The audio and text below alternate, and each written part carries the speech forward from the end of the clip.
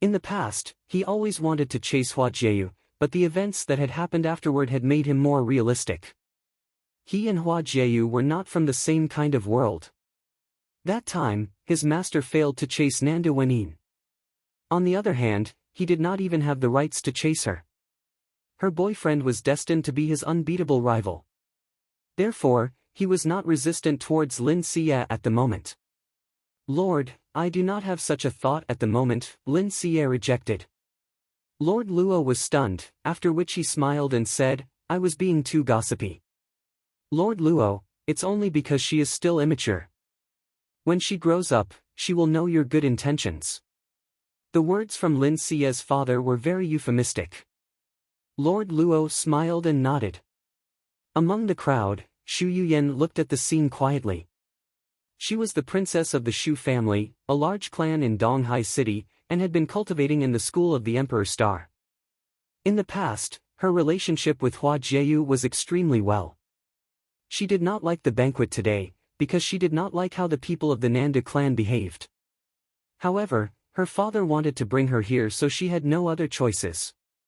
"I wonder how Jieyu is doing right now." Suddenly, a group of cultivators ran in fast from the outside of the Nanda clan. They rushed here from Donghai Academy to inform their leader. They hurried into the Nanda clan and were about to inform everyone present.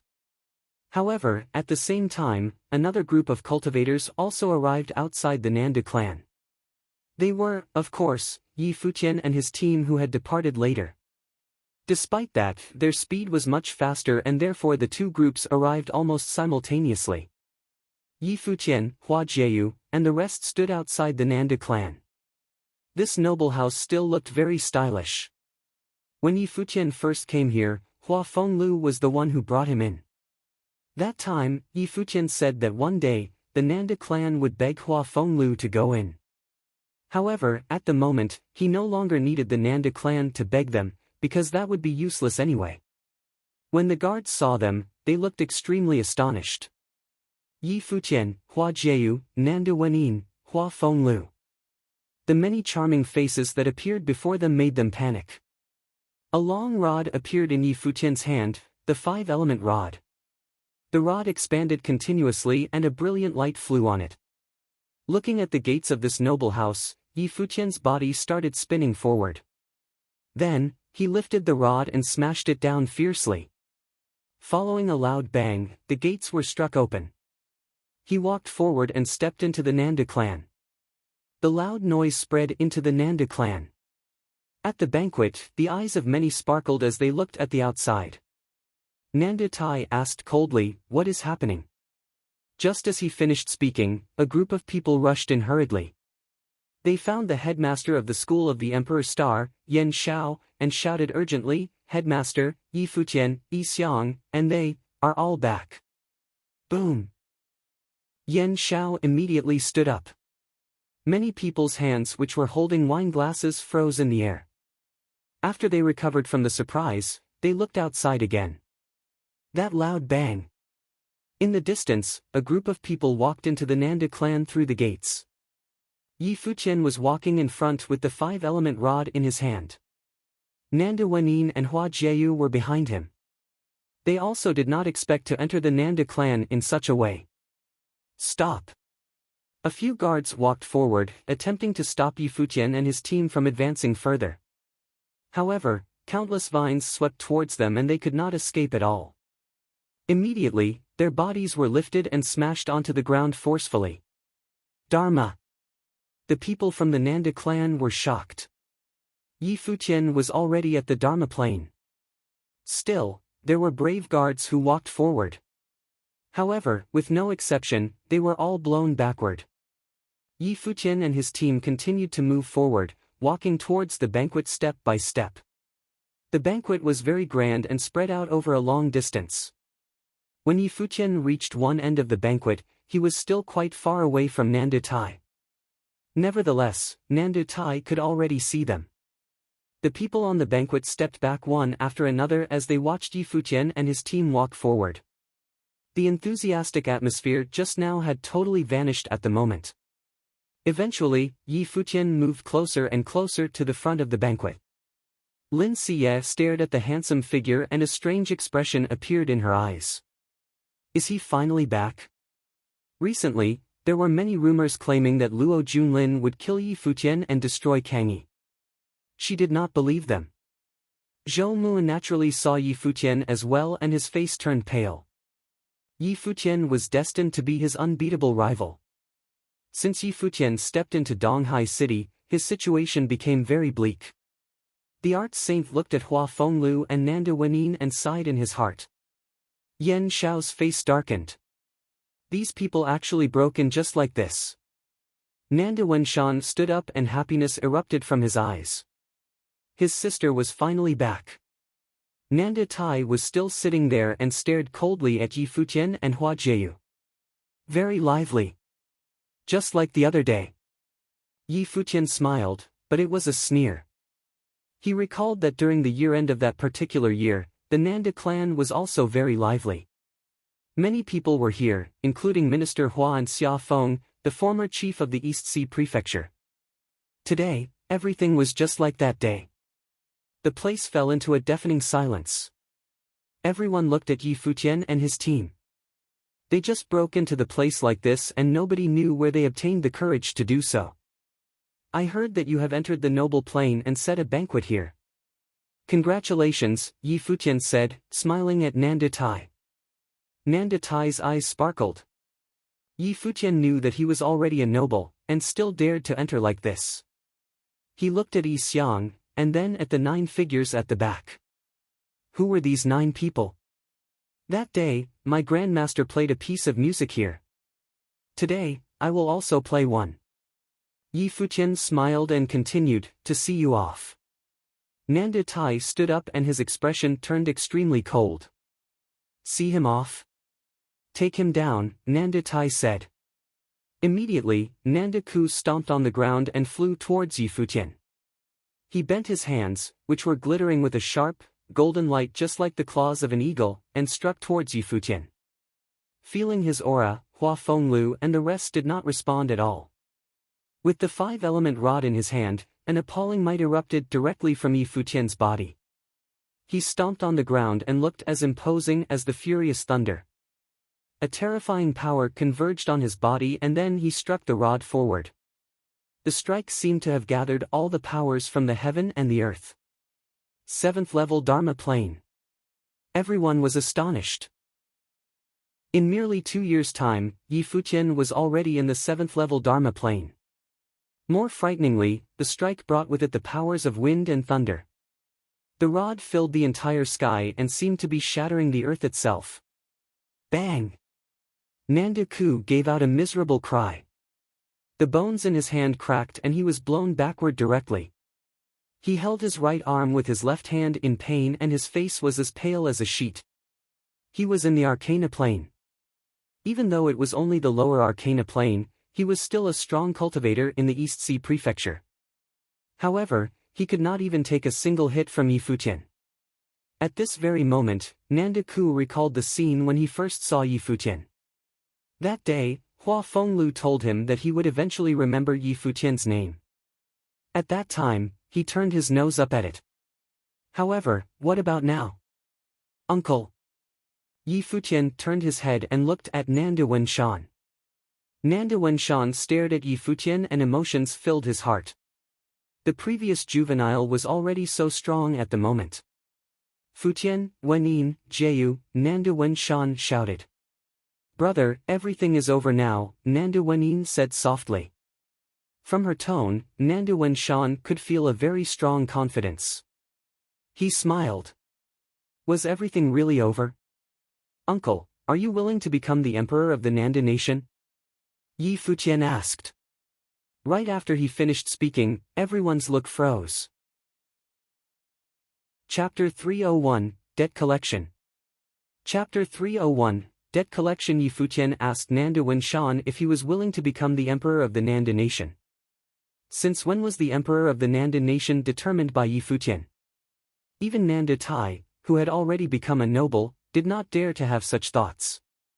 Apart from Emperor Luo, there were also cultivators from the royal Xian temple who were brought here by Luo Junlin. The Nanda nation might even become the king of the 100 lands.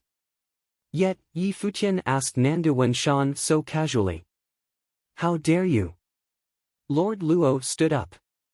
Pointing at Yi Futian, he said coldly, boastful fanatic. Yi Futian glanced at him and said, that time in the Luo palace when I was battling with Zhou, was it you or the art saint who intervened secretly? At that time, he did not dare to ask. However, at the moment he obviously no longer cared about it. I don't understand what you are saying, Lord Luo said coldly. I'll settle that with you later. Yi Futian glanced at him and continued to look at Nanda Wenshan. Uncle, Nanda Tai's immediate relatives will no longer exist after today. I will not let any of those who participated in the event 2 years ago off.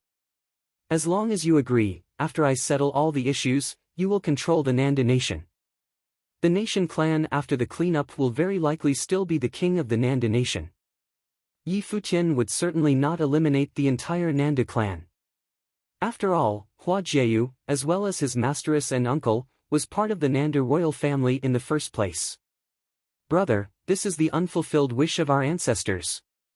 You should take it, Nanda Wenin also said.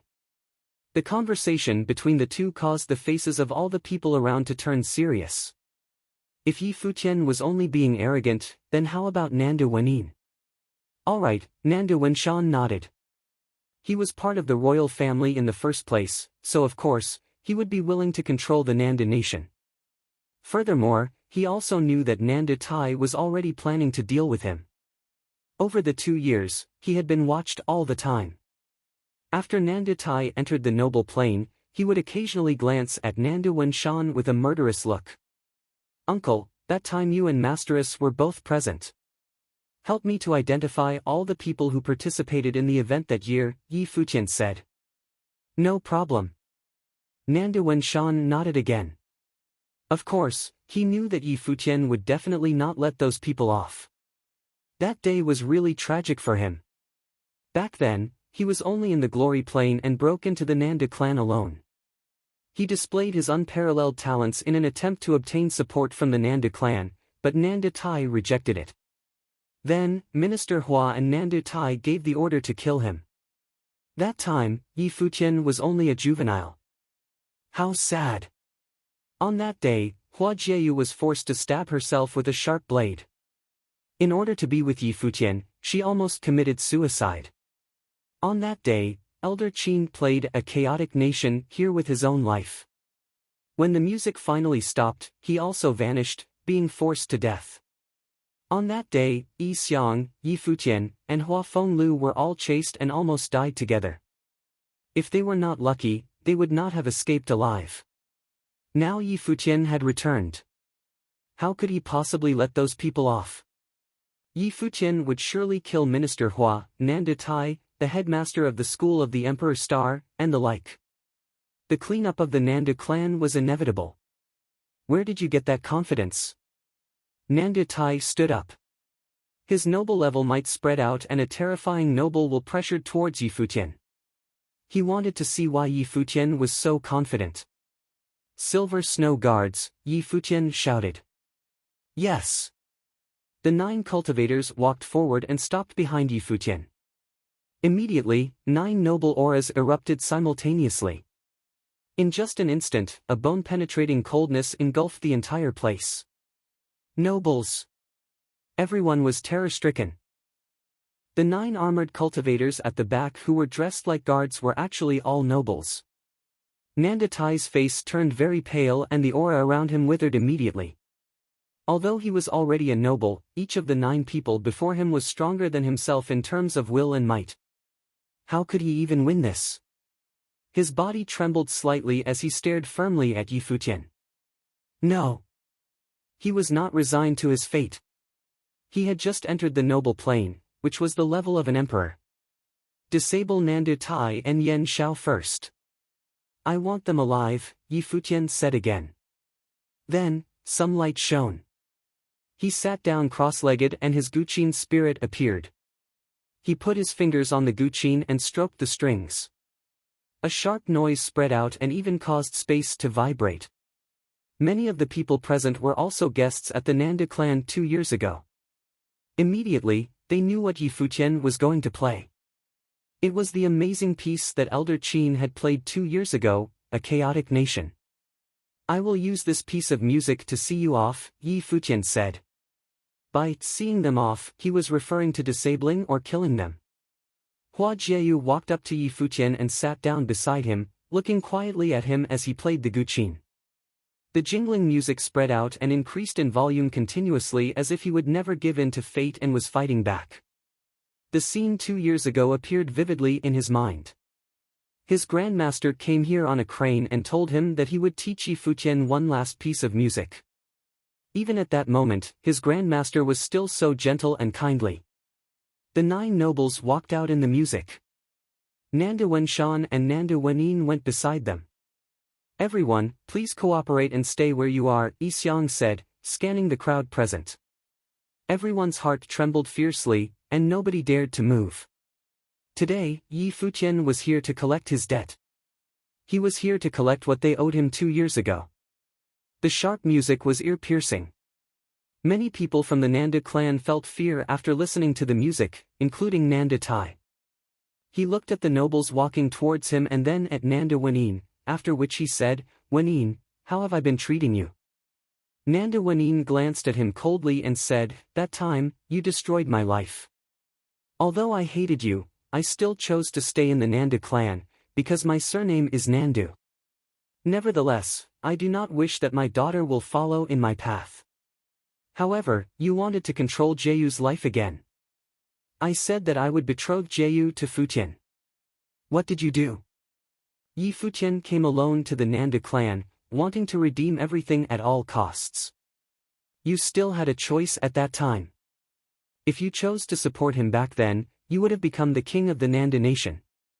However, what did you choose? Kill. You wanted to kill Yi Futian, and almost forced Jieiyu to death. It is unforgivable, Nanda Wenin said coldly. Disable him. Wenin, I'm your uncle.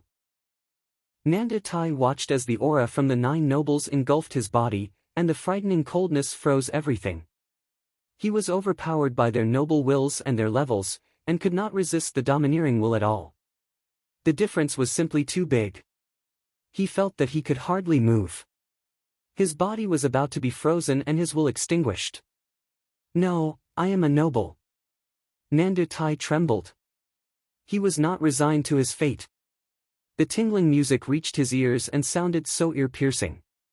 At this very moment, Nanda Tai recalled the day when Elder Qin played A Chaotic Nation. He recalled the unbending young man 2 years ago who was so outstanding. However, he still did not choose Yi Futian, because he thought that killing Yi Futian in order to spare all later trouble was much easier. However, how about now? The cold spear stabbed Nanda Tai's body slowly, nailing him against the throne. Against several high-level nobles, he could not resist at all. Following a muffled humph, Nanda Tai's pale face was filled with pain, regret, and fear. Yi Futian said that the Nanda clan would still exist. Nanda Wenshan would become the emperor and control the Nanda nation. That was the position that he had longed for. He thought that after entering the noble plane, he would become the emperor. It seemed like a pleasant dream. He smiled drearily. If he had decided to support Yi Futian and Hua Jieyu back then, would the Nanda nation be his leader? Looking at Nanda Tai who was nailed onto the throne, the faces of all the people from the Nanda clan turned pale and were filled with terror. Yan Shao was even more frightened. He knew clearly that while Yi Futian might spare the others, he would certainly not be able to run away. Buzz! Yan Shao's body flashed out in an attempt to escape. However, a noble stepped forward. Ice filled the entire sky and froze his body directly. The entire region of space was frozen and Yan Shao turned into an ice statue. The noble walked forward and punched the ice statue. The ice crushed and Yan Shao spat out a mouthful of blood. He fell down from the sky, feeling as if all his organs had been destroyed. In just a short while, Nanda Tai, the leader of the Nanda clan, and Yan Shao, the headmaster of the school of the Emperor's Star, were disabled. Apart from the music, the whole place was in a complete silence. The banquet seemed to be so ironic at the moment. Today, all the powerful people from Donghai City came here to congratulate Nanda Tai's breakthrough into the noble plane. However, they were actually here to see him get disabled. Fear filled the face of Lord Luo. He looked at the scene in horror and his face turned pale. Apart from him, Mu Hong also felt extremely scared at the moment. That time, Hua Fenglu and Yi Futian came to him and wanted him to take in Yi Futian as his disciple. He rejected it and his daughter mocked them. Later, his children had some conflicts with Yi Futian. However, the young man whom he had rejected taking in as a disciple was no weaker than him at the moment. He defeated Nanda Ku instantly with just one strike. His background was even more frightening, he could let 9 nobles listen to his orders. How pathetic. The person whom he rejected as a disciple and mocked in his heart that time was so strong now that he could not even resolve things. Lin Siye stared at Yi Futian who was playing the guqin and looked very lost. He was becoming more and more outstanding. That time on the Tingfeng banquet, he was already brilliant enough. However, after 1 year, he had become a legend. Lin Siye's father looked at his daughter and sighed in his heart. This girl is going down deeper and deeper. In the future, how can anyone else interest her? Xu Yuyan looked at Yi Futian and Hua Jieyu. She recalled Hua Jieyu's look when she was thinking about Yi Futian back then in the school of the Emperor's Star, like a girl in love.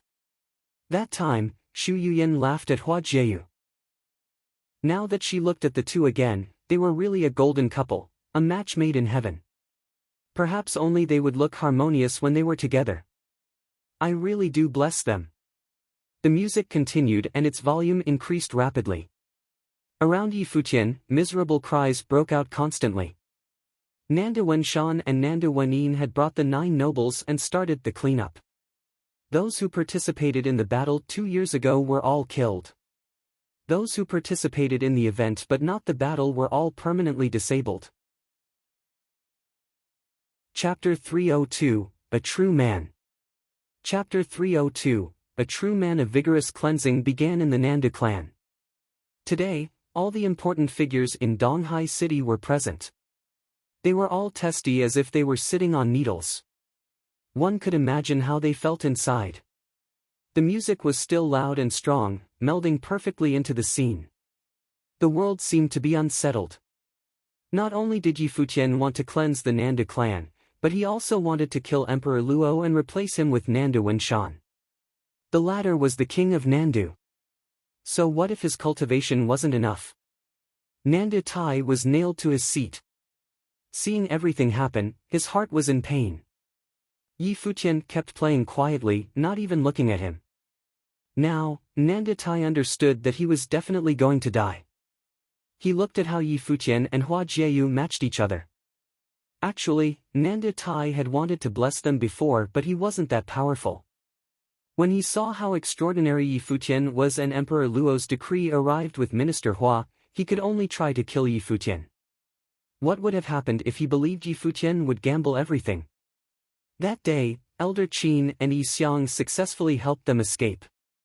If the Nanda clan's power was added to that, they could definitely succeed. At that time, he might have accomplished his goal of sitting onto the Nanda nation's throne. But now, it was all just a dream. He closed his eyes, the music entering his ears. His heart was already filled with despair. Yan Xiao was the same. Disabled of his cultivation, he stared at Yi Futian with hatred. Back then, Yi Futian and Hua Jieyu had studied at the Donghai Academy. Hua Jieyu had been at the school of the Emperor's Star too, but now they were at this level. Let us two fight, Hua Fenglu said to the art saint. All right. The art saint nodded. His battle with the Guqin devil would continue. The two controlled themselves from being affected by Yi Futian's music and started fighting. One played music while the other painted. The cacophonous music painted a chaotic image. Zhou Mu was lost without his youthful charisma. His old opponent was way out of his league now. He couldn't even gaze up at Yi Futian while on his tiptoes. After a long while, the Guqin Devil and Art Saint's fight came to an end. This time, Hua Fenglu disabled the Art Saint's life spirit. He thrummed the instrument strings lightly and then stopped. Looking up at his old opponent, he said, "You should know how you defeated me back then. I know it's not your fault. The school of the Emperor Star wanted you to win, so you did. Teacher couldn't do anything and always felt guilty, even sacrificing himself for my daughter and student."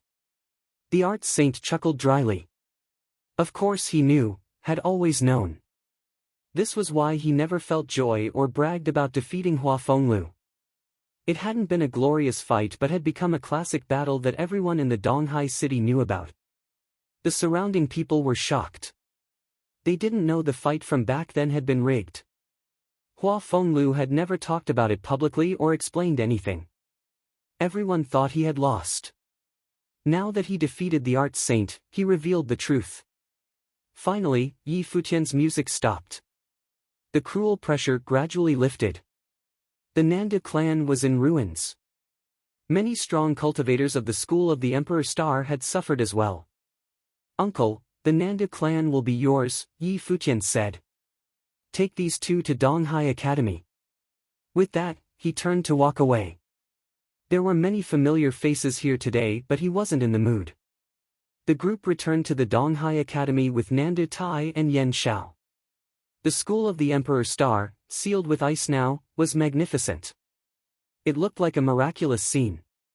The disciples of the academy were all grouped there, looking at the ice mountain and the statue of the old man playing the guqin at the peak. Many people didn't know who he was.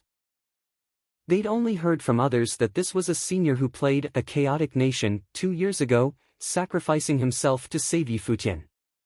They're back. The crowd came to life. Yi Futian's group returned powerfully in the air with Nanda Tai and Yen Xiao captured. Many people trembled at the sight. Nanda Tai was now a noble. Yen Xiao was the controller of the Donghai Academy. These two could be said to be the most powerful of Donghai City. Now, they were being taken to the school of the Emperor Star as if they were nothing.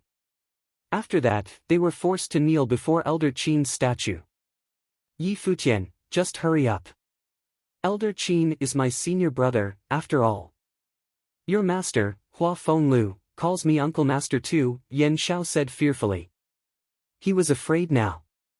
Not only was he about to die, but Yi Futian also wanted him to kneel before Elder Qin forever.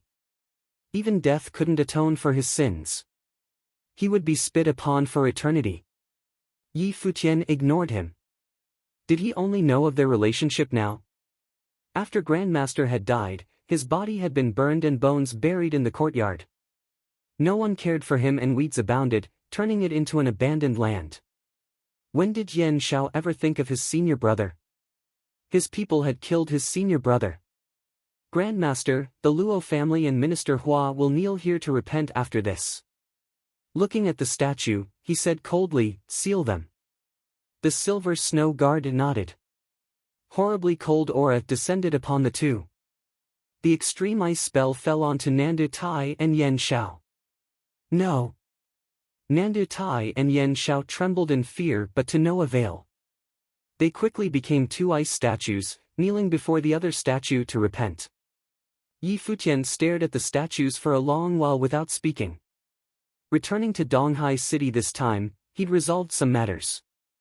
Now, only Luo Junlin and his father and Minister Hua were left. They were the true masterminds. "Senior Yi, who will take care of Donghai Academy?" Yi Futian asked. "I will," Yi Xiang said. "I'll stay here." He'd seen the world but discovered that one's talent was truly destined. He was old and had reached his limit. He planned on staying here and teaching the younger generation. Hopefully, greedy forces like the school of the Emperor Star wouldn't appear anymore. Schools were places of education. It was the place to contribute to the later generations. He was willing to stay here and contribute his own strength. Yi Futian froze. Tang Lan and Yuxing walked up, calling, "Master." "Father." Yi Qingshuan's eyes froze too. Yi Xiang chuckled. "What? I'm old and can't mess around with you all. Yu Sheng, I'm handing Qing Xian to you. My life is worth it because I can have such an extraordinary disciple. Are you crazy? Yi Futian said, staring at him. What are you thinking? How can you improve in a small place like Donghai City? Yi Xiang glared at him. What do you know? Donghai City is a small place. That's why I must stay. I've learned much these 2 years and can open up the minds of many youths here so they won't be restricted to this small world. They should have a wider view of their life. Plus, with your example, I can brag forever here to motivate the youngsters. Yi Futian was speechless. He knew how Yi Xiang was. Since he'd decided, no one could change his mind. Then, come find us when you're tired of it all. Yi Futian didn't try persuading him anymore. Alright, you dare say this now that you're independent. Just don't act like you don't know me in the future, Yi Xiang said, shooting him a look. How could I? Yi Futian rolled his eyes. Yi Xiang turned and stepped forward. Countless eyes below the school of the Emperor's Star fell upon him. He gazed down at the crowd and said, I am Yi Xiang, headmaster of the school of the Finance Star. I've decided to return to Donghai Academy. Headmaster Yi. Headmaster. Many of the old members of the school of the Finance Star were excited. Was their headmaster really returning under these circumstances? I know that you all have many questions about what happened today. Some are furious too, Yi Xiang said to everyone. 2 years ago, my disciple, Yi Futian, fell in love with Hua Jieyu, a disciple of the school of the Emperor's Star. I'm sure you have heard how talented they were at that time. Later, Minister Hua forced the school of the Emperor's Star onto the other schools because of his relationship with the school. He wanted to control the entire academy. Yi Futian and I left. Then, Emperor Luo released a decree to make Yi Futian the crown prince's servant and Hua Jieyu the crown princess. The evilness should go without saying. Who can bear it? The Nanda clan and headmaster of Emperor Star worked together for power and ambition. They wouldn't care about some measly youths. We fought back, and for this, Elder Qin even played his last piece and died. I was wounded as we escaped. Yi Futian and Hua Jieyu almost died but thankfully, survived and escaped. I'm sure you've heard of what happened afterward. Yi Futian and Yuxing returned during the Tingfeng banquet of Nanda Nation. Who in Nandu can be compared to them? The later events proved this as well. No one in the 100 lands can be compared to Yi Futian, let alone in Nandu only. Now, Yi Futian and Hua Jieyu have become disciples of top forces in the Eastern Barren territory. These two had been so close to being killed by Nandu and the school of the Emperor's Star.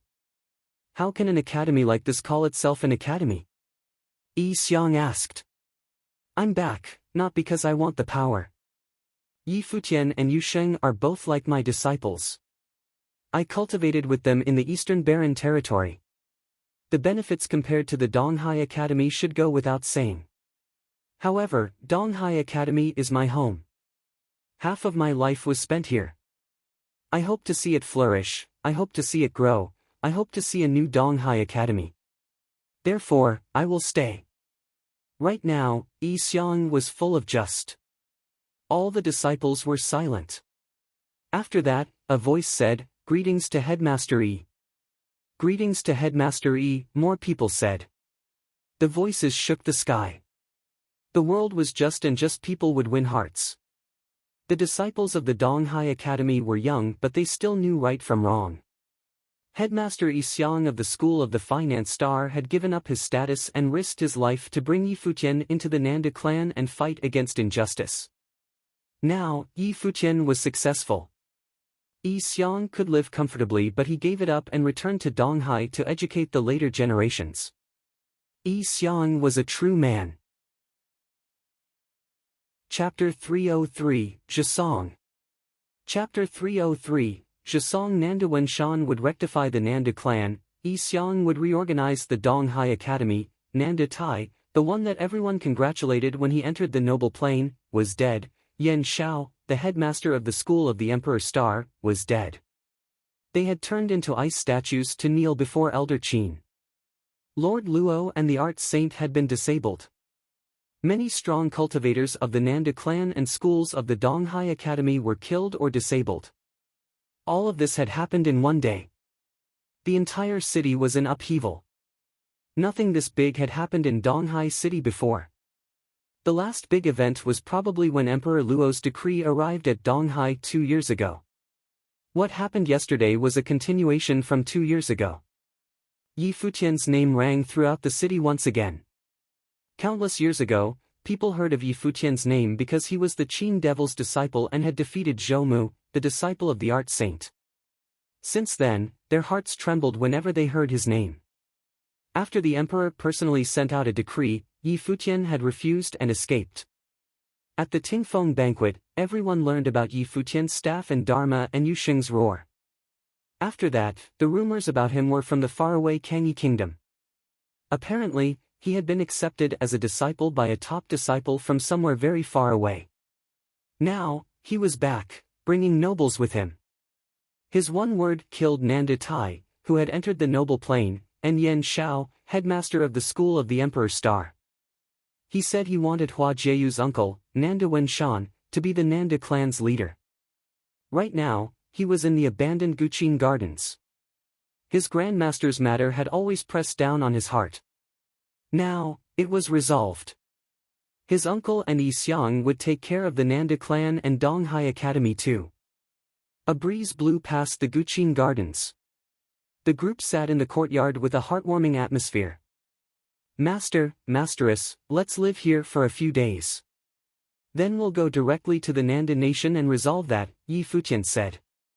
Donghai City was part of the Nanda nation, after all. He wouldn't return to Kangyi until he took care of Emperor Luo. All right. Hua Fenglu and the others wanted to stay a few days too. There's something I don't understand, Yi Futian said. How did Han Imo, vice headmaster of the school of the Emperor's Star, and Xia Feng, chief of the East Sea Prefecture, die? Yi Xiang didn't know about this either and he'd investigated. None of them had killed Xia Feng and Han Imo. According to Yi Xiang, they'd gone after them. It is indeed strange. Hua Fenglu didn't know. Yi Futian gazed at the swaying willows outside the courtyard. He thought of the old man who swept the garden and understood something. But he didn't understand why the man didn't appear at the Nanda clan if he'd always been there. Would Godfather really not reveal himself if he wasn't in mortal danger? Did Han Imo and Xia Feng die because they'd really threatened his life? If Godfather had done it, then where was he now? Was he still watching Yi Futian? The next day, Nanda Wenshan came to the Guqin Gardens to tell them about the Nanda clan. The first steps had been completed. With the Silver Snow Guard's help, he now held all the authority in the clan. Those elders weren't stupid. If they followed Nanda Wenshan, it meant they would have Yi Futian behind them. Yi Futian could also help the Nanda clan retake the Nanda nation. How could they not support Nanda Wenshan? After all, Nanda Wenshan was a direct descendant of royalty. Other than Nanda Wenshan, Shu Yuyan also came. She chatted with Hua Jieyu and teased Yi Futian. Lin Siye came too. She said that she would go to the imperial city right now. She wanted to witness the fight between Yi Futian and Luo Junlin. She would cheer Yi Futian on. The promised date was finally here. Today was the day of the final battle. Today, Nanda Nation's imperial city was filled with strong cultivators. According to the citizens of the city, many mysterious cultivators would arrive. They were extraordinary and terrifyingly powerful. Those people would most likely come from somewhere far away. Rumor said that they were super forces from the Eastern Barren territory. Ever since Yi Futian broke into the Nanda palace to take Yi Lingxi and Yi Danshan away, there were all sorts of rumors in the palace. Some said that the Yunchu nation emperor that had taken them to the Nanda palace had submitted to the Nanda nation. But Yi Futian was back with a force at the same level as Luo Junlin's royal Xian temple. Therefore, the emperor of Yunchu was forced to hand them over. This was also why Yi Futian and Luo Junlin would fight. Emperor Luo announced publicly that Luo Junlin would kill Yi Futian and end everything. He seemed to be very confident in Luo Junlin. The people of the imperial city all believed him. After all, Luo Junlin was the legendary crown prince. He had double life spirits. Not only that, his cultivation plane was higher than Yi Futian. No matter how talented Yi Futian was, he couldn't catch up. Yi Futian had probably been forced to accept this battle. However, there were also whispers that Yi Futian had entered the Nanda palace, killed the 6 emperors, and taken the people away. Many scoffed at this though. How could he kill 6 nobles? However, many high-status people knew this was true. The regular citizens wouldn't know what happened in another kingdom, but the emperors of the 100 lands obviously knew. Today, many strong cultivators descended in the cities surrounding the Nanda palace, including those from the eastern Baron territory. Everyone was discussing who would win. There was a roofless wine shop near the palace. It was filled with people because the Kangyi kingdom had arrived. The Kunpeng landed with Emperor Yi. Yi Futian wasn't here yet, so they waited. "That's Yi Wuchen," someone said, looking at a youth amongst them. Yi Wuchen had become quite famous in the imperial city due to the Tingfeng banquet. Lu Feiyang and Lu Chenyu had extraordinary qualities too. Everyone started discussing that these people were most likely from the eastern Baron territory. At this time, a group came from the distance.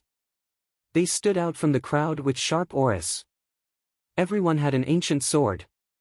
The crowd moved aside subconsciously, letting them through. After arriving, they glanced at Yi Wuchen. The leader had cold eyes.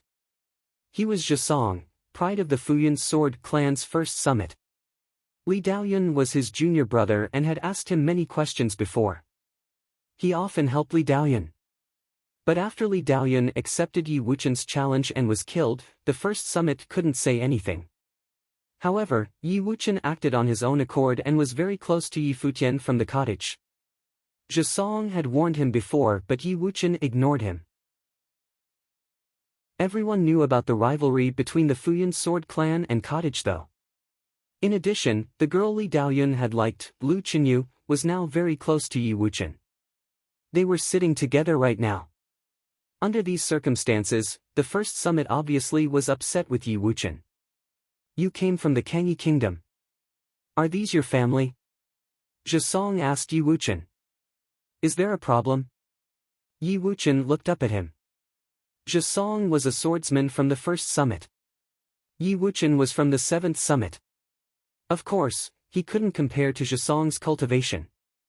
He'd been a swordsman for many years and was known as number 1 of their generation. The Futian Sword clan is a sacred place for swordsmanship in the eastern Baron territory. I don't wish to see it used in a place like the 100 lands as a weapon to fulfill one's personal greed, Zhisong said. I can't control Yi Futian, but the Futian Sword clan cannot be disgraced like this. Yi Wuchen's gaze was sharp as he looked to Zhisong. He naturally never thought to use the Futian Sword clan's strength to bring Kangyi to power. Yi Futian hadn't done so either. He'd always wanted to resolve the Nanda problem with his own means and never used the cottage's name. However, the assassination in Chaoga City told them all that even if he didn't, the others might. Shiro and Luo Junlin were examples. For more than 1 year, the Nanda nation had used the royal Xian temple to threaten Neji. If Yi Futian hadn't become known in the ancient Baron world, what would have happened? After that, Shiro and Luo Junlin still didn't give up. They tried to kill Yi Futian, which was why he challenged Luo Junlin now. Zhisong's words had double meanings. He was warning Yi Wuchen while also mocking Yi Futian.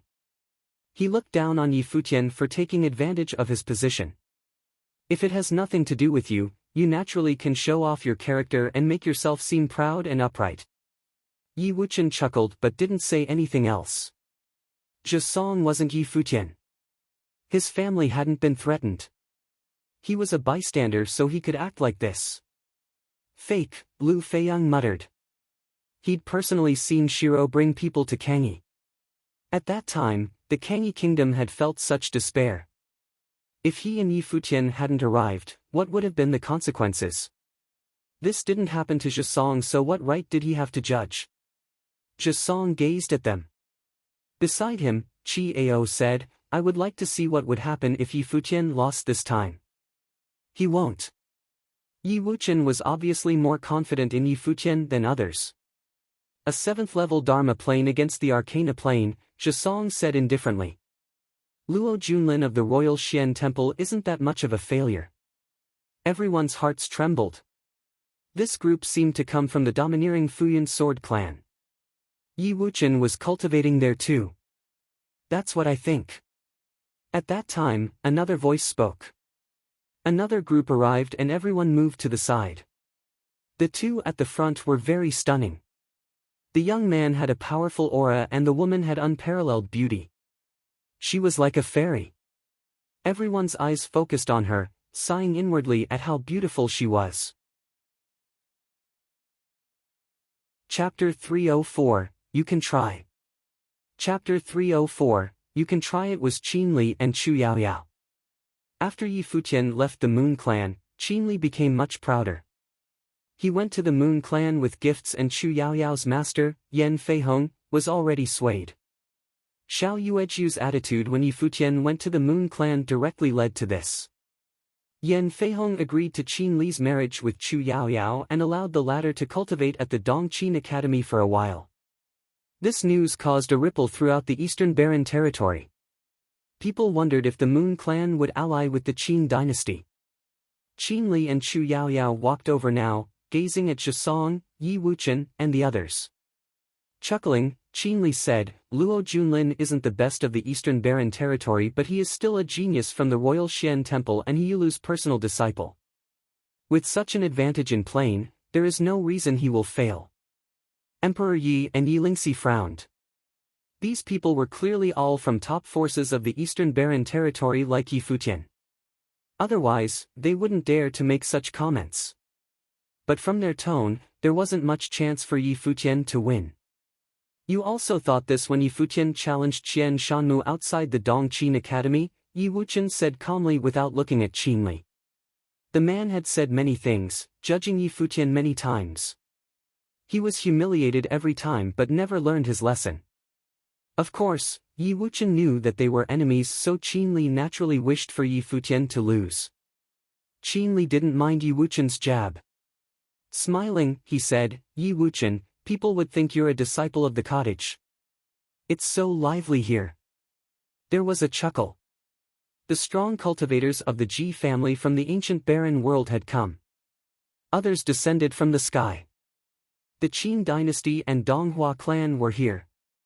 Qian Shanmu and Qin Mingrua appeared together, causing many gasps. Chu Yaoyao was already beautiful. Qin Mingrua was another beauty but in a different style. The building instantly became filled with talents and beauties. Even more terrifying, the strong cultivators behind these people were probably nobles. The restaurant not far from the palace instantly became so lively. All the strong cultivators from the Eastern Barren territory grouped here. When the people around the palace heard about this, they rushed over to witness this scene. Emperor Luo also came with Minister Hua. Arriving, Emperor Luo gazed at everyone and greeted them. You all have come from a faraway place. As the leader of the Nanda nation, I must fulfill my duties as a host. This place is very crude. Please follow me to the Nanda palace. Though he was an emperor, he still had to lower himself before these people. Sure. Qinli smiled and nodded. His attitude surprised many people. Was this person against Yi Futian? Everyone now knew about Yi Futian's relationship with Emperor Luo. If he acted closely with Emperor Luo, what would Yi Futian think? Qian Shanmu and Qin Mingrua obviously cooperated with Qinli. Many walked over to Emperor Luo, making him look powerful. The spectators were confused. It seemed that Yi Futian wasn't well off in the Eastern Barren territory. Otherwise, why wouldn't these people care about his feelings? Senior brother, shall we? Qi Ao asked Zhisong. Seeing this, Emperor Yi furrowed his brows. He wasn't familiar with the powers of the Eastern Barren territory and didn't know what was happening. Didn't he say he won't get involved in the 100 Lands? Yi Lingxi asked softly. What did Zhisong say earlier? He didn't want Yi Wuchen's sword to be used in the 100 Lands. Even though her voice was soft, Qi Ao still heard her. His eyes flashed and turned to her. Is it your place to speak? The first summit of the Futian sword clan had always disliked Yi Wuchen. Now, a girl beside him had comments too. Yi Wuchen arched an eyebrow. He could tell that Qi Ao was targeting him. Otherwise, he had no reason to humiliate Yi Lingxi. He stood, sword intent wrapping around him. What, you want to fight me? Qi Ao looked at him. The surrounding people all stopped, looking intrigued. Was this an inner fight of the Futian sword clan? Wuchen. Emperor Yi placed a hand on his shoulder, telling him to stop. He knew that they were all disciples of the Futian sword clan. He didn't want to make Yi Wuchen's life in the clan difficult because of this. Yi Wuchen's expression was cold while Qi Ao looked at him with a smile. Yi Lingxi said, "It's all right. Let's go," Zhisong said. Qi Ao chuckled and the first summit of the Futian sword clan left, following Emperor Luo. Qin Li, Chu Yaoyao, Qian Shanmu, Qin Mingrua, and many others followed as well. The Ji family smiled and went to join them. The people around them looked at Emperor Yi and whispered. Many followed Emperor Luo away. The crowd here thinned. Just then, a group of strong cultivators arrived in the sky. It was Yi Futian's group. In the sky, Yi Futian was going straight to the Nanda Palace. When he was about to arrive, he saw the huge Kunpeng below and the group heading towards the palace. His eyes flashed. Down, Yi Futian said. They went to the restaurant. Sensing something, many people looked up to see Yi Futian, Hua Jieyu, and the others. Yi Futian. Many were surprised. Sadly, those people had just left. Otherwise, there would be a show to watch. But with so many disciples of top forces here, probably nothing will happen. What's wrong? Yi Futian asked, sensing the odd atmosphere. He looked to the distance and seemed to see Qin Li, Chu Yaoyao, and the others. Those guys are so arrogant, Lu Feiyang scoffed. He quickly recounted what happened. Yi Futian's eyes flashed. He wasn't surprised at Qin Li. That guy was always here and Yi Futian started disliking him more and more. However, the conflict between Futian's first summit and Yi Wuchen seemed more glaring. Otherwise, Zhisong and Qi Ao wouldn't act like that. Uncle Yi, did the imperial advisor come? Yi Futian asked Emperor Yi. Yes, he is at the inn. Emperor Yi nodded. Good. Take him to the palace. Uncle Yi, I'll go now, Yi Futian said. His body flashed and the group headed towards the palace. Nanda Wenshan and many of the Nanda clan came as well. The group whooshed past. In the front, Emperor Luo's group was powerful too. Those following him looked back and saw Yi Futian's group in the air. Their expressions changed. Emperor Luo stopped and turned too. Seeing the people, his eyes turned cold. He knew what had happened in Donghai City but could do nothing. Now, Yi Futian brought the Nanda clan over. What did this signify? Yi Futian. Qin Li and the others looked up. The people behind them were intrigued. Was he finally here? These people had been invited by Emperor Luo into the palace. Yi Futian must be upset now. They didn't care though. While everyone looked up, Yi Futian acted as if he didn't see them. He passed right above their heads. At that moment, the smiles of Qin Li and the others froze as they watched the people go past without looking at them. This was different from what they had imagined. What is he doing? Qi Ao furrowed his brows, upset. Yi Futian had gone right past their heads. Yi Futian continued forward. Before the Nanda Palace, the guards all moved aside when they saw him. Soon after, Yi Futian stood in the empty space before the palace. Emperor Luo and the others arrived, staring coldly at him. So many strong cultivators were gathered, they all stared at Yi Futian. Lock the palace. Do not let anyone in, Yi Futian said. Yes. The 9 nobles nodded and spread outside the palace. The crowd was shocked. Qin Li and the other powerful figures were about to enter the palace with Emperor Luo, but Yi Futian stood there and ordered to lock the palace. What did he mean? Was he going directly against the top forces? Many people had sharp gazes. Was Yi Futian really that powerful to do this? The Qin dynasty, Donghua clan, and Futian sword clan frowned. Qin Li sneered and said, Yi Futian, Emperor Luo invited us into the Nanda palace as guests. What are you doing? Today is my battle with Luo Junlin to resolve matters of the Nanda nation, but you are with Luo. What are you doing? Yi Futian asked in reply. Do I need your permission to stand with someone? Qi Ao asked. He thought the people of the cottage needed to mind their own business. From this moment on, the Nanda palace no longer belongs to the Luo family.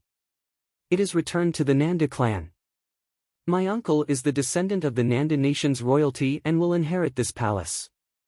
From now on, no one is allowed to step foot inside. Just with them. Qi Ao gazed at the nobles around Yi Futian.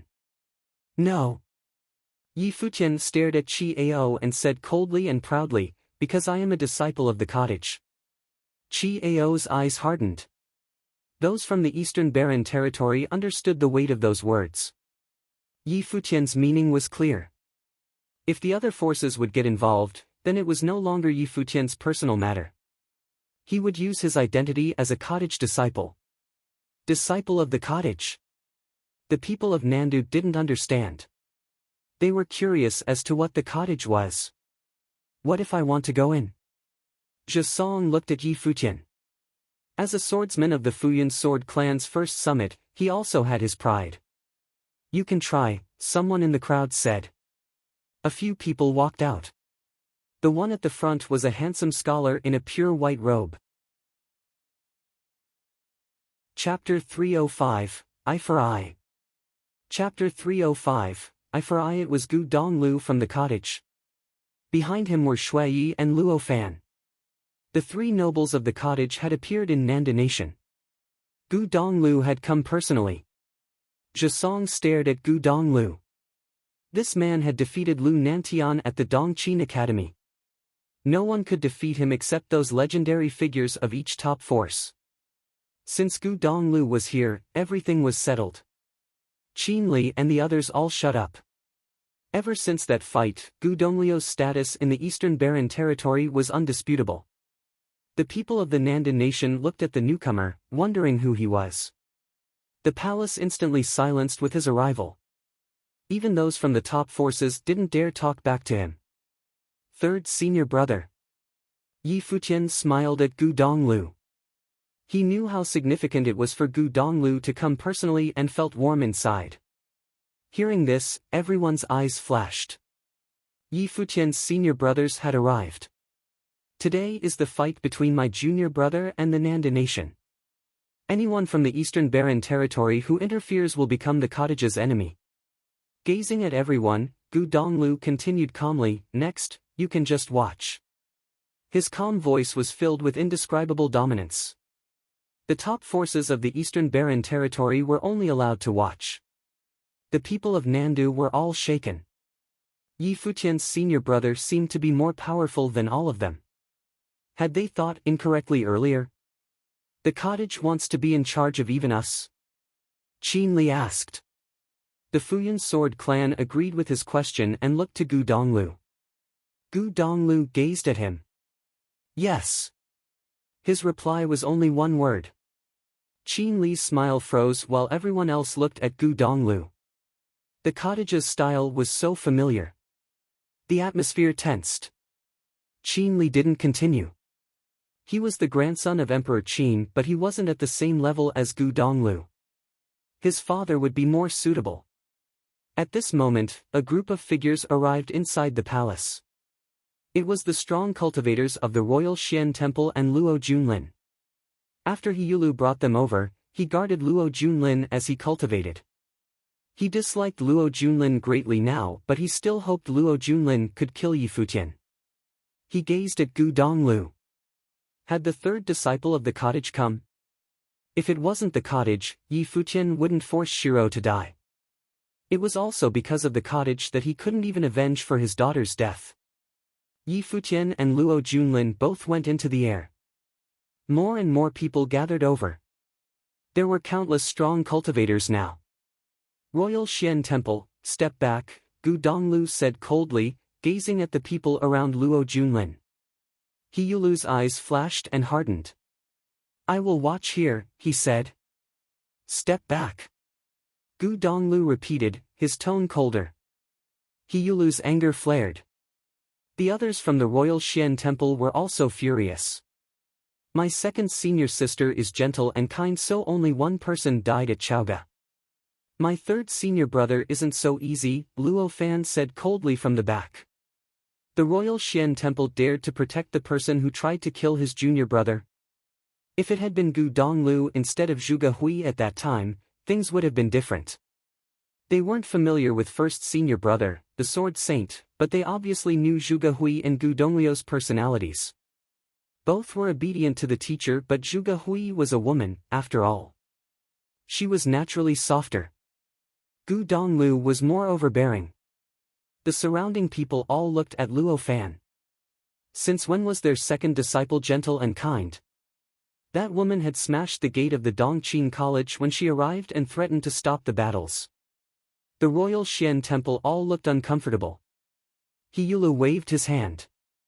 I'm sure the cottage will keep their promise. Yi Futian and Luo Junlin had promised that whoever lost would die. The cottage could change this rule, so he was afraid.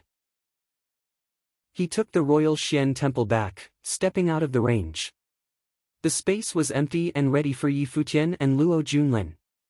Will your people retreat too? Luo Junlin asked Yi Futian. Don't worry.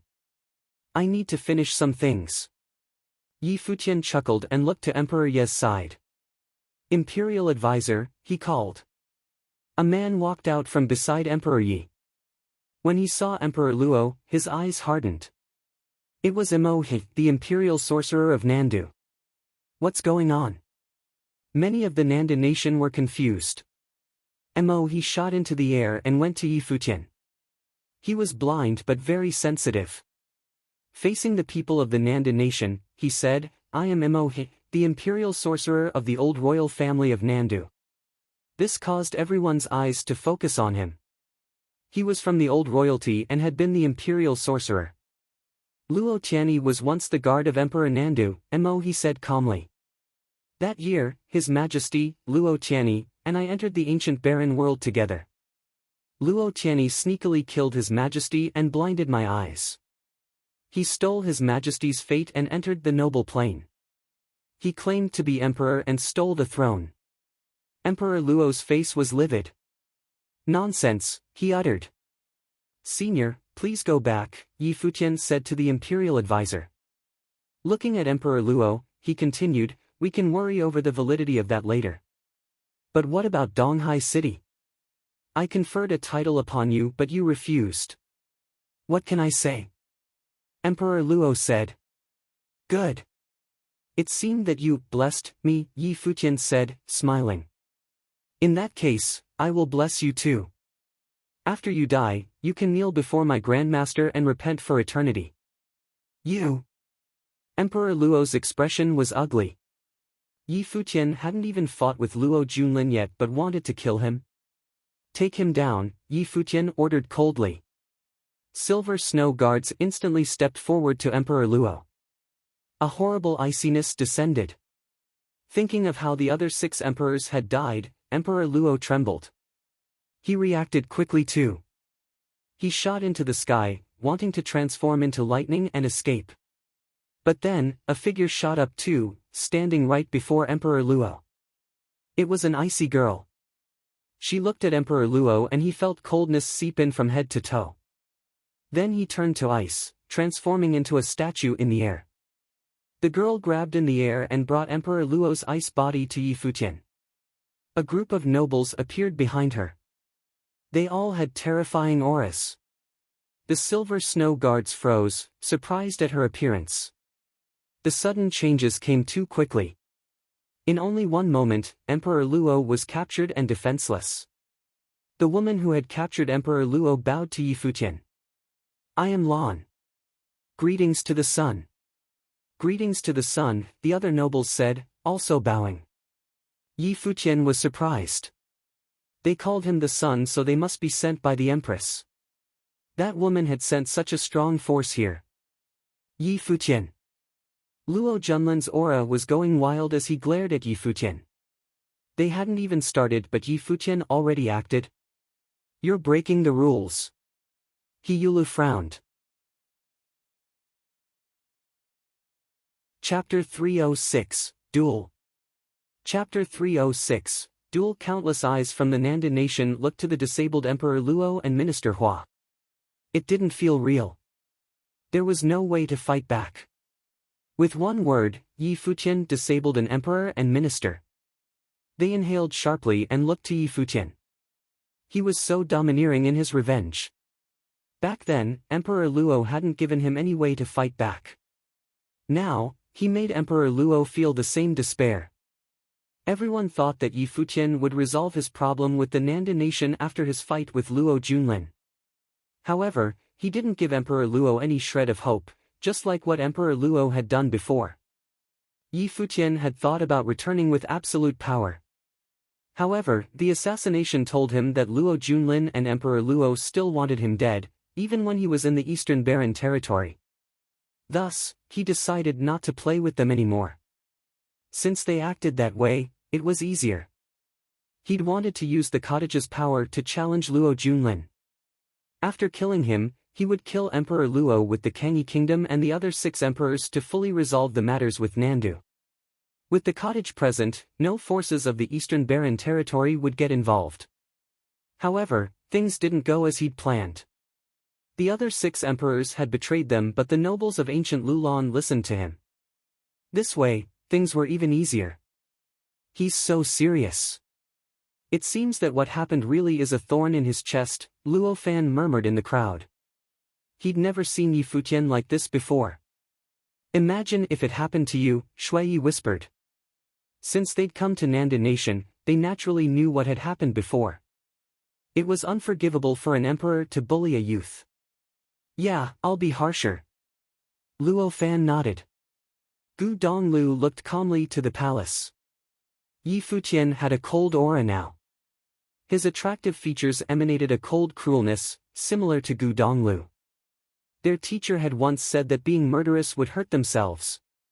However, he also lived by another phrase, kill all evil. Emperor Luo was the ruler of the Nanda nation but treated Yi Futian so horribly. He clearly was an evil person to play with a youth's fate. He didn't have any pity at all. An emperor like that deserved to be killed. Even if Yi Futian lost today, Gu Donglu would have killed Emperor Luo. There was so much evil in the world that one couldn't rid it all. But since it happened to someone beside him, he would act as the judgment and rid the evil. Yi Futian looked at Emperor Luo with no pity, there was only coldness. Did you think this day would come when you sent out that decree? He asked. Emperor Luo was still trembling. Of course he didn't think that one day, Minister Zhuo would be right. This was a calamity for the Nanda nation. He didn't believe in fate, but in the end, fate still played him. Do you regret it? Yi Futian gazed at Emperor Luo and Minister Hua. An emperor and minister were being toyed by a youth. Regret? Of course they regretted it. Everything was over. Minister Hua still remembered the scene when Yi Futian stepped foot inside the Nanda clan. He had been sitting high up, watching the brilliant youth burst in. 2 short years later, it was the other who was playing with his fate now. Can we start now? A dark voice said. Yi Futian looked over to Luo Junlin. The aura around Luo Junlin was chaotic right now. He witnessed everything but couldn't change anything. Back then, he was the high and mighty crown prince. His single utterance could determine Yi Futian's fate. Now, Yi Futian had the cottage and many nobles to work for him. He could determine the Nanda nation's fate. Now, only Luo Junlin had the opportunity to kill Yi Futian. Yi Futian was calm. His white robe and black hair fluttered despite the lack of wind. At this moment, the chaotic world seemed to quiet down. Only these two facing each other existed. Luo Junlin was a legendary crown prince of the Nanda nation. He had double life spirits and became the crown prince as a youth. He was the future emperor of Nandu and worshipped by countless. Some people were born to be great. He was one of them. He'd definitely displayed his brilliance before. He was the first of the 100 lands to make people from the Eastern Barren territory come and take him as a disciple. It had been such an honor when the royal Xian temple came for him that day. Every emperor came to congratulate him. If Yi Futian didn't exist, Luo Junlin would absolutely become the legend of the Nanda nation. However, the heavens seemed to purposely create an opponent for him. The youth from Donghai City had rejected the decree and fled for his life. He'd entered the Kangyi kingdom. When he'd returned, he stole the spotlight of the Tingfeng banquet with his staff and dharma. Even though Luo Junlin had been accepted by the royal Xian temple, he still couldn't steal Yi Futian's thunder. After that, forces of the Eastern Barren territory went to Kangyi to fight for people.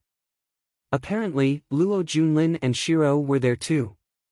The battle between Luo Junlin and Yi Futian seemed to be fated, destined since their first meeting at the Donghai Academy. Luo Junlin was royalty, but Yi Futian displayed the aura of an emperor. Thus, they stood before each other today. Yi Futian waved his hand. The silver snow guards around him retreated, emptying the space. Only the two stood proudly above the Nanda nation. A wild aura burst forth. Noble intent exploded. Luo Junlin had entered the Arcana plane 1 year ago. Now, he was in the second level. Though he was only in the second of the 9 levels of the Arcana plane, he was still 4 levels higher than Yi Futian at the 7th level Dharma plane. There was also the big difference of plane. How could Yi Futian make up for this? Even now, Luo Junlin couldn't understand where Yi Futian got the confidence from, other than having the cottage behind him. The difference in plane was also why Zhe Song, Qinli, and the others thought Yi Futian would lose if the cottage didn't interfere. Luo Junlin of the Royal Xian Temple wasn't useless. He wasn't a regular cultivator of the Arcana plane. A regular Arcana cultivator without noble fate from the ancient barren world would be much weaker. Faced with someone with noble intent, the difference in plane would be wiped out. The next moment, Luo Junlin released his dharma. It was a huge stone phoenix dozens of meters long. It pressed down on the sky with terrifying red light streaking across its surface. Flames flowed through the brilliant feathers like lava. One could feel various types of noble intent from Luo Junlin. He had twin spirits. The phoenix and stone figure were dermis created from his twin spirits. The moment they were released, Yi Futian felt scalding heat and horrible pressure. Spiritual qi of the world flowed violently towards Luo Junlin's body and the stone fire phoenix. At this moment, Luo Junlin was like a true king ruling the world. So powerful. Countless eyes fell upon Luo Junlin. Yi Futian had disabled his father today, pressing down everything. Right now, Luo Junlin probably had fury burning like the phoenix. His eyes seemed to contain fire as he stared at Yi Futian. Horrible power weighed down on Yi Futian. Countless eyes fell upon him, watching the handsome figure stand facing the wind. The next moment, dazzling light shot out. It was his noble fate. The red fire noble fate and purple lightning fate danced and roared wildly in the air. After that was sharp golden fate, heavy earthen fate, green wooden fate, a ripping gale, and extremely icy frost intent. 7 beams of colored light rose right into the clouds. Yi Futian was now bathed in full attribute noble aura. He was young, but he was like a noble. His body seemed frail but was extremely impressive. Qin Li, Chu Yaoyao, Qian Shanmu, Qin Mingrua, and the others all looked at him. His talent was truly monstrous. No wonder he'd broken so many records of the ancient barren world and was invited personally by Gu Donglu. But could his talent make up for the difference in plane? Boom! An extremely wild aura burst from Yi Futian as he released his dharma. The horrible apparition of the divine ape appeared behind him. It was covered in shocking light. Gold and dirt yellow light flowed across. It also glimmered with purple electricity. The powerful divine ape's body was like a dragon. It also had dazzling golden feathers behind him that covered the sky. The wings should be from the golden rock, but it transformed in Yi Futian's dharma. It was huge and beautiful, fitting perfectly with the divine ape. One's impression of the dharma was that it was beautiful and powerful. It seemed to contain many top forms. Yi Futian's body seemed to meld into the dharma too, as well as various noble fates. This dharma. Many people were speechless. His power seemed untouchable. Junior hasn't had a true fight since entering the cottage. We'll be able to see his true abilities today, Luo Fan said, smiling. Yi Futian was well known throughout the Eastern Barren territory. However, he'd used rhythmic sorcery against Qian Shanmu and instantly defeated Qin Mang. Today's battle with Luo Junlin would allow them to finally see Yi Futian's combat ability. Gu Donglu stared forward. He was excited to see Yi Futian challenge an Arcana cultivator from the Royal Xian Temple as a 7th-level Dharma plane. Luo Junlin stepped forward. The stone phoenix flapped its wings. Soon after, sharp meteorites appeared in the sky. Fire wrapped around the meteorites, covering the sky and blocking the sun. Die, Luo Junlin uttered coldly. His voice was filled with murderous intent. This spell was the meteorite attack. The moment he spoke, countless sharp flaming meteorites fell from the sky. A wind spell followed, wrapping around the mountain like boulders and hurling them towards Yi Futian. Yi Futian looked up. Each meteorite was thousands of pounds and had sharp points at the bottom. It would be horrible if he was hit. Chapter 307, Combat Ability. Chapter 307, Combat Ability. Yi Futian reached out. Wind and thunder converged in his palm. A horrible gale wrapped around and purple lightning danced. Even his eyes seemed to shine with purple light. Wild spiritual chi formed a frightening image in his palms. It spun like a windstorm. A shocking spell was about to be born. This. Everyone discovered with surprise that 2 different spells emerged from Yi Futian's hands. A horrible windstorm was created on his left hand. On his right hand, a terrible lightning dragon was forming. It seemed to have been carved. Endless lightning transformed into a chain that swung towards the falling meteorites, locking them in lightning. The wind and lightning dragon was still growing wildly. Our junior can inscribe? Shui Ye's eyes flashed. Yi Futian used his spiritual energy and powerful sense of spiritual chi to inscribe in the air without an inscriber's pen and paper. He released a spell that was above his plane. An inscriber who could inscribe in the air was similar to a summoner. When their spiritual energy and sense of spiritual chi were powerful enough, they could inscribe spells in the air. Of course, it would be much slower. Casting a spell of the same level could be instantaneous. But to inscribe a spell above one's level, one needed to gather stronger spiritual chi and control it with extreme spiritual energy. Any mistake could cause the entire spell to fail. Boom! Extremely terrible weight descended under Luo Junlin's control. Instead of dodging the attack, Yi Futian gathered his spell. He was crazy. Yi Futian stepped in the air and welcomed Luo Junlin's spell. Then he threw his hand forward. A real dragon and elephant seemed to roar. This hit landed squarely on the sharp boulder. The next moment, a purple dragon appeared. It filled the entire sky and wrapped around all the falling meteorites. A true dragon appeared as well. It ran past, crushing everything. Thunder Dragon Spell, Dragon Elephant Roar Martial Arts Technique, Shui said. He'd read tens of thousands of books and knew millions of spells. He'd transcribed practically every spell in the book cave of the cottage. The spell Yi Futian used, Thunder Dragon Spell, was in the Arcana plane. The Dragon Elephant Roar was a powerful martial arts technique. He had combined martial arts and sorcery, casting both at the same time. They complemented each other and created even more power. The overlapped attack was much stronger than a scattered attack. The falling meteorites instantly shattered or cracked. Now, the spell in Yi Futian's left hand was activated. A horrible wind swept past, destroying everything. The meteorites in the sky all turned to dust. Nice, Luo Fan praised. Yi Futian's reaction was practically perfect. There was a big difference in plane, but he'd resolved the attack. He was flawless in both sorcery and martial arts. Added to his full attribute talent, he was a genius talent.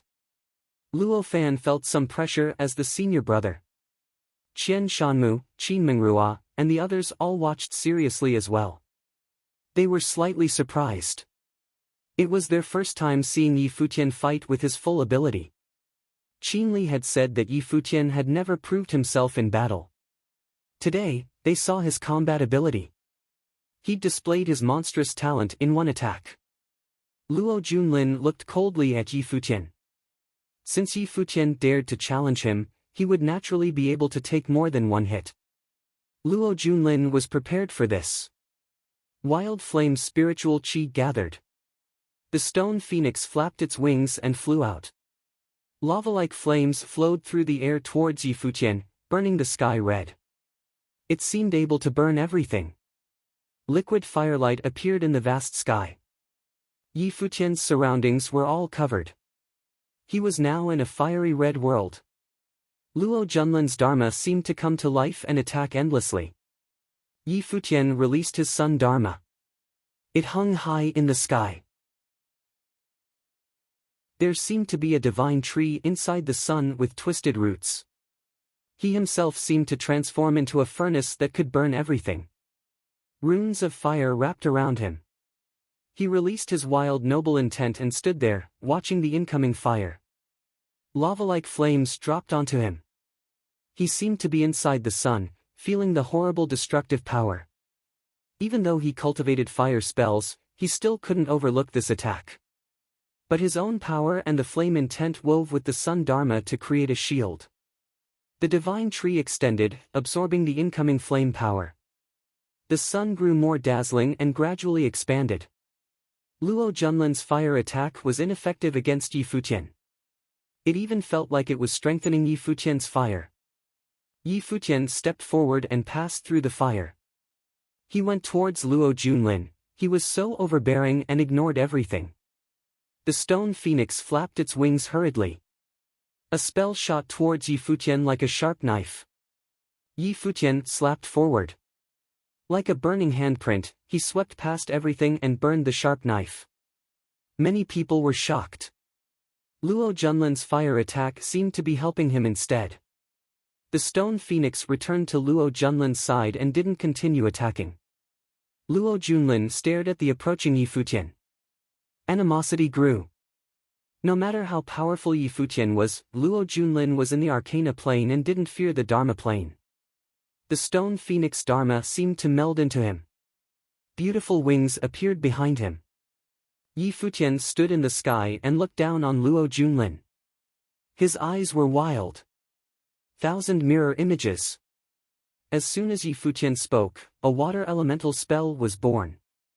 It transformed into countless mirrors that reflected upon Yi Futian. Then he moved. In a moment, thousands of images appeared around Luo Junlin. They were all reflections of Yi Futian. It was impossible to determine which was real. Even worse, the sky within range of the spell turned into a mysterious mist. It covered his aura so Luo Junlin couldn't use it to find Yi Futian. As Yi Futian moved, the countless images in the sky surrounded Luo Junlin. It was dizzying. Luo Junlin's wings flapped and he rose up. Boom! Yi Futian cast a spell that transformed into a mountain that smashed down at Luo Junlin. Under the 1,000 mirror images spell, endless mountains seemed to be coming at him. Luo Junlin's wings turned into blades and swept past. Wind tore through the sky, passing through the mountains. They were apparitions instead of a real attack, but he had to clear them all. At the same time, Luo Junlin used a spell to smash the illusory images, but his spell went straight past. The 1,000 mirror images was a water elemental spell. It had no attacking power but was also unable to be destroyed directly. Boom! With a huge boom, the solid attack came and shattered under Luo Junlin's spell. But at the same time, lightning flashed in the sky. Crack! Purple light filled the sky and the lightning dragon unfurled. The lightning dragon spell erupted once again. Thousands of dragons seemed to go to Luo Junlin. His expression was ugly. With the 1,000 mirror images spell, every attack multiplied. They were fake, but he had to react. Otherwise, the real attack could hurt him. A boundless storm gathered around him, enveloping him and tearing apart everything else. The true lightning dragon descended upon the windstorm. Lightning and wind intertwined. Luo Junlin's windstorm continued rising, trying to escape from the spell. Yi Futian wouldn't allow it. Endless vines curled towards him. At the same time, the dragon elephant roar was activated and charged towards Luo Junlin. Trapped by the spell, Luo Junlin could only defend instead of attack. He was in the Arcana plane but was restricted by Yi Futian. This shocked many people. Yi Futian's every attack was filled with noble intent and reached the Arcana plane. It was as if he was truly in the Arcana plane, rather than Dharma. Qin Li stared at the battlefield, looking uncomfortable. He'd wondered if Luo Junlin could kill Yi Futian, but the latter's abilities were beyond his expectation. Luo Junlin was restricted in every aspect and his features twisted. He stopped trying to burst free. Endless spiritual qi gathered around him. His dharma entwined with his body. Bits of stone appeared. He seemed to be turning into a stone figure and kept expanding. Soon, a stone giant more than 100 meters tall appeared. Its surface burned with horrible flames. However, the giant's eyes were Luo Junlin's. He didn't fight back and just allowed the spells to fall on him. The giant stone man shook and the spells kept damaging the surface rock but couldn't hurt him. The broken stone skin quickly recovered as if it was undying. "How can you defeat me?" Luo Junlin roared. He swept his arms across, almost filling the entire sky. But at that moment, inside the 1,000 mirror images, a staff appeared before Yi Futian's might body. It kept enlarging. The divine ape melded with Yi Futian's body. He grasped the staff with immense strength. Unparalleled power gathered in his body. Everyone saw a beautiful scene. Inside the spell, thousands of figures twirled the staff at once. The wind and clouds howled, the world changed. This scene was too beautiful. Chapter 308, The Death of Luo Junlin. Chapter 308, The Death of Luo Junlin. Shining with the light of divine ape's figure, Yi Futian played out thousands of illusory figures with his long staff. He had a very mighty aura. Luo Junlin was in the sky too. While observing the countless illusory figures, he internalized his dharma into his body. Soon, a good amount of magma erupted from the crevices on his enormous rock-like body. He reached out his large rocky hand and a horrible noble intent soared into the sky. He folded his hands and roared angrily. Numerous flaming meteorites fell from the sky, turning the entire sky red. Bang, bang. Some of those meteorites, falling down in a certain place, were all crushed. Luo Junlin looked there and found one of the 1,000 figures was real. Only the real one could have such a strong force. Simultaneously, the thousands of figures targeted the rocky body. Yi Futian kept twirling his staff. Spiritual qi of the world converged like terrible waves, getting strong and stronger. Luo Junlin still looked indifferent. The world around him changed, creating continuous heavy pounds. The strong cultivators in the Arcana plane could resonate better with the natural world. The plane was also known as nature and man as one. Luo Junlin lifted his palms and pounced toward Yi Futian's real body. The flames on his palms dazzled like a noble handprint, extending endlessly and crushing everything. Yi Futian suffered the horrible gravity pressure brought by the handprint. Clearly, Luo Junlin was oppressing him with a gravity spell. Worse was that the flaming rocks from the sky kept falling down on him, seeming to bury him in this space. The Royal Xian handprint. The top forces of the Eastern Barren Territory were all surprised. The Royal Xian handprint was an aggressive spell combining martial arts with spells. It was very fierce. As long as the handprint was thrown out, the target would be trapped in a space of extremely scary gravity. Everything around would fall down on the target automatically. Right now, Yi Futian was the target at the center of the attacks. Countless flaming meteorites crushed fiercely toward Yi Futian, but he seemed to not be worried at all. His body seemed to have a magical rhythm. Every blow of his staff shattered the incoming meteorites. Though he hadn't reached the Arcana plane, Yi Futian still had the power to gather the power in the world and resonate with the natural world as a strong cultivator in Arcana plane could, nature and man as one. What a fierce attack! People were amazed by Yi Futian's dancing body and magical rhythm full of strength. The flaming meteorites all disappeared, but Luo Junlin's large handprint followed.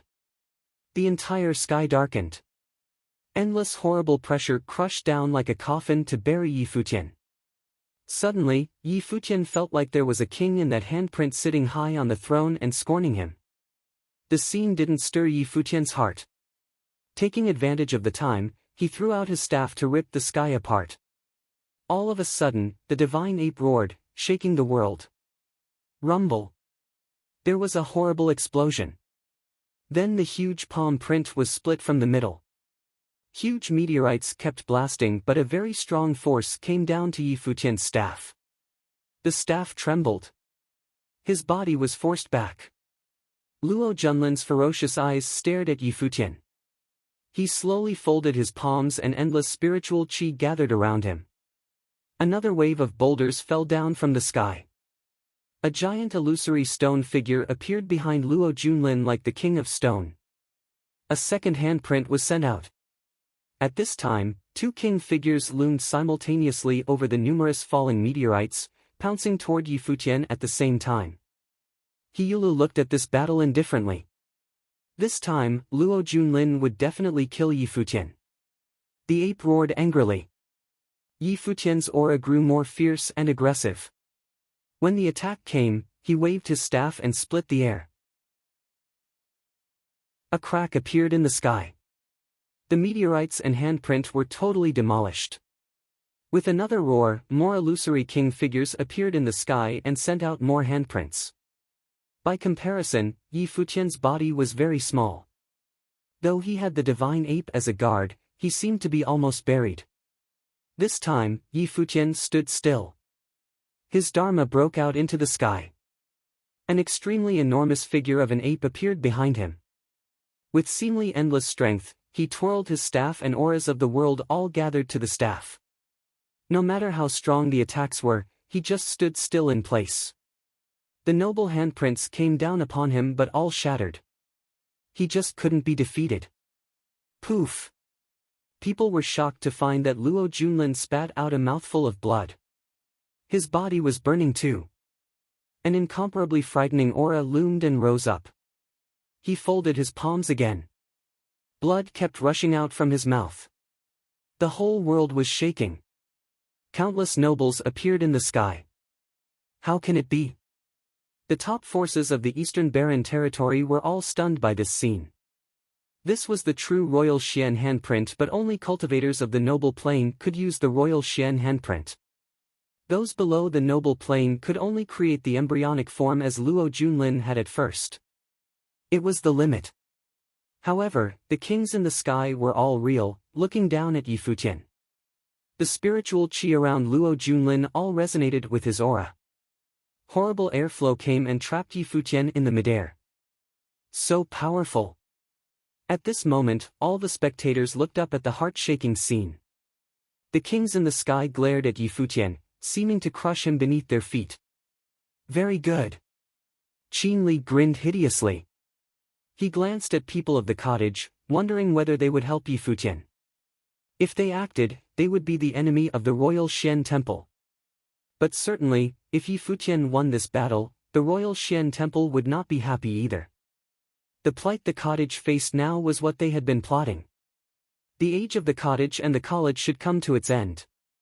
Gu Donglio's group watched the battle. Junior Yi had done his best. His every blow was of the arcana plane. His dharma helped him become stronger and stronger. Even the world was shaken by his staff.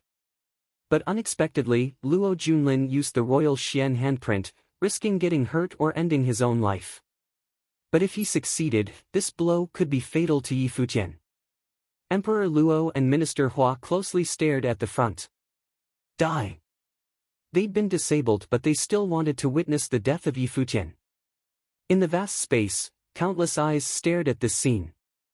The sky was chaotic, the airflow was terrible, and the power was destructive. It had never been expected that the battle could be so fierce. Yi Futian looked up at those illusory figures. Endless spirit gathered and entered his body. He could feel the threatening pressure in his body. Even at this moment, he didn't give up. His eyes were extremely calm and fearless. His staff kept spinning. There was some unknown power growing in his body. His blood seemed to be burning and boiling, his veins and bones were snarling. The ape's roar and the dragon's growl shook the ground. A beam of sacred light appeared above Yi Futian and soared into the sky. His noble fate pierced into the sky. Everything in the sky bathed in the light and converged to produce a beam of more dazzling light. What is that? People stared at Yi Futian's body curiously. His noble fate seemed to be activated, becoming more dazzling and dreadful. At this time, Yi Futian became a true king without the help of noble intent. His body spun and his staff twirled. The sky changed color and his noble fate turned into beams of light. Light rushed into the staff.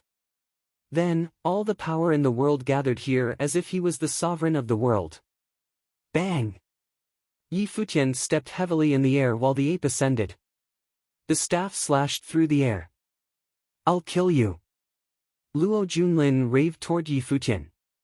He spat out more blood. The kings in the sky sent out more threatening handprints, wanting to kill Yi Futian on the spot. The giant ape and Yi Futian acted as one, raising the staff together. Everywhere the staff swept, those meteorites were shattered. Yi Futian descended above Luo Junlin. He glanced at Luo Junlin indifferently. His staff slashed down. This was the fourth hit of the 9 heavenly attacks. The staff slashed down with the imperial tactics.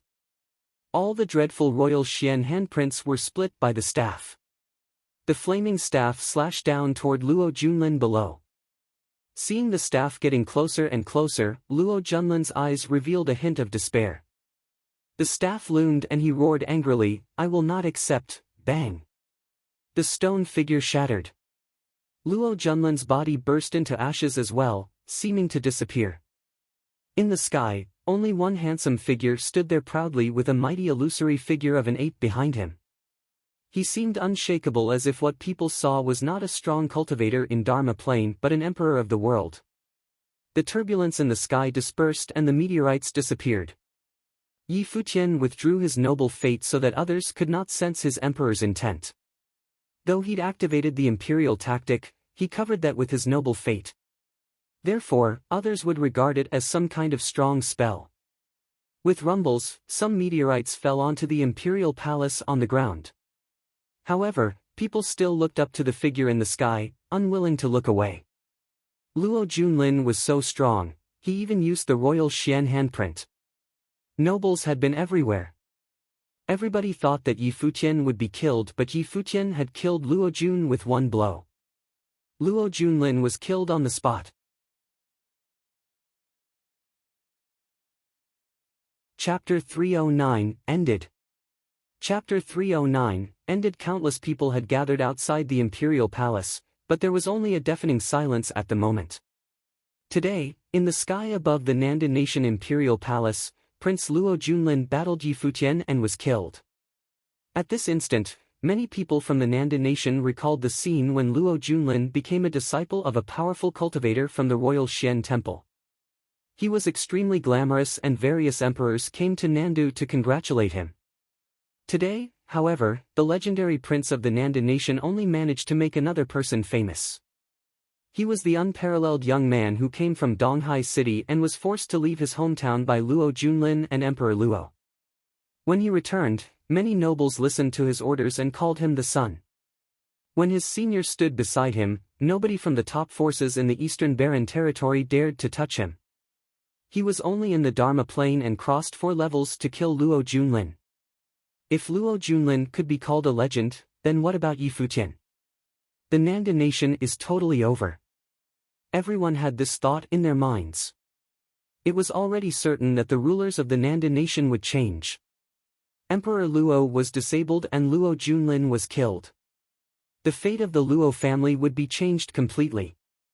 The people from the Nanda nation looked at Yi Futian, the miraculous young man who came from Donghai city.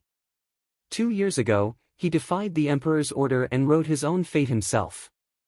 In the future, he would be the legend of the Nanda nation. In addition, with his talents, even the vast Eastern Barren territory would probably also become a stage for him to perform. The young man who looked like an all-powerful emperor when he fought was born extraordinary. Emperor Luo trembled and his hopeless look gradually turned blank. His son Luo Junlin had been a genius since he was a child and had twin spirits. In reality, this was also true indeed. How many people in the 100 lands could win him in the battle just now? However, destiny was just so cruel. Since Luo Junlin was so talented, why would a person like Yi Futian exist? Why would such a person be born in Donghai city? His mind was filled with regret. If everything could start all over again, he would go to Donghai personally and kill Yi Futian. However, it was already too late to regret at the moment. He regretted, but could not change anything. At this very moment, he recalled many things in the past. That time, he planned a trap and killed the emperor of Nandu in the ancient barren world. Taking away the emperor's noble fate, he eventually managed to enter the noble plane and took over his position, becoming the emperor of a kingdom. He went against God's will and changed his own destiny. He was not resigned to his fate and changed it himself. In the end, however, everything was still lost. Compared to the young man standing proudly in the air, he seemed so petty at the moment. The emperor was but an ant. A tear actually appeared at the corner of Emperor Luo's eye. It was not that he was not strong enough, but instead, he felt that the world was really unfair and everyone's fate was unpredictable. He had paid a lot to reach the position he was at now. However, his most talented son was killed and he was disabled, and an inevitable death awaited him. Thinking about his entire life, he was not resigned. He Yulu from the royal Xian temple clenched his fists firmly as his face turned gloomy. He was unconcerned about Luo Junlin's death. Although his daughter, Hishiro, had begged him before dying, he had already given Luo Junlin a chance. As long as Luo Junlin could kill Yi Futian in the battle, he would try his best to protect him. However, he failed himself and did not manage to kill Yi Futian. Compared to Luo Junlin's death, he was more concerned about the fact that Yi Futian was still standing there in one piece. Not only was he alive, but he also displayed an astonishing combat power and attracted everyone's admiration. Luo Junlin was his disciple, so he obviously knew how strong his disciple was. Even though Luo Junlin was weaker than those top geniuses, he did not know if any other young person in the Eastern Barren territory could cross 4 levels and kill Luo Junlin like what Yi Futian had done. At least, he did not know such a person. This was the best chance they had, and yet Luo Junlin did not manage to kill Yi Futian. In the future, even if the royal Xian temple wanted to take revenge, they could not fight against the cottage. How about another assassination? That depended on whether they could pay the price, and the answer was obvious. Let's go. Turning around, Hiyulu walked away and showed no signs of wanting to stay. Luo Junlin was already dead. What did the other issues of the Nanda nation have to do with him? The people of the Nanda nation watched as the cultivators from the royal Xian temple took their leave. They knew that the Luo royal family was totally done for. The royal Xian temple abandoned them and left. Luo Junlin was killed, but they did not say anything at all. Nobody knew the exact reason, but at least they knew that the people from the Royal Xian Temple were weaker than the people in Yi Futian's clan. Previously, Gu Donglu had warned the people from the Royal Xian Temple to back away, and nobody dared to disobey him. Suddenly, Yi Futian started walking in the air, attracting everyone's gaze. He walked up to Emperor Luo, who also raised his head and looked back at him. At this moment, Emperor Luo felt somewhat dreary. As an emperor, he once viewed Yi Futian as an ant. Now, however, Yi Futian was far superior and was looking at him from above. Yi Futian. Suddenly, everyone heard a clear voice. Yi Futian turned his head and saw a charming figure, Luo Mengyan, the princess of the Nanda nation. Yi Futian looked at her calmly. I won't ask you to let him off, but the tragedy at that time was caused by him, my brother, and Minister Hua. Many people from the Luo family are innocent. Can you please let them off? Luo Mengyan did not show up just now, and she also did not plead Yi Futian to forgive her father, for she knew well that this was impossible. A person should pay for what he had done, but it should not involve the entire Luo family. In the future, the direct descendants of the Luo family shall be ordinary people, Yi Futian said. All right. Luo Mengyan felt very sad, but she still nodded. That time, the order from her father involved all the relatives of Yi Futian, and an elder whom Yi Futian respected a lot was killed. Later, her father and brother also went to Kangyi and threatened Emperor Yi to hand over Yi Futian's master and masteress. Now, Yi Futian decided not to kill every single one of them. What else could she say? Silver 9, bring the two of them to Donghai City and freeze them in front of the school of the Emperor Star. I want them to kneel down before my grandmaster's statue to repent, Yi Futian said. Yes, son, Silver 9 nodded. Then, he brought Emperor Luo and Minister Hua and left the place. The emperor and the minister were carried off by him just like two ants. The emperor of a kingdom would kneel down before the school of the Emperor Star, causing many people to sigh. Donghai Academy would probably become famous in the Nanda nation. Yi Futian walked back and stood above the imperial palace, scanning the crowd. The hatred between him and the Luo family finally ended, and he also completed what he had been bothered by for a long time. He wished that his grandmaster could now rest in peace. Luo Tianyin stole the Nanda nation, and it shall now be returned to the Nanda royal family. My uncle Nandu Wenshan, a descendant of the former Nandu royal family, will be the emperor of Nandu in the future. The sin that Luo Tianyin has committed will not involve anyone apart from those directly in the Luo family. Next time, if I can become powerful enough, I will also try to help the Nanda nation. I hope that Nandu can become more and more prosperous, Yi Futian said loudly. Then, he looked at Nandu Wenshan and smiling, he said, Uncle, I will leave everything else to you. After he finished speaking, he smiled and backed to the side. Nandu Wenshan took a deep breath and walked forward. He went to the spot above the crowd and felt very emotional. In the past, his ancestor had been killed. Now, the Nanda nation was finally returned to him. He recalled the scene when he first met Yi Futian. That day, in the Luo palace, he was extremely suave, and shocked everyone with his melody of the white feather. That time, Nandu Wenshan already somewhat admired Yi Futian. However, he did not expect Yi Futian to create such a miracle in only 2 years and help him get back the Nanda nation. Some elders of the Nanda clan trembled in excitement. The nation was finally returned to them. Fortunately, Yi Futian did not hate the entire Nanda clan because of Nanda Tai alone. Fortunately, the relationship between him and Hua Jieyu was firm enough, otherwise, they would not be able to get control over the nation. Greetings, Your Majesty. Outside the Nanda nation imperial palace, many courtiers bowed to salute. The guards also knelt down on one knee. Greetings, Your Majesty. Seeing a group of people taking the lead, more and more people started to salute Nandu Wenshan. They knew that while Nandu Wenshan's level may not be very high and he was not even a noble, he would sit firmly as the emperor because of Yi Futian's presence. Nobody would be able to change this. Emperor Luo ended up like this. Who would still dare to touch Nandu? The earth-shattering voice echoed in the sky. In the imperial palace, the faces of the people from the Luo family turned pale, and there were even some who started to escape. Yi Futian landed on the ground. He stood beside Hua Jieyu, and Hua Jieyu held his hand. The two gripped each other's hand firmly and smiled at each other. Both of them could finally set their minds at rest. The problem in the Nanda nation which had been bothering them for a long time was finally over. Futian, thank you. Hua Jieyu's voice was as gentle as water. She knew that Yi Futian chose to forgive the Nanda clan and let her uncle become the emperor not because he had any special feelings towards the Nanda clan. Nanda Tai had treated him poorly, how could he have any affection for the Nanda clan?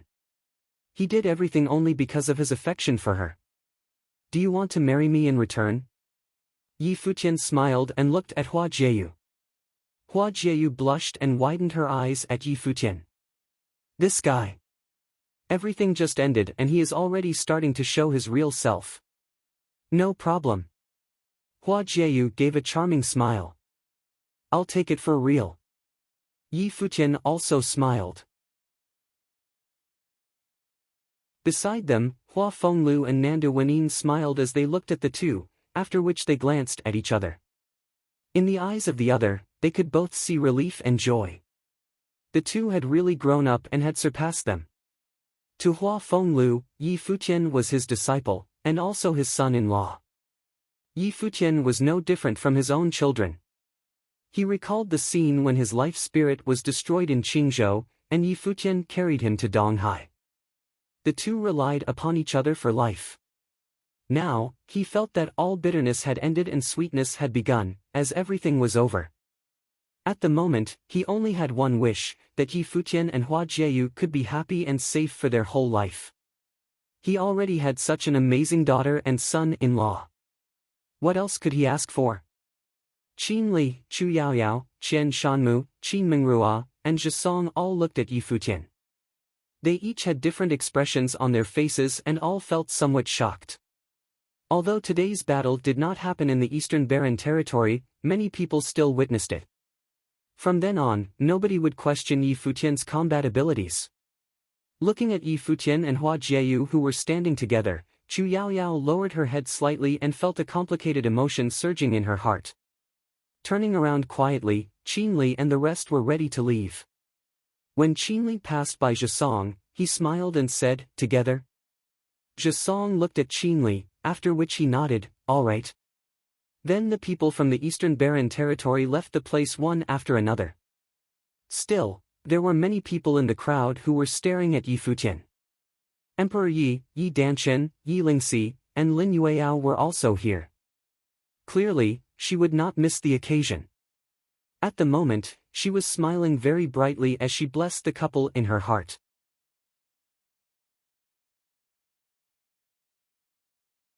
Chapter 310, Let me help you measure it. Chapter 310, Let me help you measure it. A bright smile appeared on the faces of Gu Donglu, Shui Yi, and Luo Fan. He's indeed my junior. He has my style, Luo Fan said with his head held high. Shameless. Shui Yi looked at him in disgust and said, "You? If little brother is at your level, he will defeat you with just one strike." Luo Fan looked at Shui Yi and said emotionlessly, "Brother, this time sister allowed you to leave the mountain because of little brother. When you go back, you should stay there and cultivate. I plan to travel around the Eastern Barren territory for a while before going back." Shui Yi widened his eyes at Luo Fan.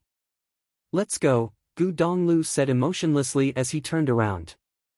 Luo Fan walked up and asked, "Third brother, do we just leave like this? The issue here is settled, and little brother no longer needs us now. We'll let him have his own time here." Gu Donglu continued walking and left the place. With the nobles from ancient Luolan beside him, nothing would happen to Yi Futian. The people from the Eastern Barren territory did not dare act so recklessly. Gu Donglu, Shui Yi and Luo Fan's white clothes swayed in the air as they took their leave. Yi Futian glanced in that direction. He did not go there and also did not thank them. To him, the cottage disciples were all like his family members. However, at the moment, not all those who had stayed behind were happy. Many emperors from the 100 Lands had come here to watch the battle. They all could not keep calm, especially those who had drunk and chatted with Emperor Luo. They felt very uneasy because Yi Futian had seen them that day. Now that the general situation had already been determined, they no longer had the chance to switch their position. A few emperors approached Yi Futian and lowered their heads respectfully. "Mr. Yi, we're here to apologize." Yi Futian stared at them. Immediately, all the emperors trembled with fear. Looking at the scene, many people from the Nanda nation sighed in their hearts. Even emperors felt scared before Yi Futian. "Later, go and find Emperor Yi and the Emperor of Nandu to discuss it," Yi Futian said, waving his hand. He did not have the time to deal with these people.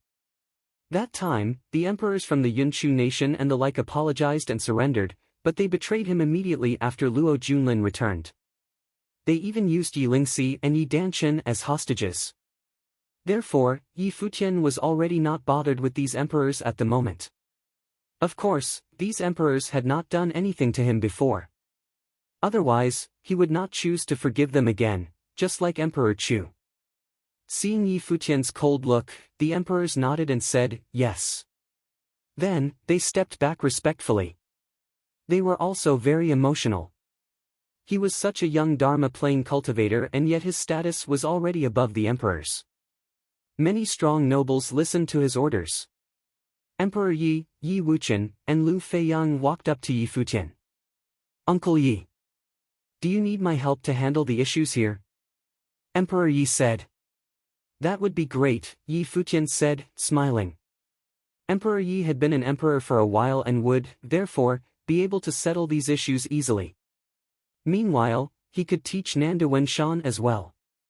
On the other hand, Yi Futian could not bother to deal with these things.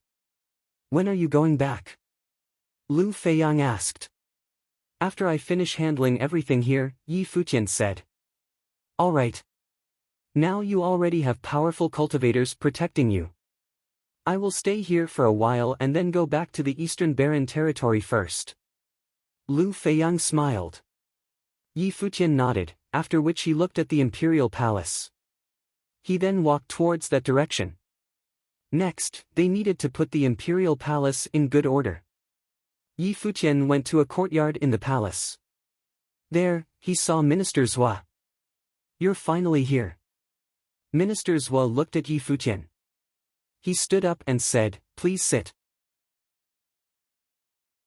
"Minister Zhua, you don't have to be so polite," Yi Futian said. "Okay," Minister Zhua nodded. "Do you blame me?" That time, if he had not treated Yi Futian so well and even gave him the decree of the minister, many things would probably not have happened. "Last time when I met the princess, I asked her to tell you that I do not blame you at all." Yi Futian shook his head. "Minister Zhua, do you want to follow me to the Eastern Barren territory?" Minister Zhua shook his head. "I do not belong there. Although I am an astrologer, I need to hide this ability. Otherwise, there is a high chance that I will die earlier. I will continue to stay at Nandu." "All right. Senior, can you continue to be a minister and help my uncle?" Yi Futian said. Minister Zhuo was a minister and many courtiers were chosen by him. If he was willing to help, it would be much easier to organize the Nanda nation. "Yes, I would serve him," Minister Zhuo nodded. Yi Futian folded his hands and said, "Thank you, Minister Zhua." Minister Zhua stared at the handsome young man in front of him. Perhaps, even he himself did not know about his future. The Nanda nation faced a major reorganization. In the Nanda nation imperial city, Yi Futian's name spread to all the restaurants, inns, and any place where there were people. In just one day, everyone knew about him. However, just when everyone was discussing Yi Futian, he and Hua Jieyu left the place quietly. Even his master, Masteress, and Yu Sheng did not know about it. Of course, the Lulan Silver Snow Guards were still following them and protecting them secretly.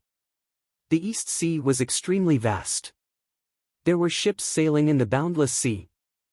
They appeared to be particularly tiny and lonely in the sea, especially when it was nighttime.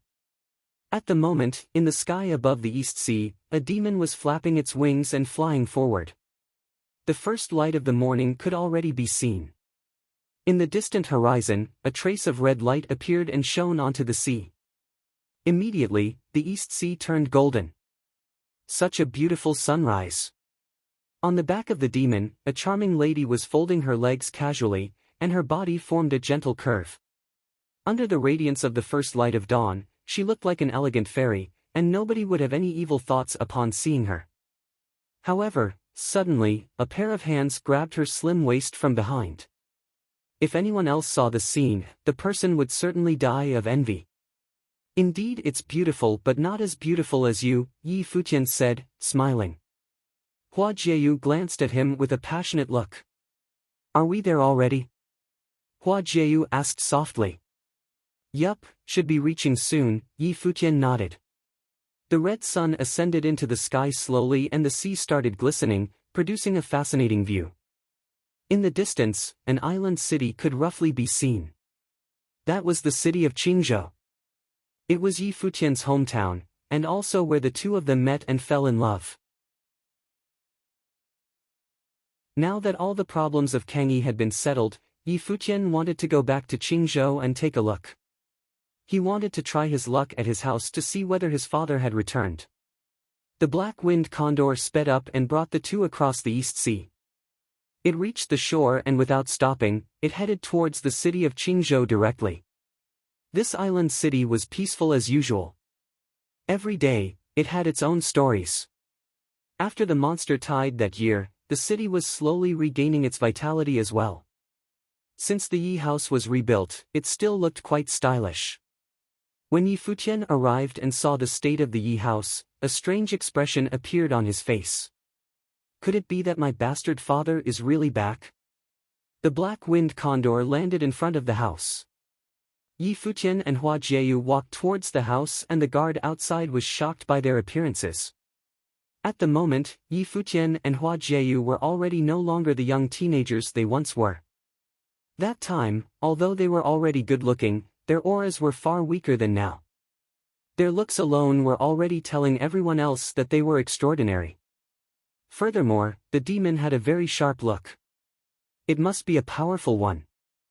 Mr. and Miss, may I know who you are looking for? The guard asked. Are the people from the Yi house back? Yi Futian asked. You are referring to Yi Baichuan's family, right? They have already been missing for a few years. My master rebuilt this place, the guard said. Feng house? Yi Futian asked. Yes. Do you know my master? Do you need me to inform the people inside? The guard said politely. Is Uncle Feng inside? Yi Futian asked. Nope. The lady stays here, the guard said. A strange look appeared on Yi Futian's face. It's actually that girl. Never mind then, Yi Futian said, smiling. He grabbed Hua Jieyu's hand and turned around. Don't you want to meet her? Hua Jieyu smiled and looked at Yi Futian. Yi Futian pinched Hua Jieyu's hand. This fox is actually teasing me. Are you just going to leave like this? Behind them, a voice spread out suddenly. Yi Futian turned around and saw a charming figure running out of the house. Feng Qingxue was already 19 this year. Standing gracefully at her spot, she looked even prettier and her body was tall and sexy. Seeing her, Yi Futian smiled and said, Qingxue, you have grown taller. Feng Qingxue looked at Yi Futian and Hua Jieyu. Yi Futian was already more mature and also more handsome. On the other hand, the girl who was once a legend in Qingzhou Academy was also more attractive and stunning at the moment. Then am I more beautiful as well? Feng Qingxue smiled. Unlike in the past, she already knew how to control her emotions now.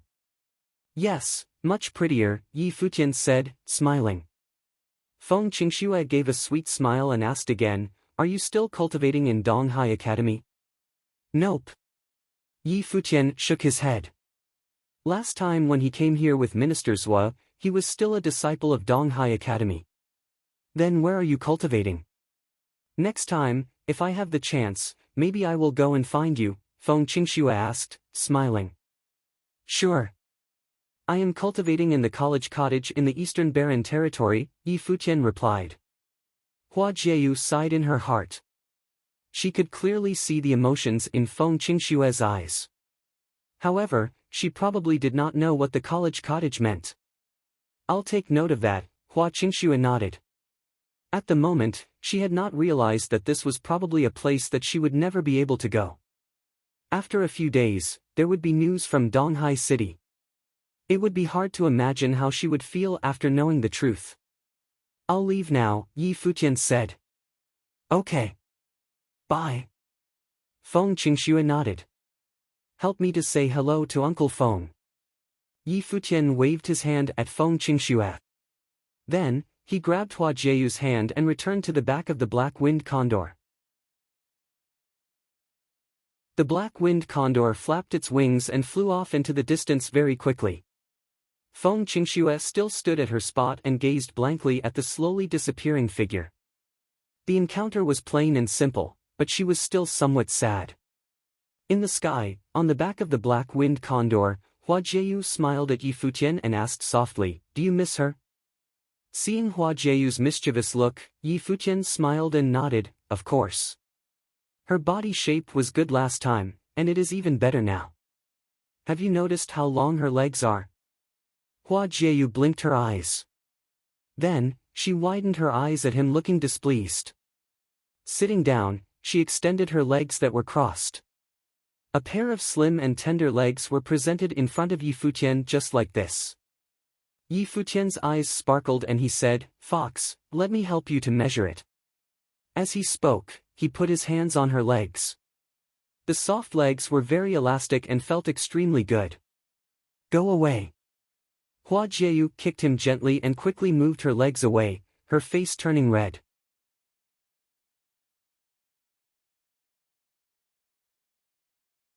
Chapter 311, Lin Qiu. Chapter 311, Lin Qiu Qingzhou Academy was vibrant with many youthful disciples. Today, Qingzhou Academy appeared to be exceptionally busy, because it was the day of the spring quarter examination. The disciples of the academy had gathered together for the examination, and the heads of the School of Martial Arts and School of Sorcery had also arrived. At the moment, Qingzhou Academy was particularly lively. The city lord of Qingzhou, Qin Shuai, was also here, along with many other high officials of the city. Qin Shuai's daughter, Qin Yi, was now sitting beside him. She watched as the young teenagers in the gymnasium displayed their talents and powers. Qin Yi was already 20 years old. Her body, which was already extremely sexy in the past, was becoming even more attractive. She was still teaching in Qingzhou Academy and was a goddess in the hearts of many disciples. Of course, at the moment, she already had a boyfriend. He was Lin Qiu, the most talented disciple of Qingzhou Academy over many years. He was also the direct disciple of the headmaster Gu Mu. At the moment, Lin Qiu was sitting beside Qin Yi and Qin Shuai. The two did look like a suitable match. Nowadays there are more and more geniuses here. Qin Shuai smiled as he looked at the battle platform. Beside him, the master of House of Swordsmen, Ling Qingfeng, smiled and said, "Yup. Qingzhou Academy was badly damaged after the monster tide that year, but the young generations of Qingzhou all started cultivating harder after that. Furthermore, Lin Qiu's talents have also encouraged many." Lin Qiu was just over 20 and had already entered the Dharma plane. In Qingzhou, this was definitely considered as extremely amazing and his talents were outstanding. "After all, he has been to the outside world," the Lord of the Metal Pavilion said, smiling. "Our Qingzhou Academy has not had such an excellent disciple before, right?" Qin Shuai's eyes sparkled. "Have we not had such an excellent disciple?" Smiling, he shook his head and did not say anything. However, two figures appeared in his mind uncontrollably. If they did not leave the academy, they would have become legends of the academy long ago. Of course, they were not meant to be bounded to Qingzhou anyway. "General Qin, when will Lin Qiu and Qin Yi be getting married?" the Lord of the Metal Pavilion asked, smiling. "I'm not in charge of this. You should ask them about their own opinions." Qin Shui smiled, while Lin Qiu looked at Qin Yi. There's no need to hurry. I will serve father for a few more years and will not get married so early, Qin Yi said, smiling. Everyone nodded and did not say anything. The spring quarter examination continued and the academy was very lively. Suddenly, a demon flew past the sky above Qingzhou Academy. It flew towards a particular place in the academy while descending from the sky. Many people noticed the scene. They raised their heads to look at the demon one after another and a strange expression appeared on their faces. There's someone on the back of the demon, someone said. The few pavilion lords of Qingzhou Academy squinted as they stared at the diving black-winged condor, wondering about the identity of the people on top. The demon in the sky was, of course, the black-winged condor which was carrying Yi Futian and Hua Jieyu. It landed in a certain courtyard. The courtyard looked somewhat deserted and was uninhabited. It was the place where Hua Fenglu and Hua Jieyu used to live. It was here that Yi Futian once had many warm memories. The two landed on the ground and felt very emotional upon seeing the dilapidated courtyard. Hua Jieyu took a step forward. The stairs and rooms were all filled with dust. She wanted to go in but ultimately stopped. Turning around, she smiled and said, "Let's go." She was only here to take a look. Okay, Yi Futian nodded. Today, Qingzhou Academy seemed to be particularly lively as the spring quarter examination was being held. They should have been noticed by many just now. The two stepped onto the black-winged condor and were ready to leave. However, suddenly, many people ran to them. Seeing Yi Futian and Hua Jieyu, they were clearly stunned momentarily. Yi Futian. The look from Ling Qingfeng, the master of the House of Swordsmen, froze. 2 years ago, Yi Futian had returned here once together with Minister Zhua. Today when he returned again, he was even more mature and handsome. However, he heard the news from Donghai City that Yi Futian was wanted by Nandu. He was unsure about how the situation was like at the moment. Hua Jieyu was back as well. The lady who was once a legend in Qingzhou Academy already had a stunningly attractive look now. "Senior, how have you been?" Yi Futian said, smiling. "Yi Futian, today the spring quarter examination is being held in Qingzhou Academy. Why not you go there and help to teach your juniors?" Ling Qingfeng invited. He was not very clear about what happened in Nandu, but he knew that Yi Futian, a former disciple of Qingzhou Academy, had amazing talent. "No, thank you." Yi Futian shook his head. Although he had some memories in Qingzhou Academy, he did not have much emotion towards it. General Qin is also there. Ling Qingfeng knew that Yi Futian had a good relationship with Qin Shui and Qin Yi. Yi Futian looked at Hua Jieyu. Hua Jieyu held his hand and smiling, she said, "Let's go and meet General Qin." "All right then," Yi Futian nodded. "Let's go." Ling Qingfeng smiled and nodded. Then, the group walked down the slope and arrived at the gymnasium. When the people in the vast gymnasium saw Yi Futian and Hua Jieyu, many froze. Although the younger ones did not know them, many teachers and disciples of Qingzhou Academy did. Qin Yi was stunned for a while. Then, she dashed out and approached Yi Futian and Hua Jieyu. She looked at the two and a bright smile appeared on her face. Then, she said to Yi Futian, "Hey. Shouldn't you come and visit me first after returning? Am I not here already?" Yi Futian shrugged his shoulders and smiled. Qin Yi looked at Hua Jieyu again. Smiling, she said, "It seems that you have gotten yourself a beautiful girlfriend. It's no wonder that you have forgotten to visit me. Am I the kind of person that values gals over pals?" Yi Futian said softly. "Humph." Qin Yi smiled and glanced at him. "Let's go and meet General Qin." Yi Futian held Hua Jieyu's hand and walked to the main seats. Qin Shui stood up to welcome them. After the news from Donghai City, he had always been very worried about Yi Futian. Seeing that the two were well and so outstanding now, he also put his mind at ease. That time, if it was not because of Yi Futian, He and Qin Yi would certainly have a miserable life. General Qin, Yi Futian shouted, smiling. Qin Shuai patted on his shoulder and said, Futian, come and sit beside me. Sure. Yi Futian nodded and sat beside Qin Shuai.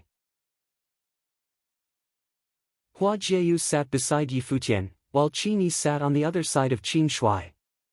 Below them, Lin Qiu's eyes sparkled. He had heard about Yi Futian before but did not know much. After all, in the island city of Qingzhou, there was limited news that he could receive. At most, he would hear some news from Donghai City. When he saw Hua Jieyu walking towards him, he was immediately stunned. There was actually such a beautiful lady in the world, and moreover, she had cultivated in Qingzhou Academy in the past. If he also started cultivating in Qingzhou Academy a few years earlier. I heard some bad news from Donghai City about you. Are you okay now? Qin Shuai asked in a serious tone. I have solved them all, Yi Futian said, smiling. That's great, Qin Shuai nodded. In the future, if you are free, come back more often. Qin Yi also talks about you every now and then. Did I? Qin Yi widened her eyes at Qin Shuai. Who would betray his daughter like this? I also miss senior sometime. I miss the days when you were teaching me how to cultivate during lectures, Yi Futian said, smiling. How many lessons have you attended? Qin Yi stared at Yi Futian in despise. You can continue pretending. Yi Futian gave a dry laugh. Did I not attend any?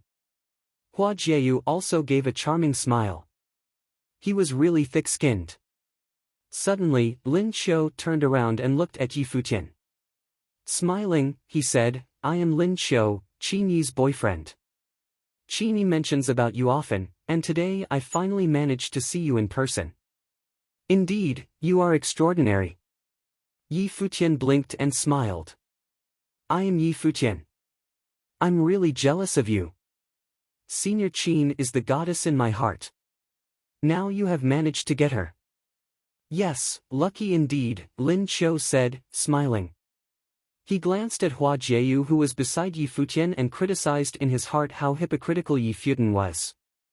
Yi Futian's girlfriend had such an outstanding look, and yet he said that he was jealous of Lin Qiu. In the past, he also thought that he was lucky. Qin Yi was, after all, the goddess in the hearts of many disciples of Qingzhou Academy. She was sexy and pretty. However, after seeing Hua Jieyu, he felt that he was in fact not that lucky. You can continue, a pavilion lord said to the disciples of the academy. The young teenagers of the academy stopped looking at Yi Futian and Hua Jieyu and continued their examination. Seeing the lively, friendly competition between the young disciples, Yi Futian recalled the fall quarter examination that he once participated. Qin Shuai smiled and asked, What do you think? Not bad, Yi Futian nodded. However, you should encourage the disciples to go out and see the world outside for themselves. Only when one had traveled to the outside world would one know how small the city of Qingzhou was. In the past, his master Hua Fenglu was in the Arcana Plane. Even though his life spirit was destroyed, he was still the strongest person in Qingzhou. Even the headmaster was only at the peak of the Dharma Plane. There was such a huge difference between the isolated island city and the outside world. Yi Futian and Qin Shuai chatted casually. Of course, most of the time he was chatting with Qin Yi. Slowly, the spring quarter examination was also nearing its end. An elder announced the names of those who would be officially accepted, as well as the ranking of the examination. Many disciples of the academy danced with excitement.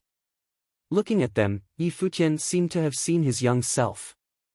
Noticing the end of the spring quarter examination, Lin Qingfeng smiled and said, Futian, do you want to go and say something? No, it's fine. Yi Futian shook his head gently.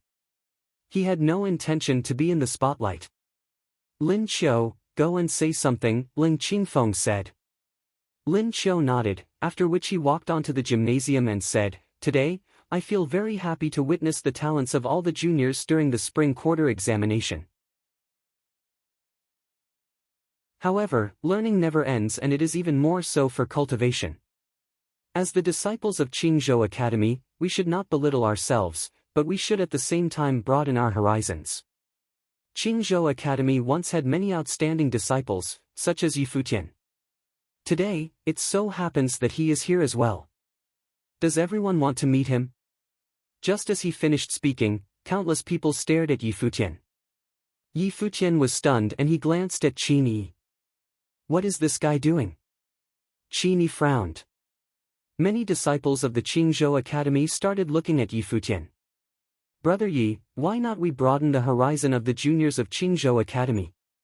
Lin Qiu looked at Futian and smiled.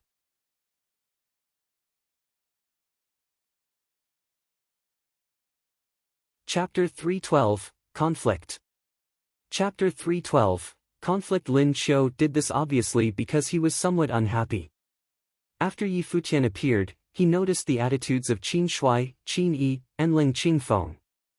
Qin Shui looked as though he really wished that Futian would be his future son-in-law instead.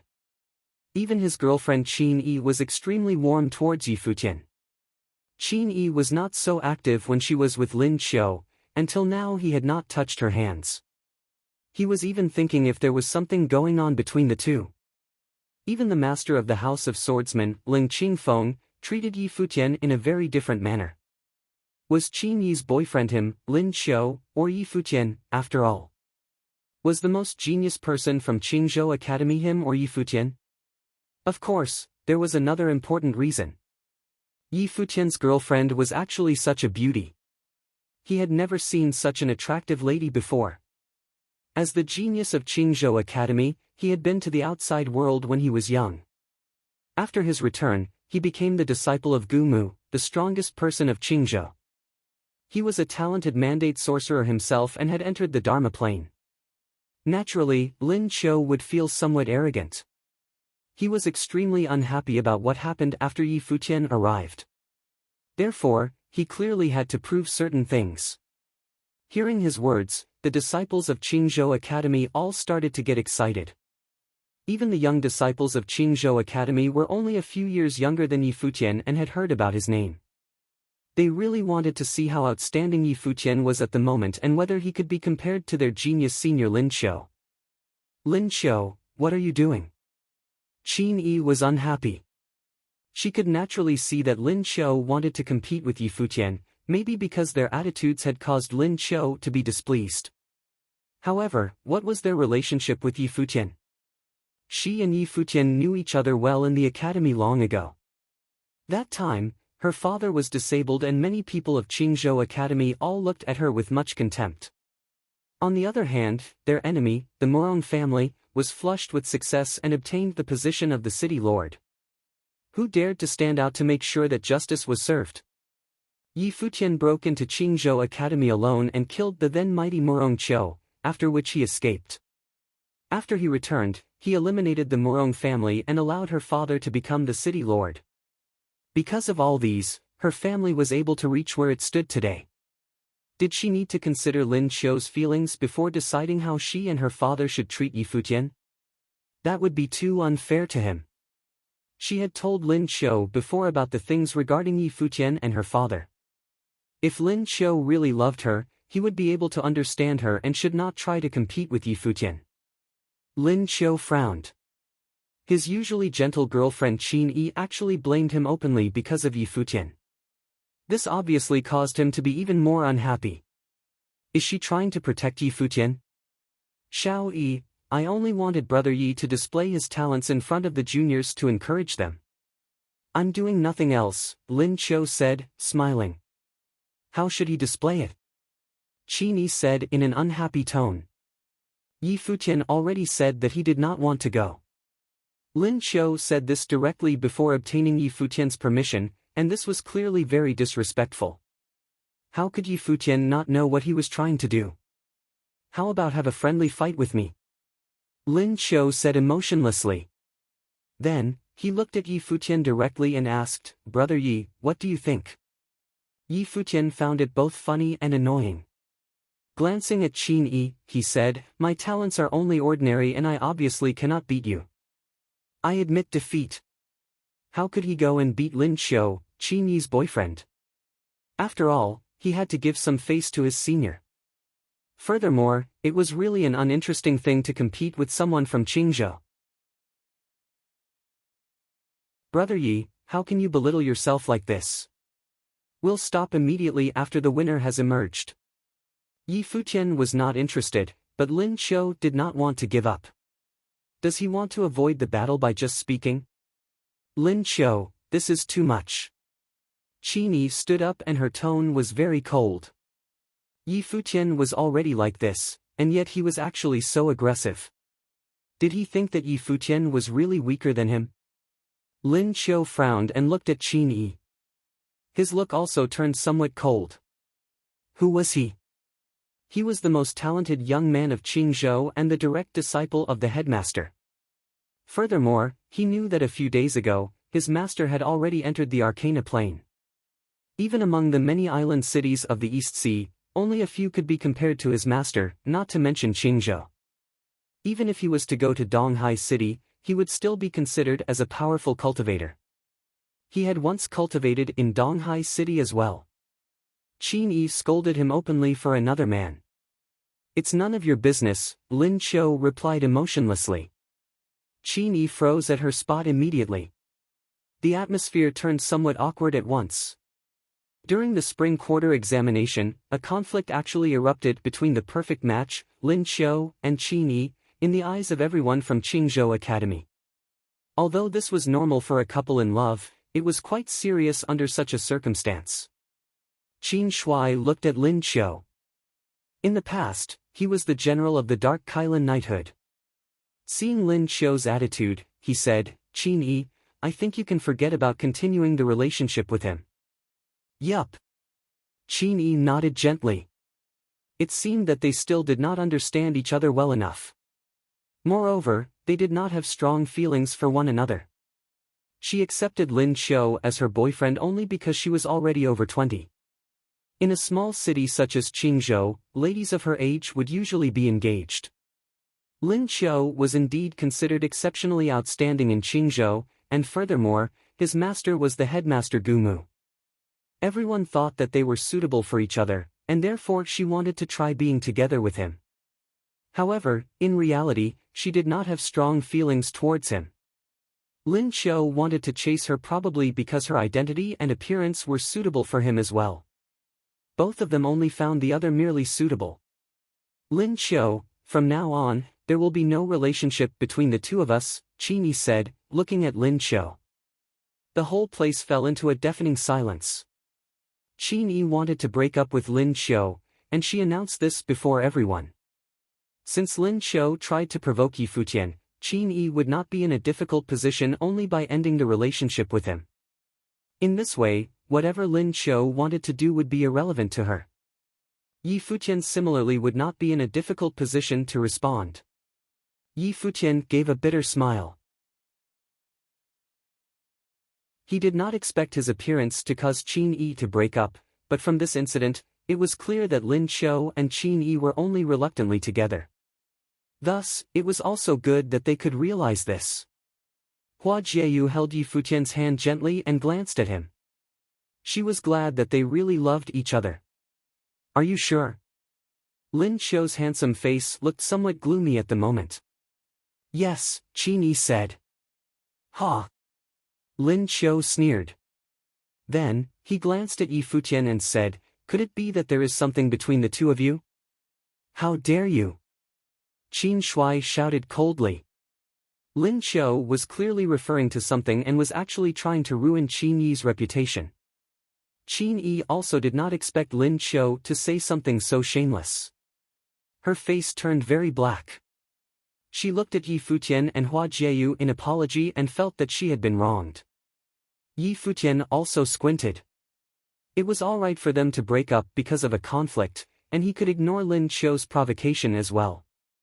However, Lin Xiu actually wanted to ruin Qin Yi's reputation before everyone. Lin Xiu, stop talking, Ling Qingfeng said. Go down. Lin Xiu ignored him. Smiling, he looked at Qin Shuai and said, General Qin, why are you so agitated? You and Yi Futian seem to be very close. Have you ever wanted him to be your son-in-law? Ha, he is but a garbage city lord. So what if he rebuilt the Black Kylan knighthood? His master was a real arcana plane cultivator and had a very high status. Take him down, Qin Shui said coldly. Yes.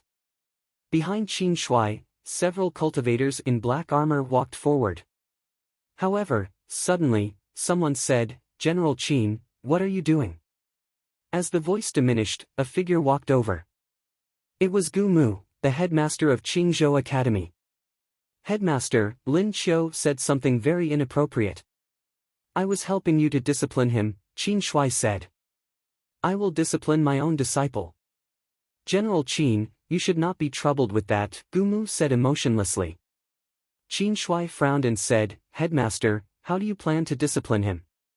Of course I will teach him to speak carefully next time. Gu Mu looked at Lin Qiu and said, you should not have spoken so inappropriately on such an occasion. Master, I am wrong. Lin Qiu bowed at Gu Mu. He could naturally tell that his master was trying to protect him. That's it? Qin Shui's face darkened. General Qin, what do you want then? Gu Mu said emotionlessly. Qin Yi said openly that she would break up with Lin Qiu. Shouldn't she consider Lin Qiu's feelings as well? It is inevitable that Lin Qiu spoke so impulsively. Gu Mu had been cultivating over the years and was disconnected from the outside world. He was very emotionally affected by the events during that time. Finally, he had managed to enter the Arcana plane a few days ago. After entering the Arcana plane, his mentality also changed. He treated Qin Yi quite well and was happy that Lin Qiu was with her. However, Qin Yi did not give his disciple any face because of Yi Futian. Did she even care about his existence? That time, Hua Fenglu had a high status in Qingzhou, and his disciple behaved very arrogantly in Qingzhou Academy. Now, Hua Fenglu had already been disabled, and Gu Mu was in the Arcana plane.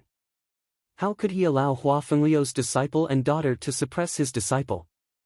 A strange expression appeared on the faces of many. A conflict actually broke out between the headmaster and General Qin. Gu Mu turned his head and ignored Qin Shui's expression. He looked at Yi Futian and Hua Jieyu.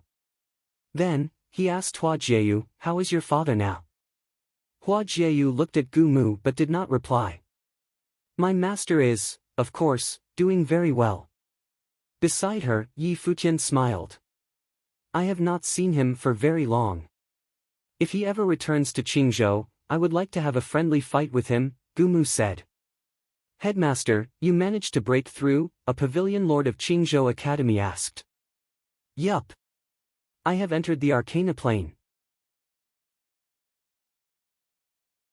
Gu Mu nodded.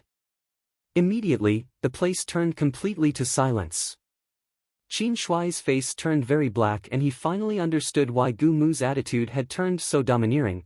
It turned out that he had entered the Arcana plane. I don't think you will have that chance. Yi Futian looked at Gu Mu with a faint smile on his face.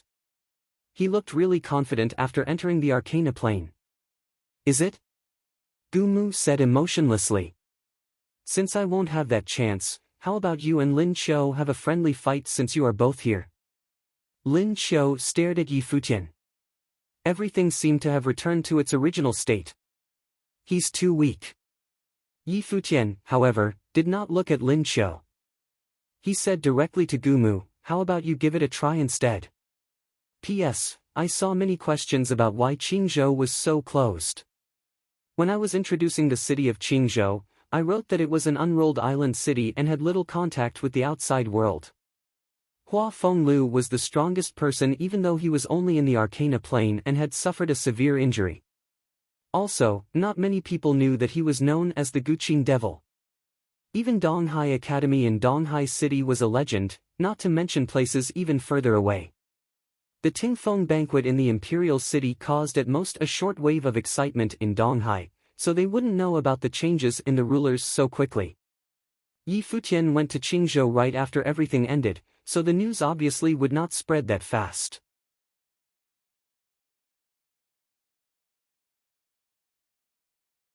Chapter 313, End of the Nanda Nation. Chapter 313, End of the Nanda Nation. Yi Futian's words caused everyone in the vast space to stare at him. They were all stunned.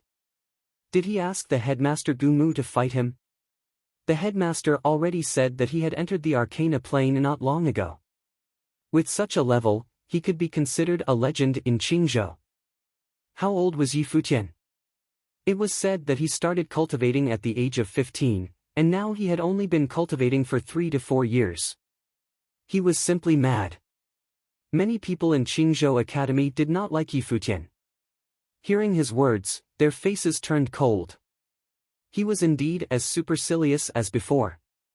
Actually, Yi Futian also felt quite speechless. Was he so incompatible with Qingzhou Academy? When he participated in the fall quarter examination for the first time, he ranked first for the written test. In the fighting test, he wanted Yu Sheng to get first, but in the end, Murong Qiu got it because of the relationship between the Pavilion Lord of the Earth Pavilion and the leader of the Murong family. This caused many subsequent disturbances, and he also left Qingzhou Academy because of this. Now when he returned, Gumu had entered the Arcana plane and was very arrogant. Did he want to fight with Yi Futian's master? He also asked his disciple to fight with Yi Futian. It was already obvious what he was trying to do. Idiot! In the gymnasium below, Lin Qiu said to Yi Futian, "You should look at the situation first before trying to show off." What are you? How do you dare to talk to my master like this? This was Qingzhou Academy after all, and his master was the headmaster. Even though Yi Futian was no longer wanted by Nandu, he was really an idiot to behave so arrogantly in front of the Arcana Plane headmaster in Qingzhou Academy itself. Yi Futian glanced at Lin Qiu and then said to Gumu, "Since you do not know how to discipline your disciple, I'll help you." After he finished speaking, he stepped out in the air and walked towards Lin Qiu. Dharma Plane. The looks from countless people in Qingzhou Academy froze. Only Dharma Plane cultivators could walk in the air without using any wind elemental spells. Clearly, Yi Futian was also in the Dharma Plane. He was such a young Dharma Plane cultivator. Furthermore, he was a mandate sorcerer. Lin Qiu also frowned. Yi Futian was actually also in the Dharma Plane. This caused his face to darken. He was weaker in terms of cultivation talents. Lin Qiu released his Dharma Plane aura. Since Yi Futian was also in the Dharma Plane, he could only prove himself by defeating Yi Futian. Following a splashing sound, many sky vines that covered the entire sky swept towards Lin Qiu. Lin Qiu wanted to avoid them, but the vines were everywhere and he could not escape at all. Flames erupted from Lin Qiu and a flaming bird Dharma actually appeared, trying to burn the vines away. However, the vines glittered with red light and survived the flames. They wound around Lin Qiu's body firmly and tied him in the air directly. Air. Seeing the scene, the disciples of Qingzhou Academy all turned speechless. Was this their most talented senior Lin Qiu? He actually could not even withstand a hit from Yi Futian. You were jealous over a trivial matter, and then humiliated the lady whom you once pursued. I think you should just be an ordinary person, Yi Futian said casually, causing many to tremble. Was Yi Futian going to permanently destroy Lin Qiu's foundations? How dare you! Lin Qiu's expression immediately changed as he stared firmly at Yi Futian. Many sharp blades formed from the vines and pierced into Lin Qiu's body. With his character, it was very likely that Lin Qiu would avenge Qin Yi in the future. Thus, Yi Futian would rather be the bad guy. Anyway, it was not the first time that he acted as the bad guy in Qingzhou Academy. Master, save me, Lin Qiu cried miserably and stared at his master with a horrified expression. Gumu's face turned extremely gloomy. A mighty Arcana Plane aura erupted from him and he said coldly, "Let him go. I said that since you do not want to discipline him, I'll help you do so." Yi Futian glanced at Gumu. You are really daring. Gumu continued releasing his Arcana Plane aura and his face darkened. He did not expect Yi Futian to actually be so strong. However, He still could not tolerate Yi Futian behaving so arrogantly in Qingzhou Academy. Sword chi whizzed in the air and a frightening might engulfed the gymnasium. Gumu stepped forward and charged towards Yi Futian directly, bring along a terrifying sword will. Headmaster, show mercy. Ling Qingfeng also did not expect the event to go in such a direction. If he knew this earlier, he would not have invited Yi Futian to come and watch the spring quarter examination. With an endless might, Gumu's sword charged towards Yi Futian like a bolt of lightning. How could he stop now? However, Yi Futian only stared coldly at Gumu. It seemed that there was a reason for the fall of Qingzhou Academy. As the disciple of Gumu, Lin Qiu behaved in such a way. Instead of punishing him, Gumu only flaunted his superiority as an arcana plane cultivator. How could anyone under his teaching become outstanding? Since this was the case, Yi Futian could only solve the problem of Qingzhou Academy on the fundamental level. You wanna die? Lin Qiu stared at Yi Futian firmly with a ferocious look. The sharp blades from the vines pierced into his body and he gave out a miserable cry again. Yi Futian looked at him emotionlessly. Idiot! Yi Futian! Gumu arrived with an appalling sword will. Suddenly, a noble will enveloped Yi Futian and his white shirt started to sway in the air. Looking at the incoming sword, he raised his hand and punched in the air. A monstrous lightning dragon actually appeared and the howls of dragons filled the place. Even the color of the sky changed as the dragon penetrated through the sword chi and charged towards Gumu. Gumu's sword will collapsed wildly. Feeling the frightening, noble-like might, his heart trembled fiercely. How could this be? Countless people froze as they gazed firmly at the scene in the sky. The lightning dragon destroyed everything in its path and its huge head appeared in front of Gumu. It opened its ferocious mouth and bit towards him. Gumu's body glittered with lightning. He gave an angry roar and struck out his arcana sword.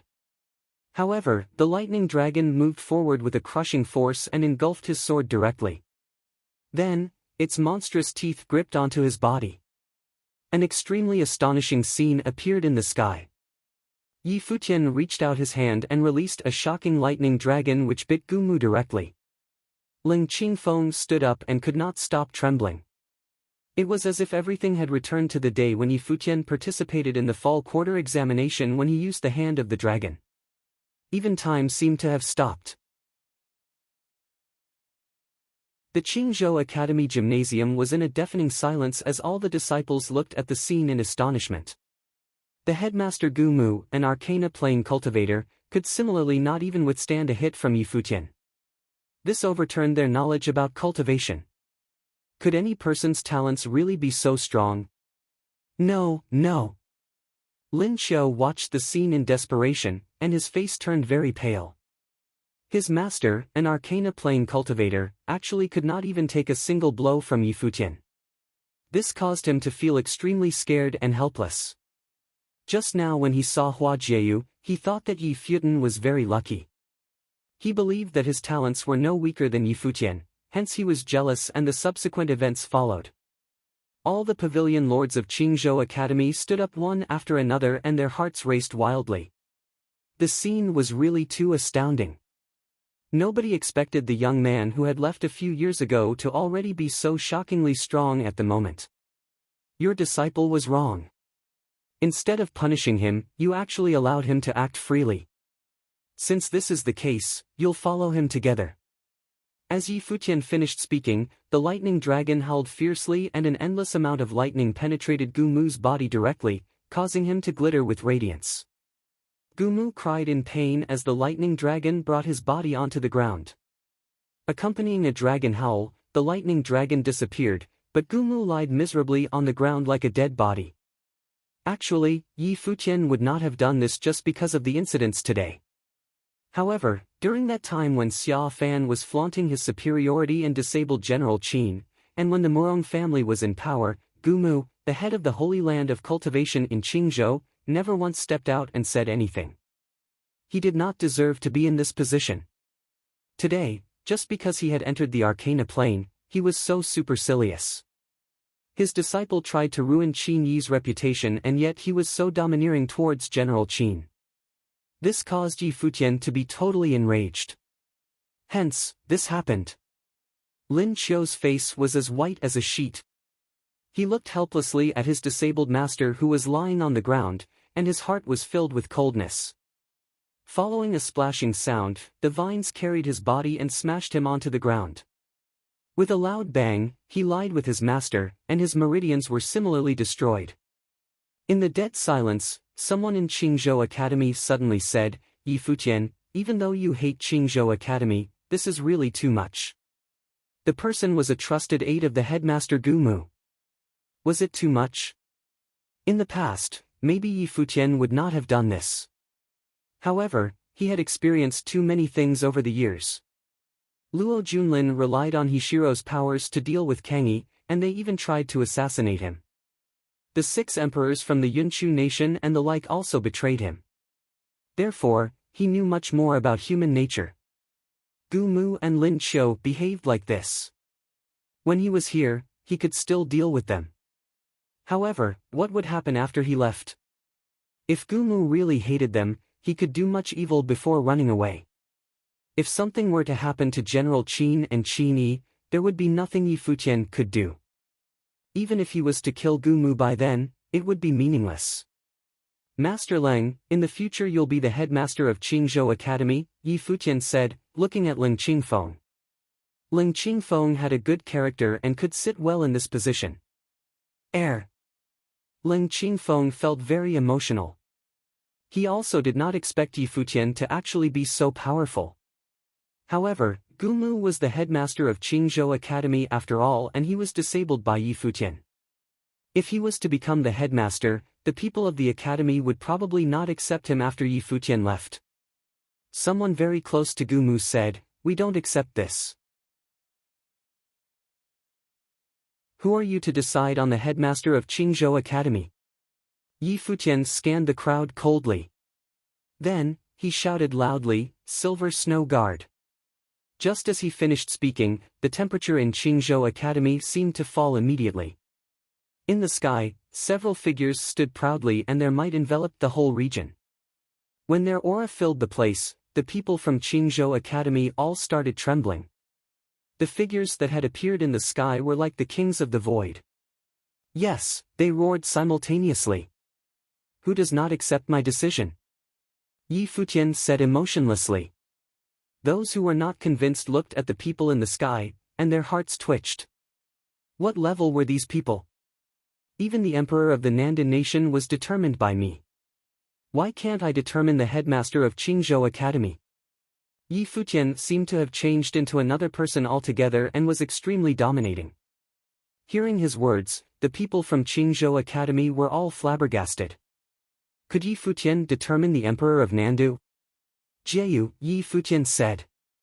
Hua Jieyu smiled and looked at him. Walking forward, she approached Yi Futian. The black-winged condor gave a long tweet and came before Yi Futian and Hua Jieyu. "General Qin, Senior, if you have any problems, you can go to Donghai Academy and find Yi Xiang, the headmaster. If he still can't solve it, you can go to the Nandan Nation Imperial Palace and look for the emperor, who is Jieyu's uncle. He will inform me about it." Yi Futian looked at Qin Shui and Qin Yi. Smiling he said, "I will take my leave now. Senior, take care." After he finished speaking, the black-winged condor extended its wings and flew into the sky. The nobles then followed them and left. In Qingzhou Academy, countless people gazed at the departing figures in the sky and could not remain calm. They would probably not forget about this in their entire life. This bastard! Qin Yi's eyes were slightly red. Why did he have to ask those nobles to show up before leaving? Obviously, she knew that it was all for her. A crystalline tear flew out from the corner of her eye, but her face was still filled with a bright smile. The once young juvenile had already turned into a fully grown eagle. The sky would no longer be able to bind him.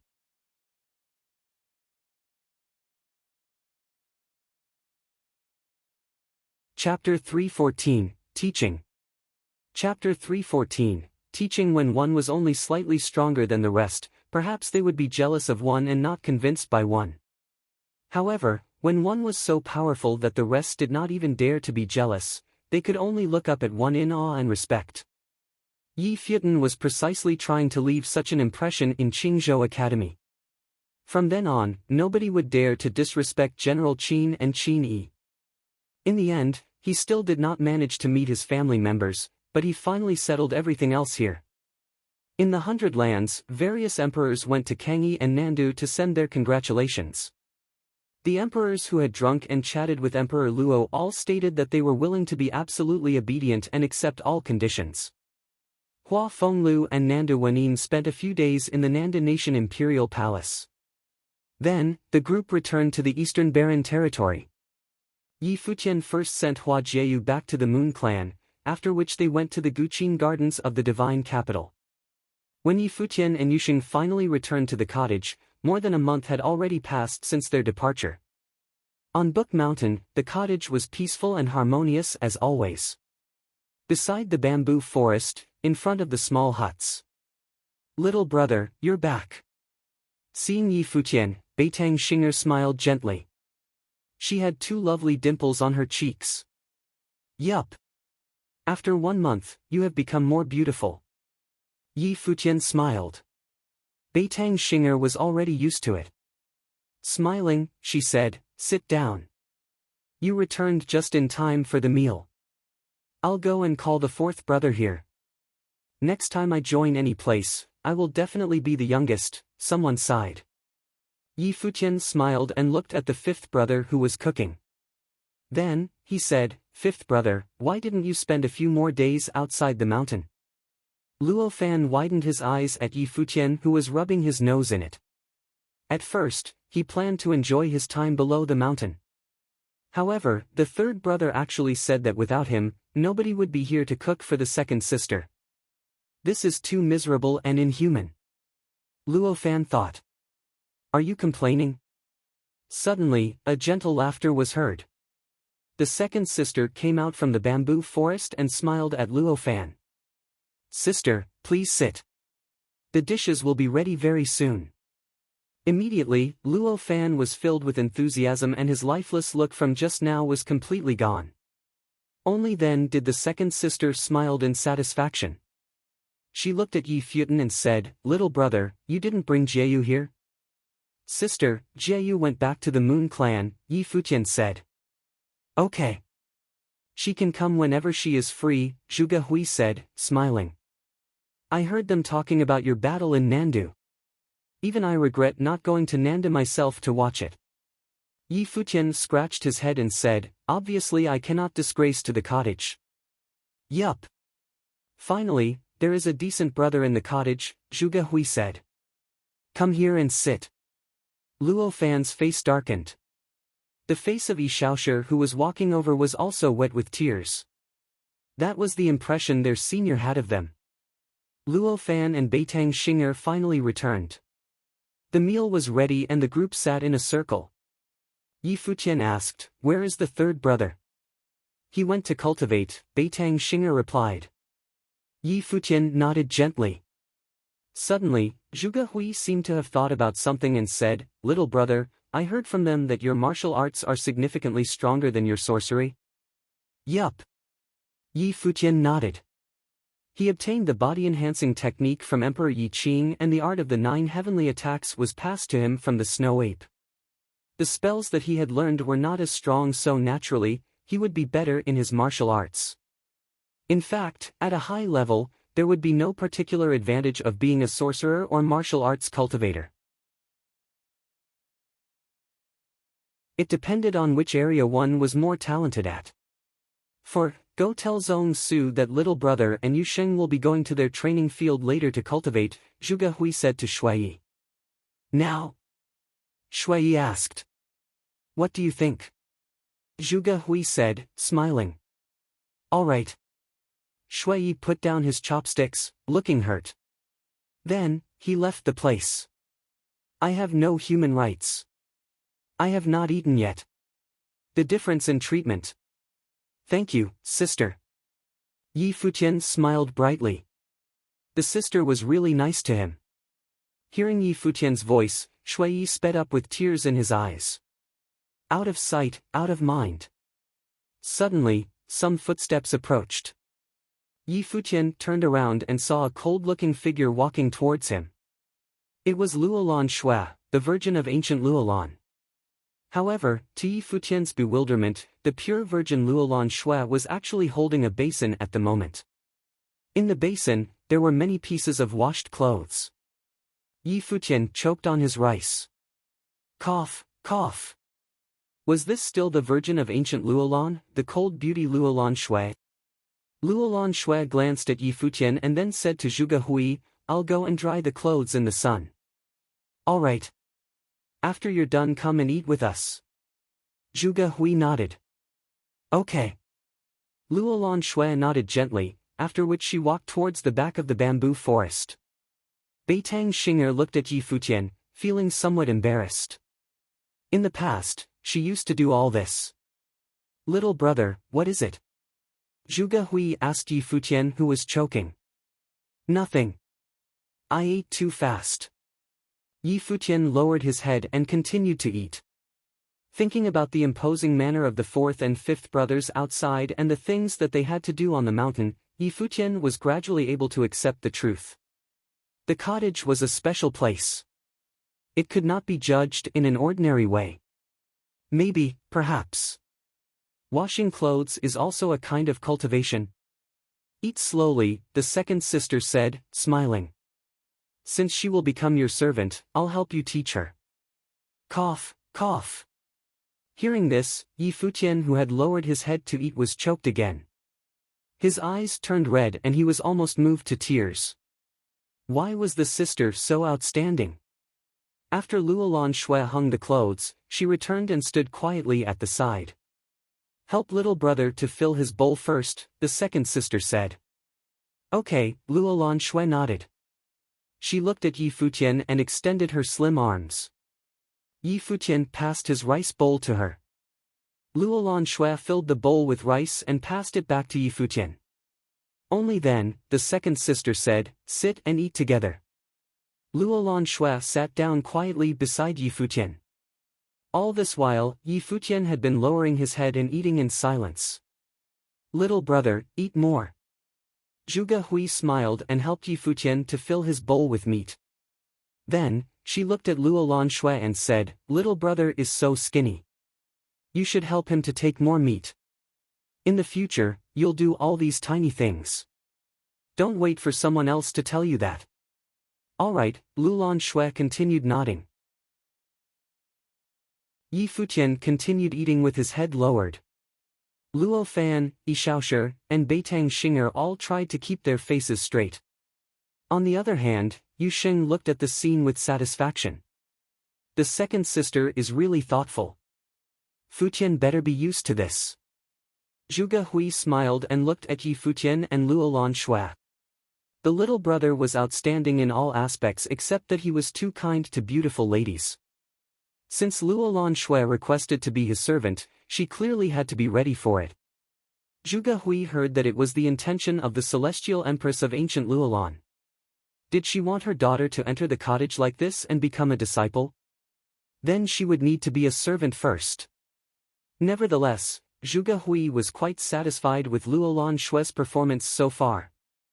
She did not behave like she was a princess at all and was very obedient.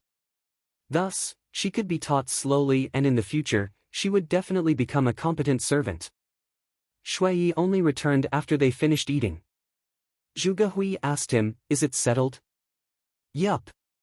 Little brother and Yu Sheng can go to the training field anytime." Shui nodded.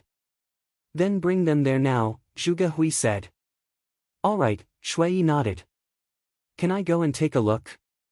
Luolan Shui said softly as she looked at Zhuge Hui. "Bring her along," Zhuge Hui said to Shui. Shui nodded. Then, he brought Yi Futian, Yu Sheng, and Luolan Shui out of the cottage. They came to another mountain of the college. This mountain was ruled by Mountain Elder Zong Su and was known as Mount Chong. The mountain was filled with many orderly arranged palaces and attics. An ethereal mist filled the place, making the mountain look like a fairyland. The cottage is probably the simplest among the 9 mountains of the college, Yi Futian thought. Of course, there were only a few people in the cottage in the first place. The Mount Chong training field was a very famous cultivating area in the college. Every day, many disciples would come here to cultivate and train. The arrival of Yi Futian and his team caused a great disturbance at the training field. It was as if the disciples on Mount Chong already knew the news. Clearly, Mountain Elder Zhong Su had deliberately told them the message. Standing at the edge of the training field, Yi Futian could not keep calm. This was the first time he came to a place of cultivation in the college. The training field was built using purely white stone. It was in the shape of a canyon which was tens of meters deep. At the edge of the training field, there were a few towering boulders carved into statues which resembled humans. The statues were slanted and faced the training field. From them, a terrifying might was emitted, pressuring the people in the training field. Although Yi Futian was standing on the edges of the field and did not step into it, he could still feel a noble-like pressure. Apart from that, the entire training field was also enveloped in a matrix. Yi Futian could feel a very strong pulling force that was trying to suck him into the canyon. It was an extremely powerful gravity. Many people went around the group and looked at them. Little brother, seems like Mountain Elder Zhong Su has already told everyone about it. Now, many disciples are coming to Mount Chong, and they probably all want you, a cottage disciple, to train with them. Take care of yourself. I will not accompany you. Shui patted on Yi Futian's shoulders and smiled. Then, he left the place alone and Yi Futian, Yu Sheng, and Luolan Shui were left here. He is gloating, Yi Futian muttered to himself. Then, he said, Yu Sheng, let's go down. After he finished speaking, they walked through the air and headed towards the training field. Just as they entered the sky above the training field, they felt an extremely strong gravity trying to pull them down. Immediately, they started to fall at an incredible speed and landed in the canyon like 2 bolts of lightning. The gravity is so strong. Yi Futian stood in the canyon and felt that his footsteps were extremely heavy. Apart from that, the noble might coming from the enormous stone statues above him also made him feel like he could not even move a single step. This was indeed a good place to train their martial arts skills. Luolan Shui did not go down. She only stood at the edge of the canyon and watched in silence. Apart from her, many people at the edge of the training field looked at Yi Futian. Among them, someone with an outstanding temperament smiled and said, I heard that Yi Futian killed Luo Junlin, who was in the 2nd level of the Arcana plane when he was only in the 7th level Dharma plane.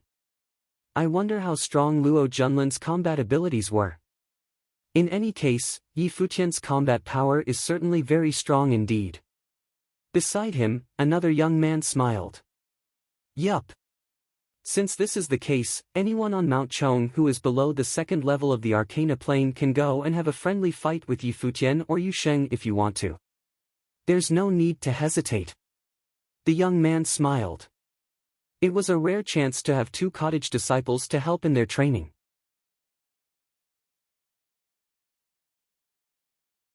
Chapter 315, Training Field Cultivation. Chapter 315, Training Field Cultivation. At the side of the field, more and more people gathered above the gorge.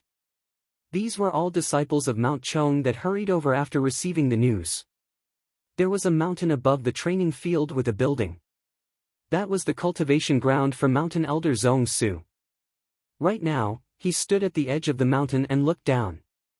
The cottage had recommended Yi Futian to cultivate at Mount Chong's training field and he naturally agreed.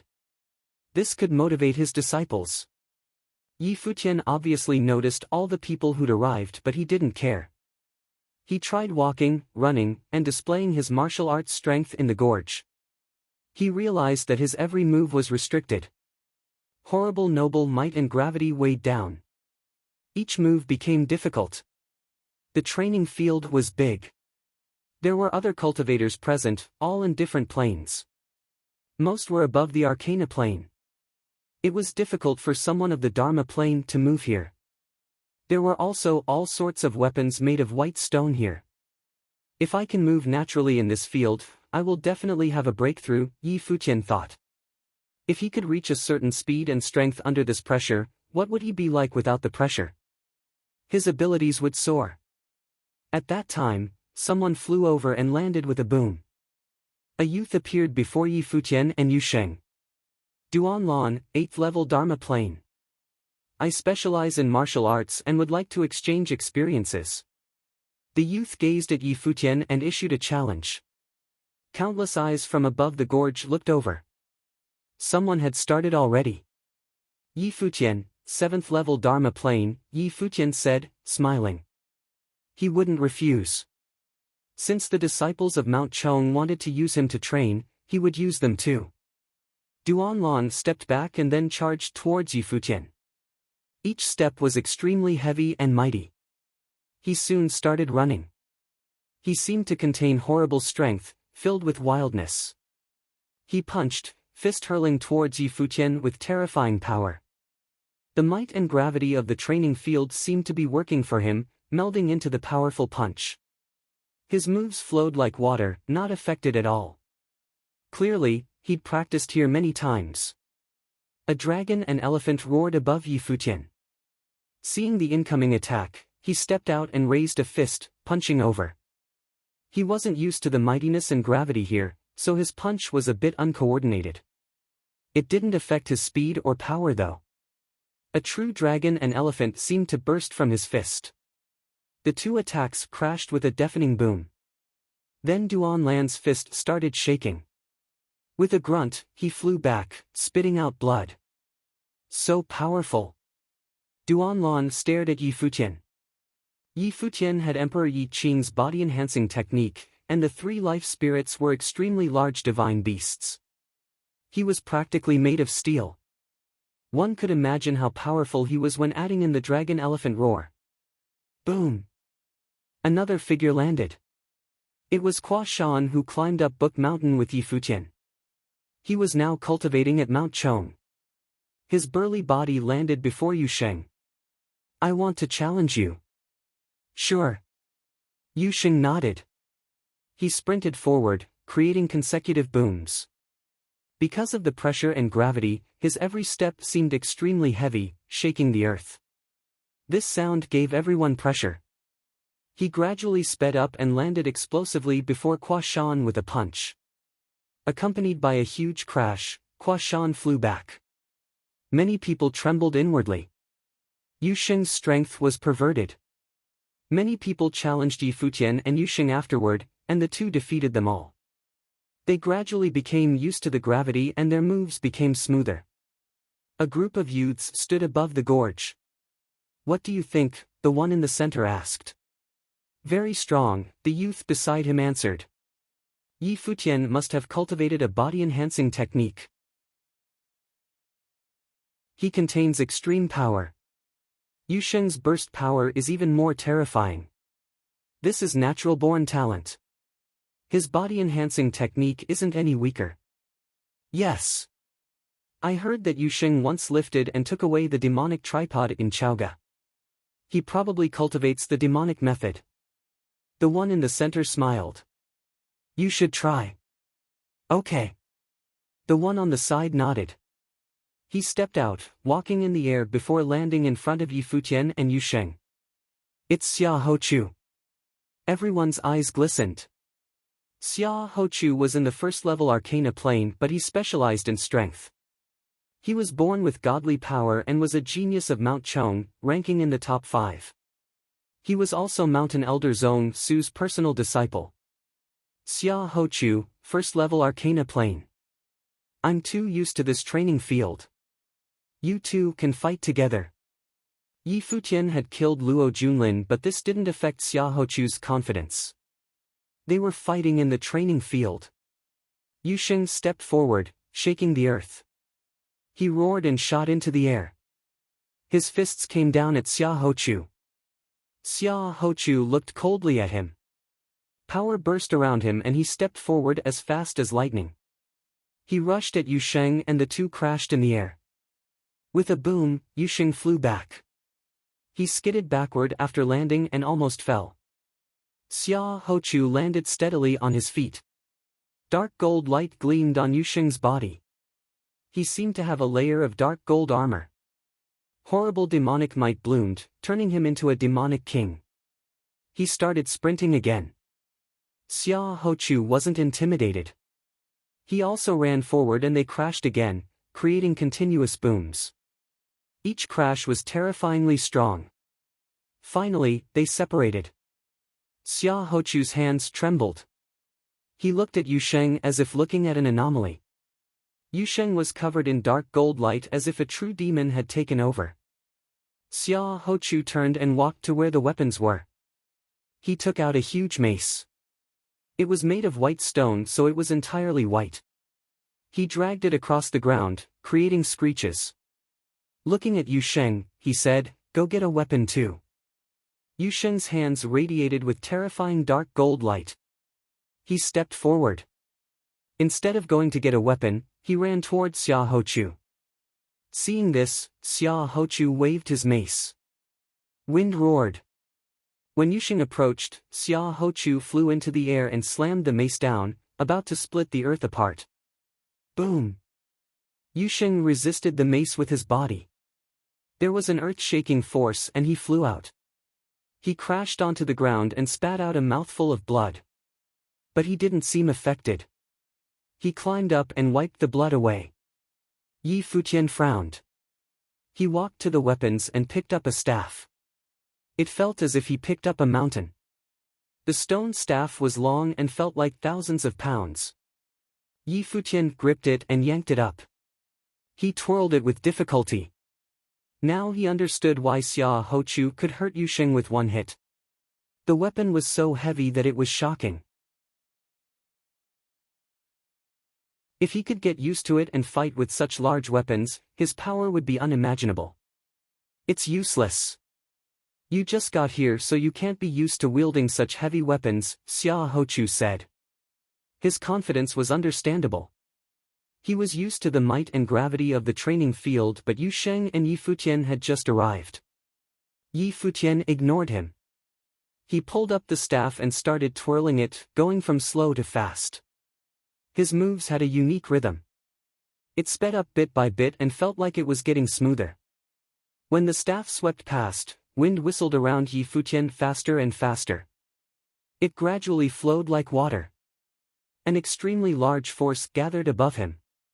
His noble intent bloomed. A subtle figure of the divine ape appeared. The air popped when the huge stone staff moved, stirring the clouds and wind.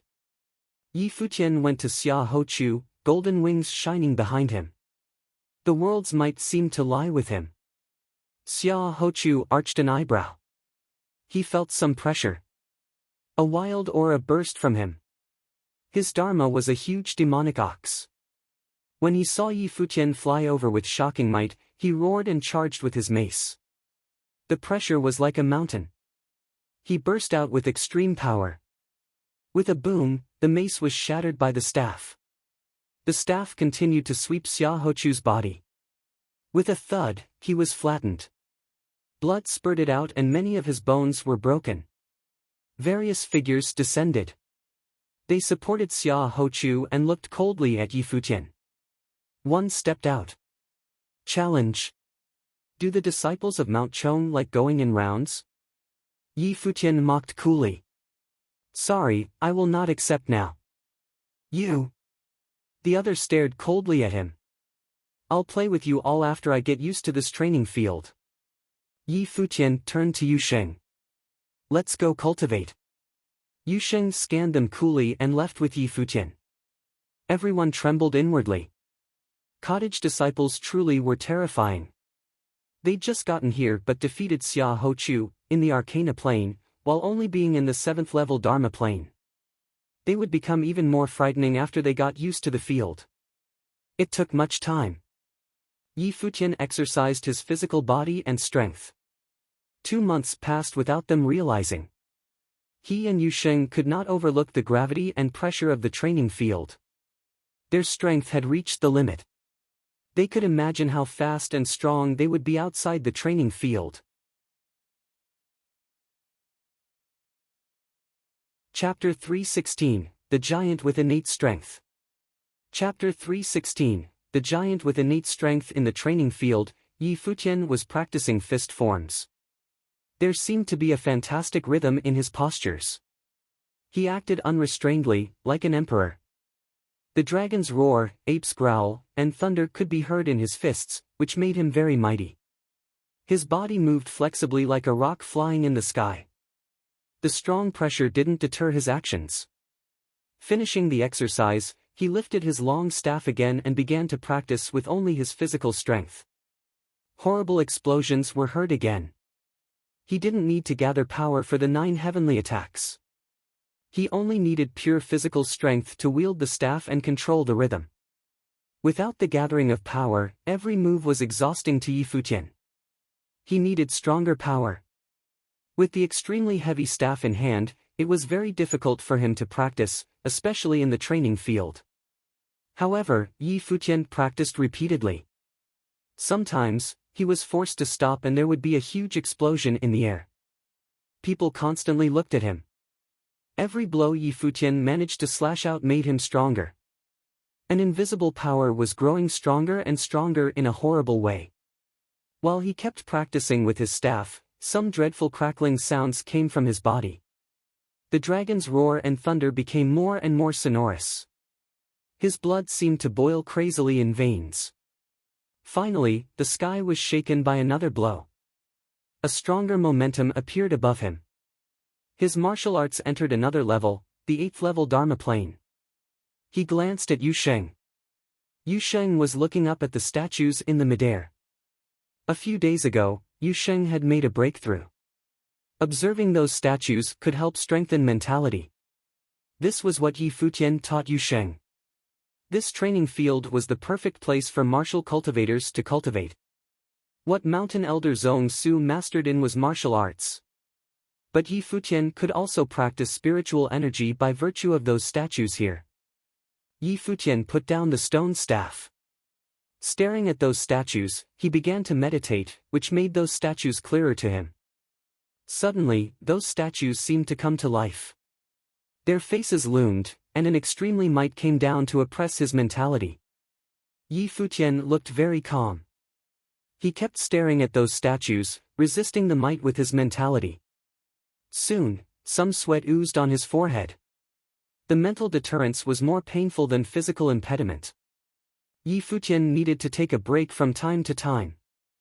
After that, he would practice martial arts again.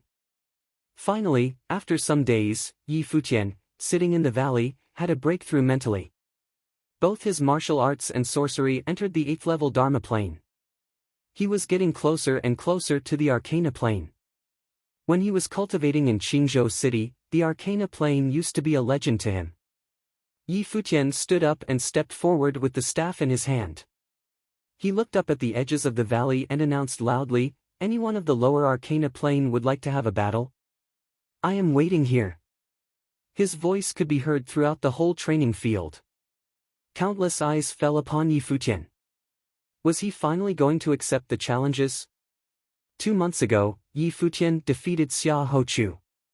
After that, everyone wanted to challenge him. At this time, he was still in the Dharma plane but wanted to challenge cultivators in the lower Arcana plane. Futian was so audacious. The lower Arcana plane included levels from the 1st to the 3rd. In the sky, a man stood proudly and looked at Futian. Walked to above the gorge, attracting everyone's attention with his burly body. His short hair made him look very vigorous. He was Mo Bei, a strong cultivator in the 2nd level Arcana plane. "Senior brother Mo!" Many people exclaimed. Mo Bei was an excellent disciple of Mount Chong. He swooped to the ground with a shocking oppressive force. Futian looked up at the Khmer and felt extreme pressure as if it was a mountain coming to him instead of a person. Boom! White light dazzled. Mo Bei's legs trampled down like 2 towering mountains, seeming to crush everything beneath his feet. Futian raised his head. His long staff began to spin. The might grew stronger and stronger. Gradually, a horrible windstorm formed, seemingly because of the spinning staff. The hideous might pervaded the space. Spirit in the natural world all gathered here. Yi Futian clutched the staff and slashed at the descending Mo Bei. For an instant, the long staff spun and soared like a dragon while Mo Bei was like a noble statue, treading and crushing everything. When the two collided, a sonorous explosion sound was heard everywhere. Mountains broke down and stones exploded. Mo Bei's body was thrown up high in the sky, faster than how he had come. He spat out a mouthful blood in the air and then fell down like a parachute. Somebody flew out to carry the badly hurt man. Mo Bei spat out more blood and his face was very pale. This. Frightened, people trembled. They didn't expect Mo Bei, who descended with such extreme oppressive force, would be defeated so miserably. Who else? Yi Futian erected his staff by his side and looked up at those people like a king. The might in the valley remained still, but Yi Futian was not disturbed at all. He had been practicing physical strength in the training field. His physique had become very strong. His long staff weighed several tons. Every blow he slashed out gathered all the power. People could imagine how strong he was. In this bout, Yi Futian in the 8th level Dharma plane defeated Mo Bei, a strong cultivator of the 2nd Arcana plane, so easily. Mo Bei was hit squarely by Yi Futian's staff. How could he bear it? Yi Futian's voice rang throughout the gorge, threatening all the cultivators. They all stared at that handsome figure. The disciples cultivating on the Mount Chong were very indignant. This was their place, but Yi Futian made it his own stage. However, Mo Bei was defeated. Very few people in the lower Arcana plane here could defeat Yi Futian. Right at this time, a straight-backed figure descended. With an explosive sound, the whole training field shook. All the spectators trembled too. They looked down at the valley and saw a large figure standing there like a giant. Looking at the figure, Yi Futian was greatly surprised. He had never seen anyone with a larger body than this man. Yu Sheng was burly enough, but this man was even taller than Yu Sheng. He was covered in muscles and stood there like a mountain. Tu Ling is going to fight. People were all amazed by this scene. They turned to a young spectator who folded his hands behind. The young man was the direct disciple of mountain elder Zhong Su, Zhong Lihan, who was the number one among those disciples on Mount Chong. He was in the noble plane, was very talented. Tu Ling was the disciple of mountain elder Zhong Su too, but he only followed Zhong Lihan's order. Obviously, Tu Ling's appearance was arranged by him. Zhong Lihan stood there with his hands folded behind. He knew how strong Tu Ling was. He had the strongest physical strength on Mount Chong. Yi Futian challenged the status of Mount Chong. Zhong Lihan believed that Tu Ling was going to let others know how powerful the Mount Chong was. Tu Ling's large body made him look like a muscle mountain. He went aside to fetch a very hideous stone hammer, then treaded toward Yi Futian. His eyes were full of murderous intent. He began to run quickly with his large body. Every step he made shook the valley. Yi Futian felt a fierce pressure from the rival. He wielded his staff again and his body spun. A stunning hit was prepared for Tu Ling. Tu Ling pounded Yi Futian's long staff with his stone hammer. The hammer and staff collided. Bang! A sonorous sound was heard everywhere. Yi Futian was forced back.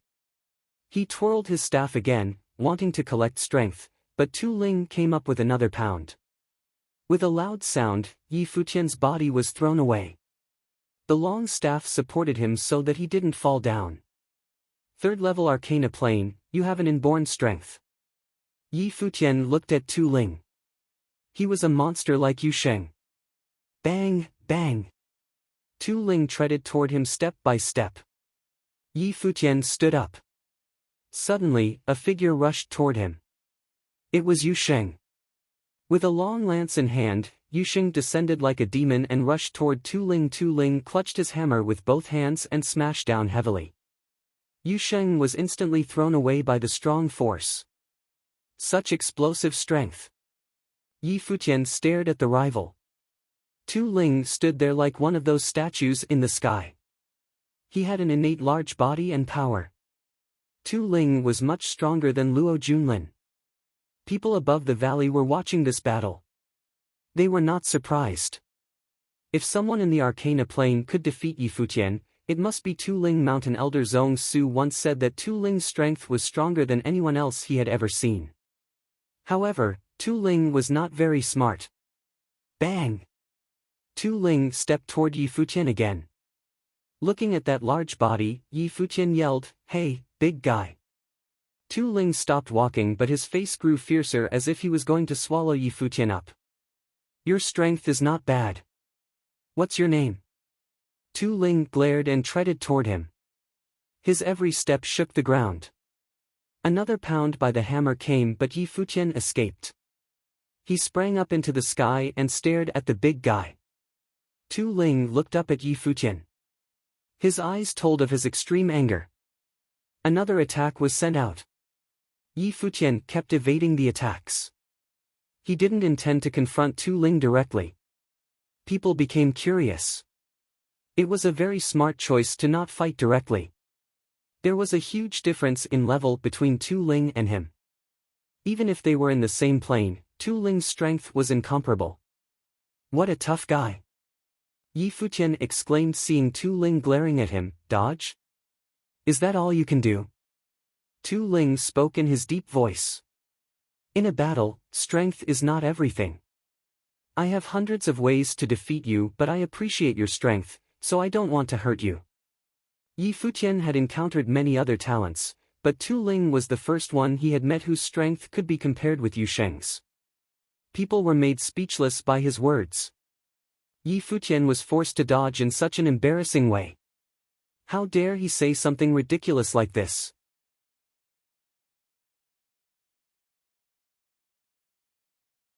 Chapter 317, The Qin Dynasty's Proposal of Marriage. Chapter 317, The Qin Dynasty's Proposal of Marriage. Tu Ling stared at Yi Futian with his big eyes. He jumped up and wielded his hammer at Yi Futian. Swathed by a gust of spiritual qi, Yi Futian stepped forward. In an instant, multiple illusory figures appeared around him. Tu Ling's hammer hit those illusory figures. Suddenly, with a loud explosion, a long staff slashed down on him. Tu Ling roared and turned around. He threw his hammer out again, but all he saw were multiple layers of Yi Futian's illusory figures. Bang, bang, bang. Within a short period of time, Tu Ling was hit more than 10 times. He fell down on the ground but wasn't wounded. He glared at that figure in the air. "You just can't hurt me." Tu Ling stared at Yi Futian maliciously. "Try this." Yi Futian's body spun and rose up above the valley. He came down to those stone statues and danced in the air. For a moment, the power and pressure contained in those statues were gathered by his waving staff and converged to his body, making him stronger and stronger. Yi Futian lowered his head and looked down at Tu Ling beneath. Then his body rushed down at Tu Ling with lightning speed. Seeing the figure falling from the sky, Tu Ling felt like those statues were alive. The statue's deterrent force entered Yi Futian's body, making him look like a god descending from the sky. The heavy staff, 1,000 times heavier by the gravity spell, chopped down. The air shrieked and a line of light appeared in the air. Feeling the strong power, Tu Ling trembled a little. He roared with anger and wielded his hammer toward the sky. Bang! There was a loud collision. Tu Ling's hammer was cleaved. He closed eyes. The earth was shaking, but he didn't get hurt. He opened his eyes and found that the long staff had brushed past his shoulder. Yi Futian ascended into the sky and smiled. "You are strong, but you can't win with only strength. This is your fatal weakness. Keep working." Then he turned to Yu Sheng and said, "Let's go." Yu Sheng also flew up and went with Yi Futian. Lulan Shui had already left. Around the training field, many people still looked at that fading figure with some surprise. His last blow seemingly borrowed the deterrent force from those statues above the valley and was very formidable. If Tu Ling really got hit, he would very possibly have died. When Yi Futian and Yu Sheng returned the cottage, it happened to be lunchtime. Lulan Shui prepared the table diligently. Yi Futian wasn't used to this. Junior Yi, Lu Feiyang and Lu Qinyu are your good friends, right? Luo Fan asked. Yi Futian was confused about his question but nodded and said, yes, we are very good friends. Things in the Eastern Barren territory are a little bit different now. Recently, the Qin dynasty has been very active, Luo Fan continued.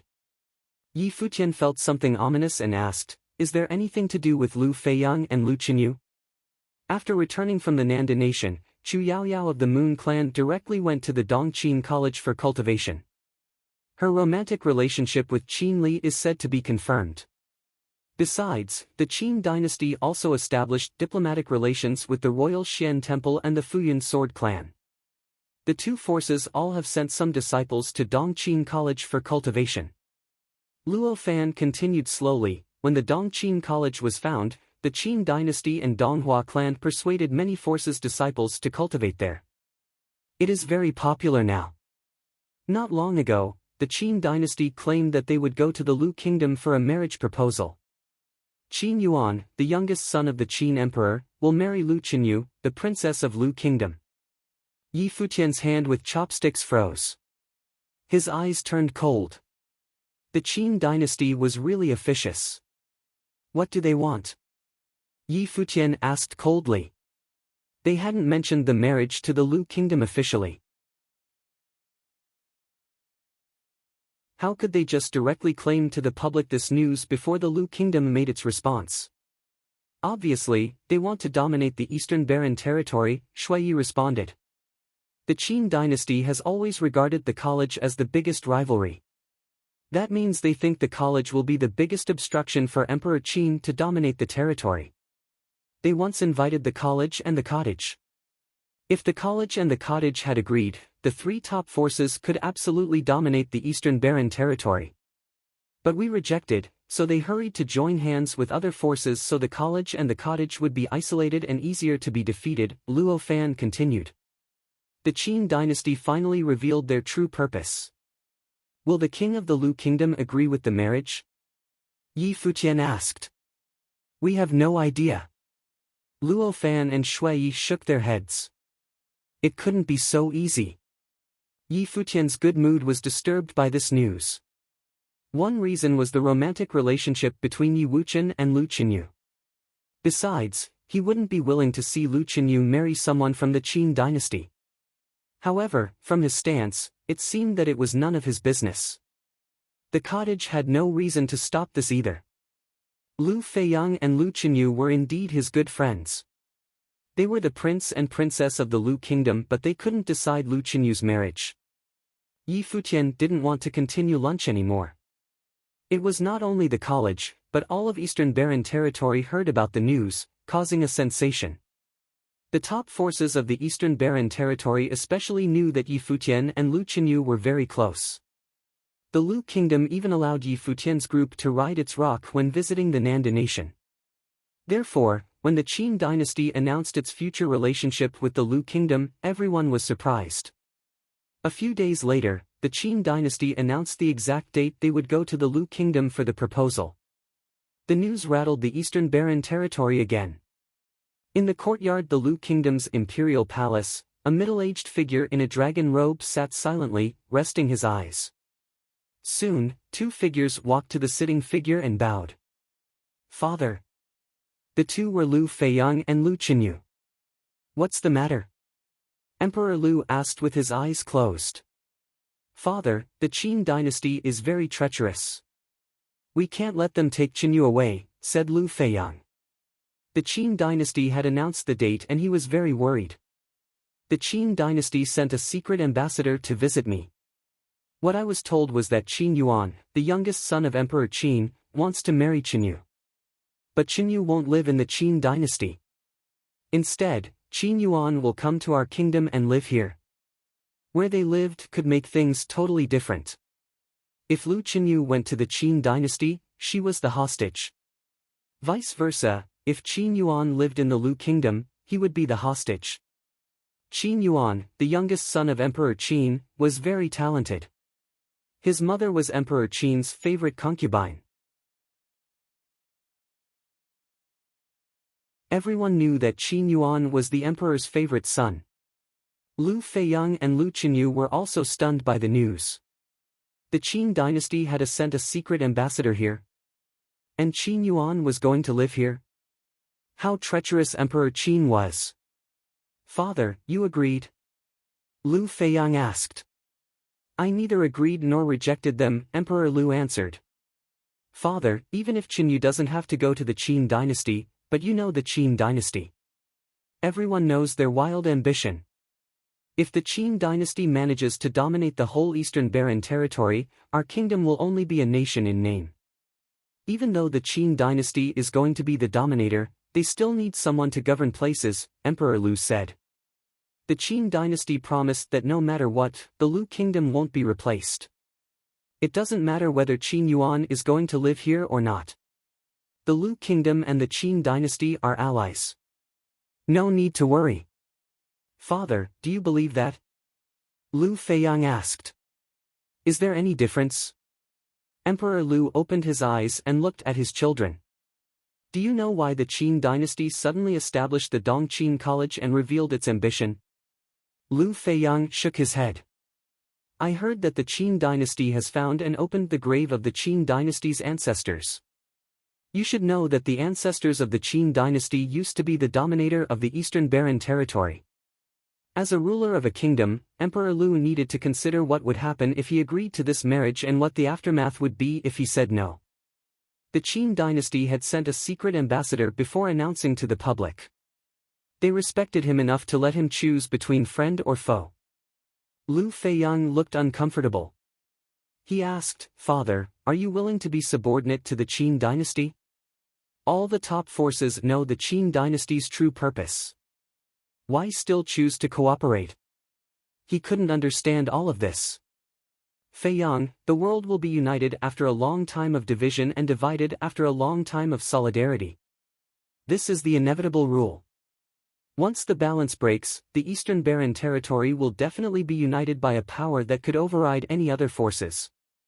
Emperor Lu sighed. Sometimes, one could only conform to the trend. But there are the cottage and the college. Lu Feiyang didn't give up. You are too naive. Emperor Lu looked at his son and continued, Do you know the cottage? Do you know what they want? Lu Feiyang looked at his father without response. He did not know the cottage very well. He only knew that it was a miraculous place.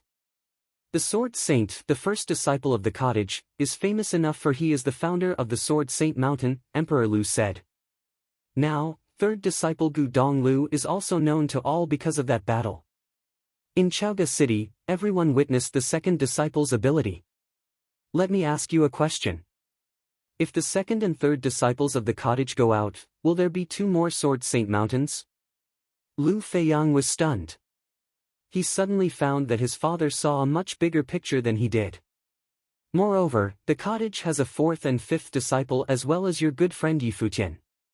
You all know his talent now.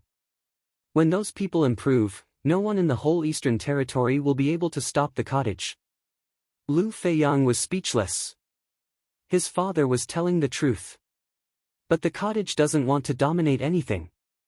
Lu Feiyang wasn't convinced yet. Indeed, the cottage doesn't want to be the dominator.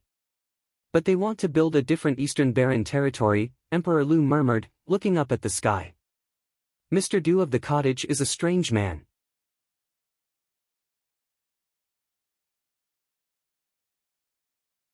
Chapter 318, Lowly Man. Chapter 318, Lowly Man. Mr. Du of the cottage was naturally a legendary man. Even if he really couldn't cultivate, as rumored, he was still a legendary man if he could build a place like the cottage. In the Eastern Barren Territory, there were many rumors about him but only very, very few truly knew him. His location was always mysterious. It was rumored that the disciples of the cottage often couldn't find him, let alone people of the other forces. As for what he wanted to do, Lu Feiyang didn't know. His father claimed that Mr. Du wanted to create a different Eastern Barren Territory. This confused him more.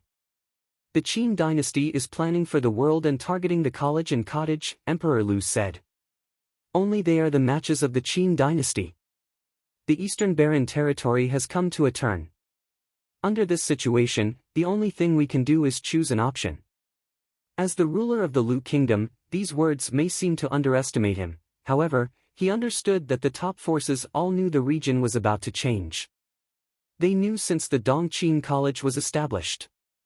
Otherwise, the Donghua clan, Moon clan, Royal Xian Temple, Futian Sword clan, and other forces wouldn't go cultivate in the Dongqing College.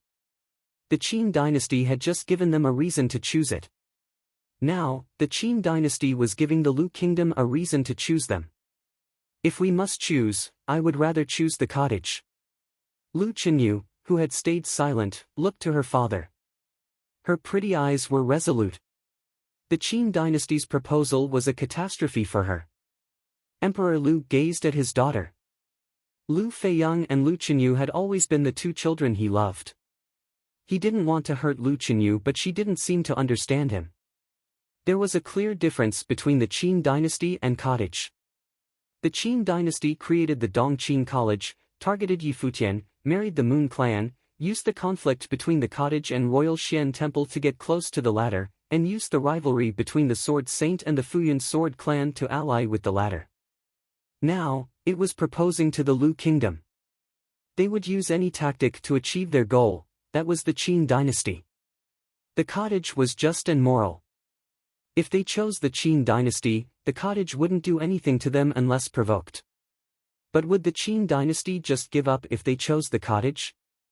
Furthermore, the cottage didn't even think of allying with other forces. He didn't know what the consequences for rejecting the Qin dynasty would be. Qinyu, do you have feelings for someone else? Emperor Lu asked. Lu Qinyu looked up, her dark eyes gazing at her father. After a pause, a figure appeared in her mind. Did she like him?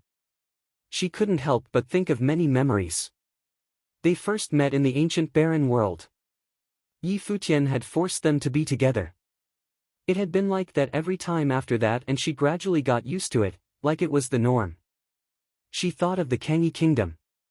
The two had strolled by the river, the sky filled with fireworks. That scene had been too beautiful. If she married into the Qin dynasty, married their youngest prince, Qin Yuan.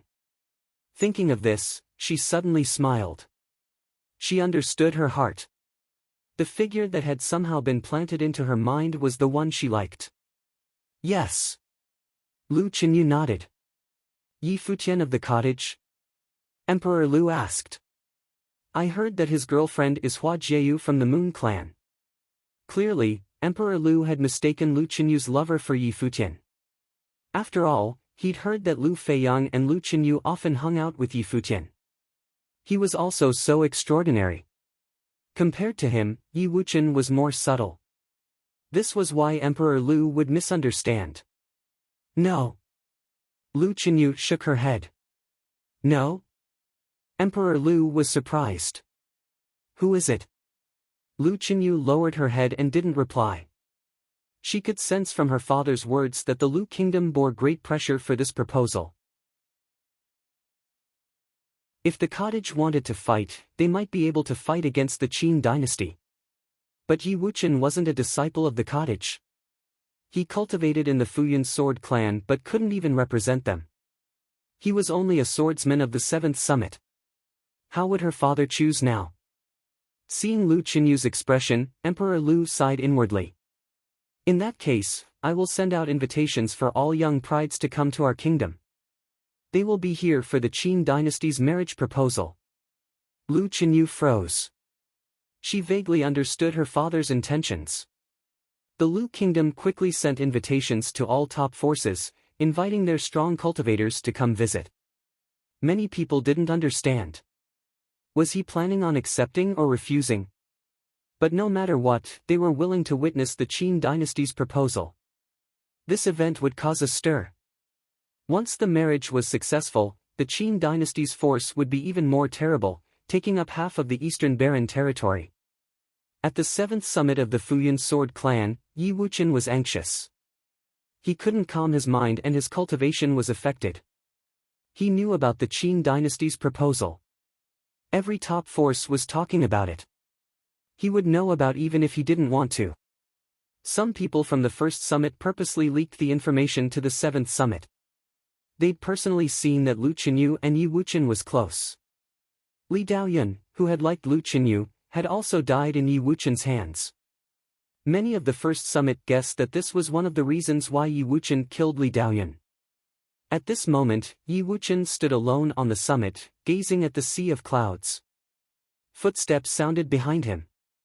"Swordsman," the Comer said. "The Lu Kingdom has sent invitations for everyone to visit the Lu Kingdom." Yi Wuqian turned to look. It was the man he'd ordered to pay attention to the Lu Kingdom's news. Other than that, the Lu Kingdom also sent a letter. The man walked over to hand the letter to Yi Wuqian.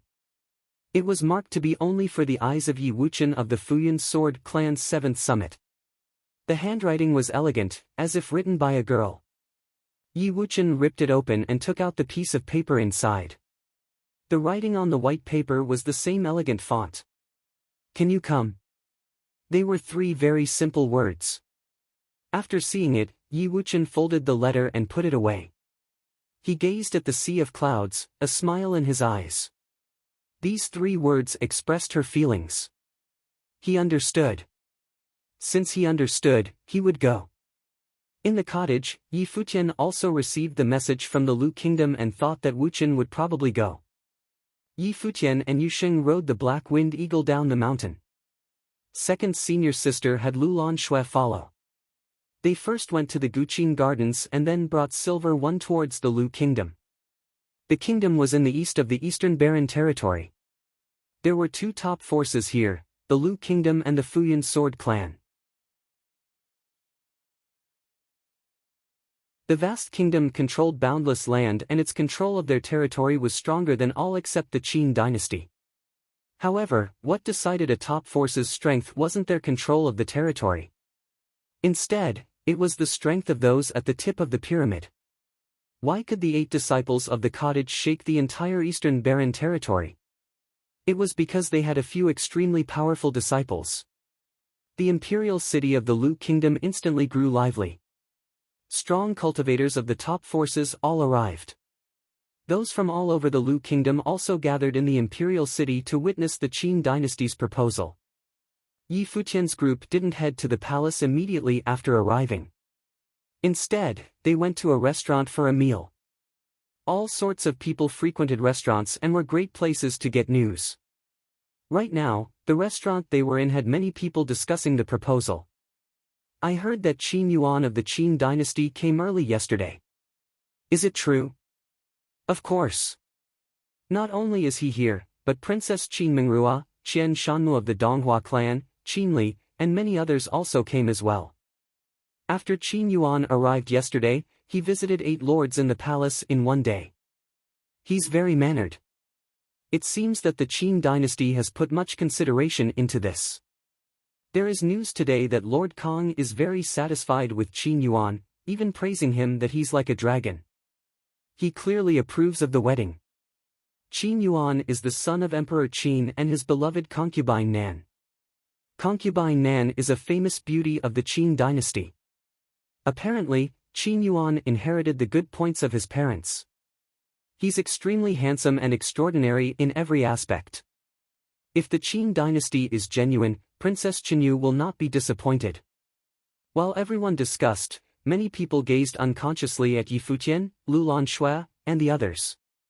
There was no reason other than that Yi Futian was a pretty boy and Lu Lanshui, with her silver hair and eyes, was an icy beauty. They were both rare species. Yi Futian made a face. What were they looking at him for? "Maybe you are the Prince of Qin," someone asked jokingly. "Do you think I look like him?" Yi Futian asked in reply. No. If you were the prince, I would see the others as well. Even though you have a nice temperament, something seems to be lacking." "Indeed, he is lacking a royal aura," someone joked. "I'm just kidding. Please do not feel offended. You two can't be compared." He thought that Yi Futian wouldn't feel offended to be compared to Qin Yuan. "Indeed, they cannot be compared. Qin isn't qualified," a cold voice said. It was Yu Sheng. As soon as he spoke, the entire restaurant quieted down, everyone looking at him. Qin isn't qualified? This guy really dared to speak his mind. Since he had the courage, he must be powerful. Could this group be from another top force? But even a top force couldn't dare to say Qin Yuan wasn't qualified to be compared to them, right? Yi Futian shot a look at Yu Sheng. With his temper, they couldn't stay in the restaurant anymore. Let's go. Yi Futian rose and turned to leave. Who are you? You sound too confident, a voice called. Yi Futian stopped at the door. I feel quite insulted to be compared to those lowly people from the Qin dynasty.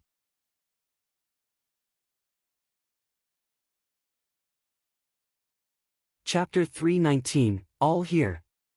Chapter 319, All Here. Countless gazes fell on Yi Futian's back. Even if he was from a top force, he was being too disrespectful by calling the Qin dynasty lowly in public, right? Thinking of what had happened at Chaoga City, they were close to figuring out this youth's identity. In the Eastern Barren territory, only disciples from one place could be so arrogant and think that the Qin dynasty didn't qualify to be compared to them. It was the cottage, of course. And other than Yi Futian, which other young disciple came down from the mountain? I didn't think I would be able to meet the 8th disciple of the cottage while drinking here today, someone said, putting their hands up to greet him. The cottage and Qin dynasty has always been at odds. Mr. Yi is exaggerating a bit by calling all of the Qin dynasty as lowly, someone else said. When Qin Yuan entered the imperial city, he was extremely mannered and visited the lords. Many lords had great impressions of him and praised him. How can he be lowly? His voice was calm. Since he knew who Yi Futian was, he wouldn't be too impolite. He just wanted to hear Yi Futian explain his comment on the Qin dynasty. Did he like Princess Lu Qinyu too? Qin Mingrua of the Qin dynasty has married below her rank to the Donghua clan, Yi Futian said indifferently. Qin Li, the grandson of the emperor, is also pursuing Chu Yaoyao. Now, Qin Yuan is proposing to the Lu kingdom. Do they want to have marriage alliances with all of the Eastern Barren territory? Qin Yuan does not know Lu Qinyu at all but made such a commotion. Has anyone thought of how Lu Qinyu will feel? Entering the imperial city and visiting the lords. Is he preparing for when he comes to live in the Lu kingdom? Yi Futian's voice turned cold. If these actions aren't lowly, then how would you describe them? With that, he began walking out of the restaurant. Clearly, he was upset with this marriage. He would do his best to destroy it. The people who heard him were shocked. Everyone knew how powerful the Qin dynasty was. Thus, the people of the Lu kingdom were happy to see the alliance between the two parties. However, they also knew a bit about the Qin dynasty's ambition. Hearing Yi Futian's words, other ideas appeared in their minds. Indeed, the Qin dynasty was being too active recently, allying with each force. It was clear what they were planning. Of course, they were more shocked by the last sentence. Entering the imperial city and visiting the lords. Is he preparing for when he comes to live in the Lu kingdom? This phrase was accusatory. Who of the lords Qin Yuan visited would dare to support him now? Were they thinking of betraying? The cottage disciples were indeed extraordinarily talented. Their words were sharp as well. What happened at the restaurant quickly spread throughout the palace. Many people were shocked that Yi Futian had arrived in the imperial city and publicly disapproved of the marriage. They didn't know if this was the cottage's attitude or Yi Futian's own. Yi Futian had publicly called the Qin dynasty lowly. He'd offended them and the people wondered how the Qin dynasty would react. Something else was strange. Lord Kong had praised Qin Yuan to be like a dragon. He clearly supported the marriage. But with Yi Futian's words, he felt ashamed now. The other lords didn't dare speak up for Qin Yuan anymore. However, this didn't seem to affect Qin Yuan. News quickly spread that he continued to visit the lords. Someone asked him why. Qin Yuan claimed that the descendants of the Qin dynasty were mannered and cultured. When asked about his thoughts on Yi Futian's words, he said that he wouldn't speak about someone behind their back. Many complimented Qin Yuan's reply for being classy. Others thought that he was virtually fighting with Yi Futian. Yi Futian suspected Qin Yuan's actions while he just said he was visiting the lords out of politeness. Yi Futian called the Qin dynasty lowly while Qin Yuan said he wouldn't speak behind Yi Futian's back. Many in the Lu kingdom praised his perfect response. Lord Kong stepped out again, claiming that he'd met Qin Yuan, won over by his classiness. He thought highly of the junior but nothing else. As for the comments of lowly people, he didn't care. Yi Futian seemed to have lost in this virtual fight. Of course, some also turned up their noses at Qin Yuan's response. When Yi Futian had only been famous in the ancient barren world, Qin Li had publicly commented on him. The Dongqing College hadn't been established at that time, Yi Futian and the Qin dynasty hadn't had any conflicts either. Now that Qin Yuan was claiming that he wouldn't speak about others behind their backs to show the classiness of the Qin dynasty, it was a bit not genuine. This made people suspect that Yi Futian would also pursue Lu Qinyu. But Yi Futian had a girlfriend who was rumored to be cultivating at the Moon clan. If he pursued Lu Qinyu now, would Emperor Lu agree? Yi Futian ignored all the talk about him. He'd experienced the fakeness of the Qin dynasty long ago. After learning that a disciple from the Royal Xian Temple entered the Dongqing College to cultivate, he began suspecting that the Qin dynasty had taken part in the assassination at Chaoga City. Second senior sister had arrived and destroyed the gate of the Dongqing College. Why would the Qin dynasty swallow everything and cooperate with the cottage to find the culprit? Were they truly so weak? Looking at the entire plan, it seemed that the Qin dynasty was ruling over the entire world already.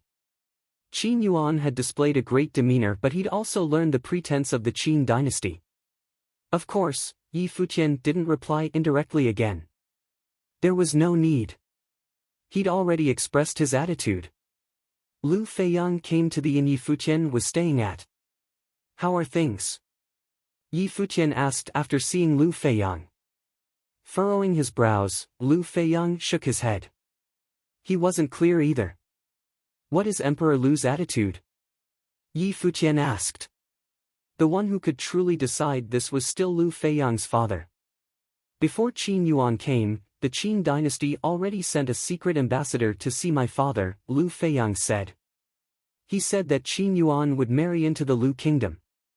No matter what happens in the future, the Lu kingdom's status won't change. Yi Futian's eyes flashed. It turned out that the Qin dynasty had already planned everything. "This proposal carries a lot of weight," Lu Feiyang said. Naturally, Yi Futian knew that since Lu Feiyang was here, he really placed great importance on friendships and disapproved of this. He wasn't thinking from the perspective of the Lu kingdom's interest. They were friends, but it would be understandable if Lu Feiyang, as a prince of the Lu kingdom, cut off all ties with him. "What level is the Lu kingdom's power?" Yi Futian asked. It wasn't really his place to ask, but he did so anyway. Lu Feiyang understood him, of course. "According to my father, the Qin dynasty might have found and activated their ancestors' tombs. My father estimates that there is a great difference in power. Of all the top forces, only the three in the center were the strongest: the Qin dynasty, Donghua clan, and the college. The others were all a bit weaker. If the Qin dynasty reactivated the ancestors' tombs, it would be terrifying." Yi Futian's brows knitted. One's power determined one's confidence. If the Lu kingdom didn't fear the Qin dynasty's power, they could do as they wished. "Qinyu revealed to me that she has feelings for Wuchen. This would have been great news in the past, but now," Lu Feiyang said. "If Wuchen had your status, he could fight for her, but he's only a swordsman from the 7th summit of the Futian sword clan. Disciples from the 1st summit have gone to cultivate at the Dongqing College. It's highly possible that they will become allies. Under this situation, it is difficult for Wuchen to compete with Qin Yuan. I'm a bit worried." He didn't feel good about this. He didn't expect the Qin dynasty would propose so suddenly. Ever since Qin Yu was given the title of crown prince, the Qin dynasty started taking huge strides forward. They were becoming more and more powerful. The Lu kingdom was under great pressure and he feared his father would choose to sacrifice Lu Qinyu. I hope His Majesty won't agree, Yi Futian murmured. This was the Lu kingdom's matters. He couldn't interfere and could only try his best. In the beginning, he jokingly pushed Lu Qinyu and Yi Wuqian together. If they really had mutual feelings, he couldn't just sit and watch Lu Qinyu marry Qin Yuan. People from the various top forces gradually arrived at the imperial city. The Qin dynasty had visited all the important figures and expressed their attitude. Finally, the day of the marriage proposal was here. Today, guards stood in order outside a place inside the palace. A group came from afar on the golden road outside the palace. The person at the front wore a golden robe. His long hair was tied up. He had handsome features and a pair of bright eyes. He had a slight smile and looked really mesmerizing. Indeed, he could be a flower boy. This was Qin Yuan, youngest son of Emperor Qin. Today, he was the star. Beside him were Qin Mingrua, Qian Shanmo, Qin Li, Chu Yaoyao, and the others. They were all extraordinary while the girls were even more beautiful. Two of the three beauties appeared together. This group also signified something else. Qian Shanmo and Chu Yaoyao were respectively from the Donghua clan and Moon clan. Appearing with Qin Yuan, this added more to the proposal. Qian Shanmu was obvious. The Donghua clan had already announced to ally with the Qin dynasty. But was Chu Yaoyao here as Qin Li's girlfriend or the virgin of the Moon clan? Another group flew over quickly and landed outside the palace. In the distance, a group of swordsmen came in the air with whistling sword aura. They also landed near the palace. In the distant crowd, many people walked towards the palace. They were all from the top forces of the Eastern Barren territory and had all arrived. Emperor Lu had invited people from all over for the proposal. They naturally wouldn't miss this event. This could very possibly show the direction of the Eastern Barren territory's future. You're tuning into the Passion Pages YouTube channel. We're so grateful for your support and don't forget to subscribe to join us on this incredible journey through captivating stories. Your generosity through donations truly makes a world of difference, as it's the primary source of revenue that allows me to expand and enhance this channel for you. Thank you from the bottom of my heart for being a part of this adventure.